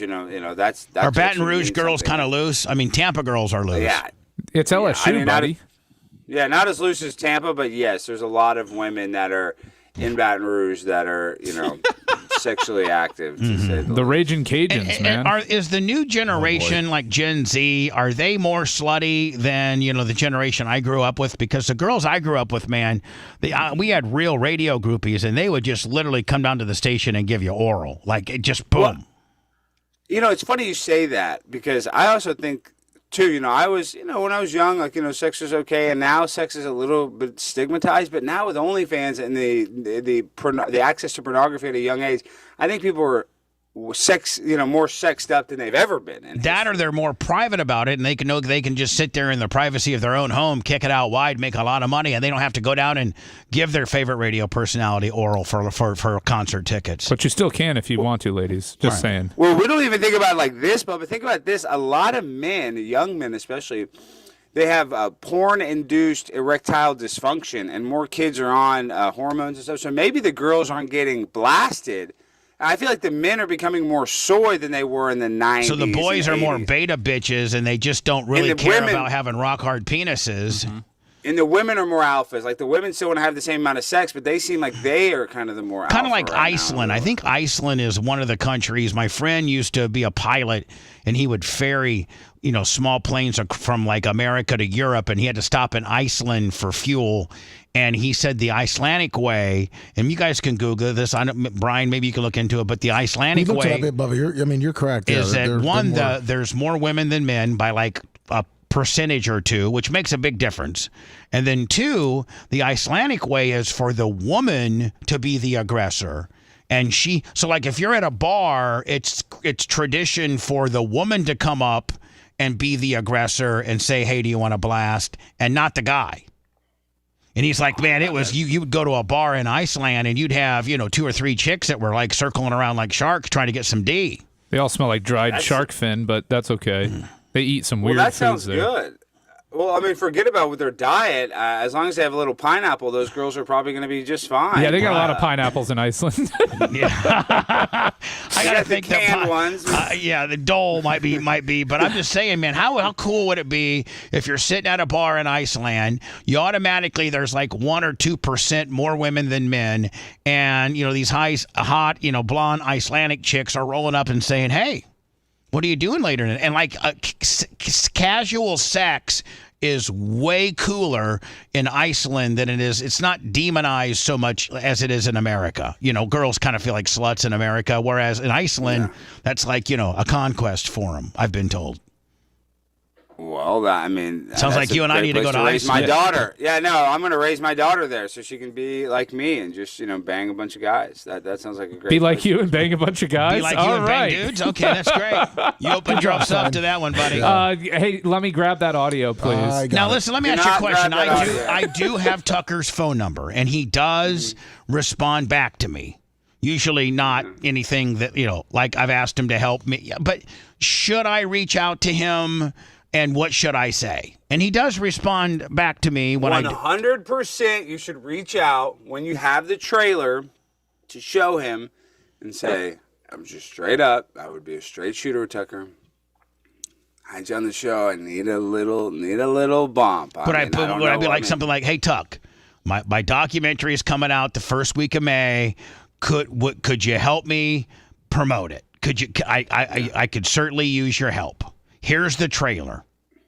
Yeah, and I would even maybe put like, we won't have to defame or go after anybody. I don't want to put you in any. There's nobody legal, There's nobody to go after. Well, I don't know. I know, but I mean, I don't know what the back and forth is. You need to be like the one person that he's extra- loyal to. It puts over like $1 million, and I can't really tell. I mean, Yeah. Well, that's what I'm saying. I guess you would just have to tell him before, like, look, this is not going to. You shouldn't catch any strays from this. No, the problem it is now is it's been spent 7 weeks at the legal department in L.A. to clear all copyrights and all fair use acts and all defamation, slander, liable. Like these Hollywood attorneys, like they watch it like 600 times and they go frame by frame by frame. And it's just that's what's taking so long. Standards and practices. Yes, exactly. You got like 45 Brian Petronis just trying to find something wrong with it. Well, I think that once they go through it, there shouldn't be that many copyright issues, right? I mean, we have a lot of. Have they been making a lot of edits? Have they been making a ton of edits? Not that many, but there's the Fair Use Act is very broad and very. And so if something's been broadcast on national TV as a story or something like that, then a certain portion of that can be used as fair use if you're speaking about that particular topic. So that's how they have to break it down so that our narrative is going right next to that story and not separated by any hodgepodge or anything like that. So they're really tightening it up with regards to the legal process of it. Yeah, and you have to be extra careful because a lot of the people you mentioned in this documentary are very litigious. So you need to be extra, exactly. Yeah, I mean, the whole thing. I mean, there's going to be. Let me see. There's like 4 people that are going to be really mad about this. There's 4 people. Well, Hogan's not going to. I don't think you. Yeah, I don't think you'll be that mad. Hogan ain't one of them. He's going to be a little annoyed. Period. Though, even though you not at all. This thing makes Hogan look like a victim. That's true. I mean, Hogan did nothing wrong here. This, I know, but he just wants to, he wants it to die. But I don't know why. He'd like for all this to go away. He would. Yeah. But this brings up a thing that he does not like to bring up. But it doesn't make him look bad in any way, shape, or form. None. Now, do you think Terry will sit down and watch something like this, or will he ignore it? He's so narcissistic that anything that's about him, he needs to. Yes, absolutely. Does Terry watch like YouTube? Will he watch like comment? You know how there's a lot of people that comment, give commentary videos about. He doesn't watch that. No, he wouldn't watch that. But like any podcast that he would be on or anything like that, he would watch it. Something like that. Because if you go to YouTube, you have every ex-wrestler now making a YouTube channel, and every single one of them saying "F Terry." Right. F. Right. I mean, a couple of them are nice, and meanwhile, majority, every one of those guys, when he was around, was nice to him to his face because of his stroke back then. And so now that he's doesn't have any stroke. It's a big pile-on factor, and this is not a pile-on factor. This is just the truth on how this thing got out, who did it, who benefited from it, who's got away scot-free, and who got killed. Hogan's entertainment writer requires Mr. Nanny to be playing in the green room when he enters. So. Was that movie a financial success? Yes. I know it was. Oh my God. I know it was lauded by critics. Especially overseas. Mr. Nanny, Suburban Commando. What was it called? Mr. Nanny made $4.4 million at the box office in the U.S. and worldwide. That number is the same. It had no international release. I know, but but that's back when the VHS was a big deal. They would sell and it cost like $300,000 to make it. So I mean, look at Suburban Commando. It cost like $1.5 million to make, and it made like $12 million. Yeah. Or what was it? Between the Thunder in Ropes, Paradise, Thunder in too? Paradise, all that Over the nonsense. Top. Over the Top. Suburban Commando made $7 million. Yeah. Good. So anyway, B, what else is going on? Nothing. I got these city council meetings I gotta edit and put out. I got the LSU videos finally. You did use our idea with the timeout and the referee gimmick and all that 9 yards. I did. I should have been more timed out. I got a whistle, so now I can kind of even go crazier. I think I might speak on the 20th next Monday at a Coppell City Council meeting. Is Dallas still just absolutely in a feeding frenzy over Luka? Just freaked out? I would say now it's kind of like this weird thing where everybody's just sad and checked out. Like people aren't even really protesting. They're just are people okay, going to the Mavericks game? Or are they both like? Are they? Yeah, I went to that game and it was pretty packed. There wasn't that many chants. They were playing music the whole time. But right now the Mavericks, because I think it's all rigged. There's fuddy-duddy. Something's going on because the Mavericks are 4-5 since the trade, but Anthony Davis goes out in the third quarter. You know, he's some superstar. He can't even play for 3 quarters. He's going to be out arguably for the rest of the season. They're saying it's month to month or whatever, however they diagnose it. So the Mavericks need to collapse, and the Lakers are going to end up going to the finals or that's when the fans will get really mad once they see that discrepancy. Right now, they're still kind of like, oh, maybe this trade will work. But it's bad. They're gearing up for the Cowboys draft. I don't know who the Cowboys take. The Cowboys are going to do, and we're going to take Ashton Genty, and he's a good player, but watch, the Cowboys are going to mess up this draft. The Cowboys are so bad. The Eagles, they get new free agents every offseason. They had Hassan Reddick, who's an awesome DN. They let him go. We never let anybody go. If we drafted him, we keep him, even if they start to stink. Like the Cowboys are. And then you let ones go, and then you bring him back like Ezekiel, and he does nothing. I know why bring him back, but you know why we brought him back? Because guaranteed money. We were already paying him $8 million guaranteed, even though he wasn't going to even play for us. So you might as well get him back. They're like, yeah, might as well get him back, and we still owed him that $8 million, and then we paid him like 1.5 or something on top. Now, what should I wear? What should I wear on the Tim Pool? It seems real. Bubba shirt. It seems like Bubba shirt. Bubba Army. Yeah, be laid back. Tank top. I mean, he wears beanies and hoodies. He's laid back. You know, how to dress nice. No, like maybe pair of shorts and a sweatshirt. Don't wear shorts. No shorts. No. It'll be a little cold. So maybe some sweatpants. But okay. But yeah, you don't have to dress nice at all. It's laid back. You're out in the country. Like, some gray sweatpants. What's the set like? It's probably not even as nice as mine, is it? It's a big skate park. It's a huge. It's like it's kind of like the Bubba Army set. And honestly, it's probably double the size. Just 'cause it's wide open. What, double the size. But it's got a big skate park. Oh, okay. Why can't skate? You'll see. It's just huge. It's just a double the size of the building. And your building's big, but I would say he must make a lot of money, man, because he's paying for my airfare. I mean, he must make a lot of money. He does do well. He's got a lot of sponsors, and he doesn't mind spending money because he knows that's a write-off. Like I always even if I'm going to get 30% of what I spend on business stuff back, I still try to stay tight. He's opposite. He wants to invest in the business. He's, right. Well, your last name's Stein. So that means keeping it tight. Stein means keeping it tight. All right, my man. Way tight. All right. Sorry to bug you yesterday. No. Call me anytime. Yesterday was just crazy because I was in New York and the weather was bad and the Wi-Fi wasn't working. It was a cluster. I'm glad you're back, my friend. All right, I'll talk to you guys. See you later, buddy. Bye now. Call me if you want 24/7 on-demand Bubba and the crew, go to BubbaArmyHQ.com. Right now. The Bubba the Love Sponge show will be back after this.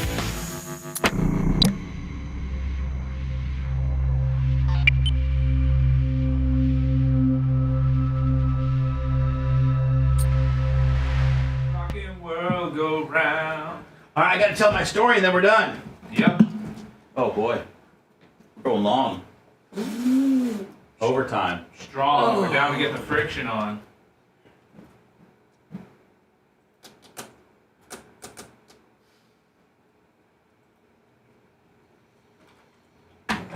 Oh wow. Cable Dog 66 1500 bits. Woohoo! Vu Von 1500 bits, thank you.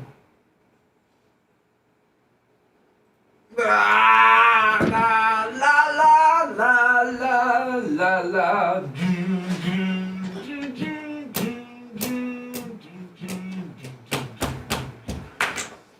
I wrote her off for the 10th time today.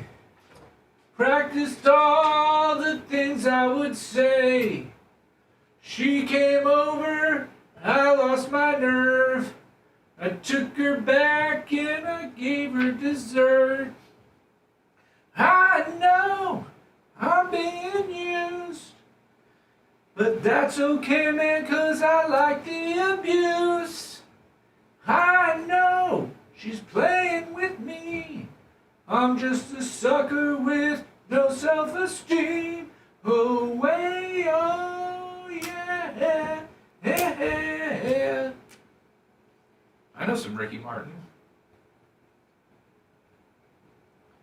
Thank you, Adam. I always go for not terrible.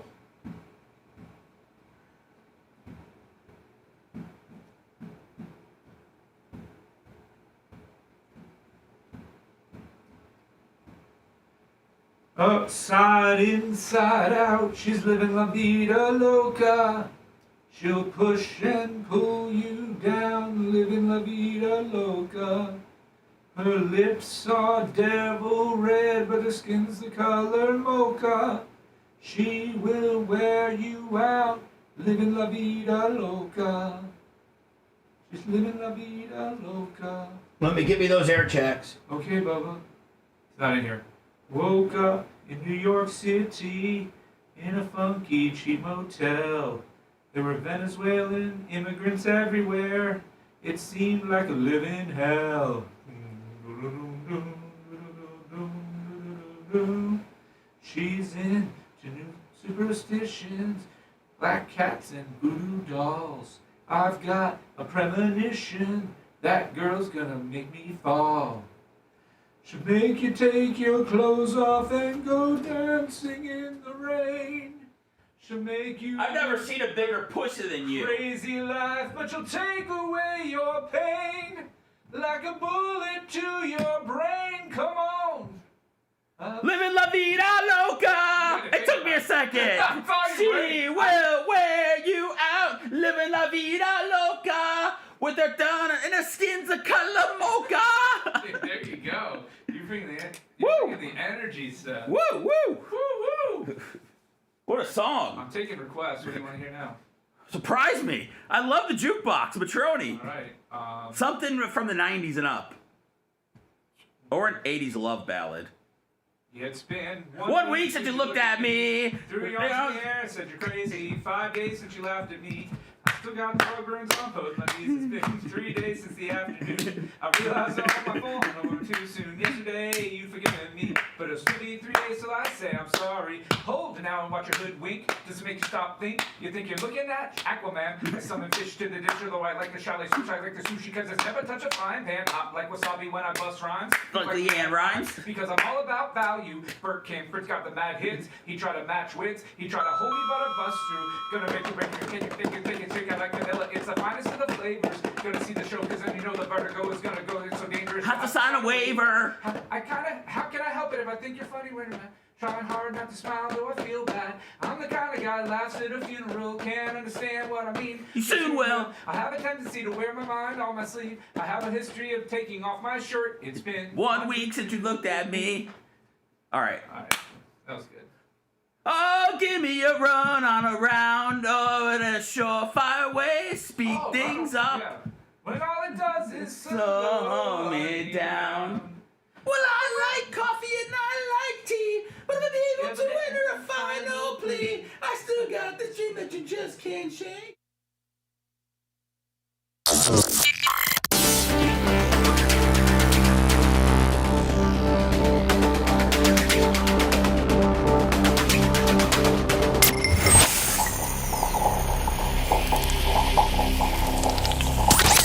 Broadcasting live from the Aquabito Studios, aquabito.com/Bubba. It's the Bubba the Love Sponge Show.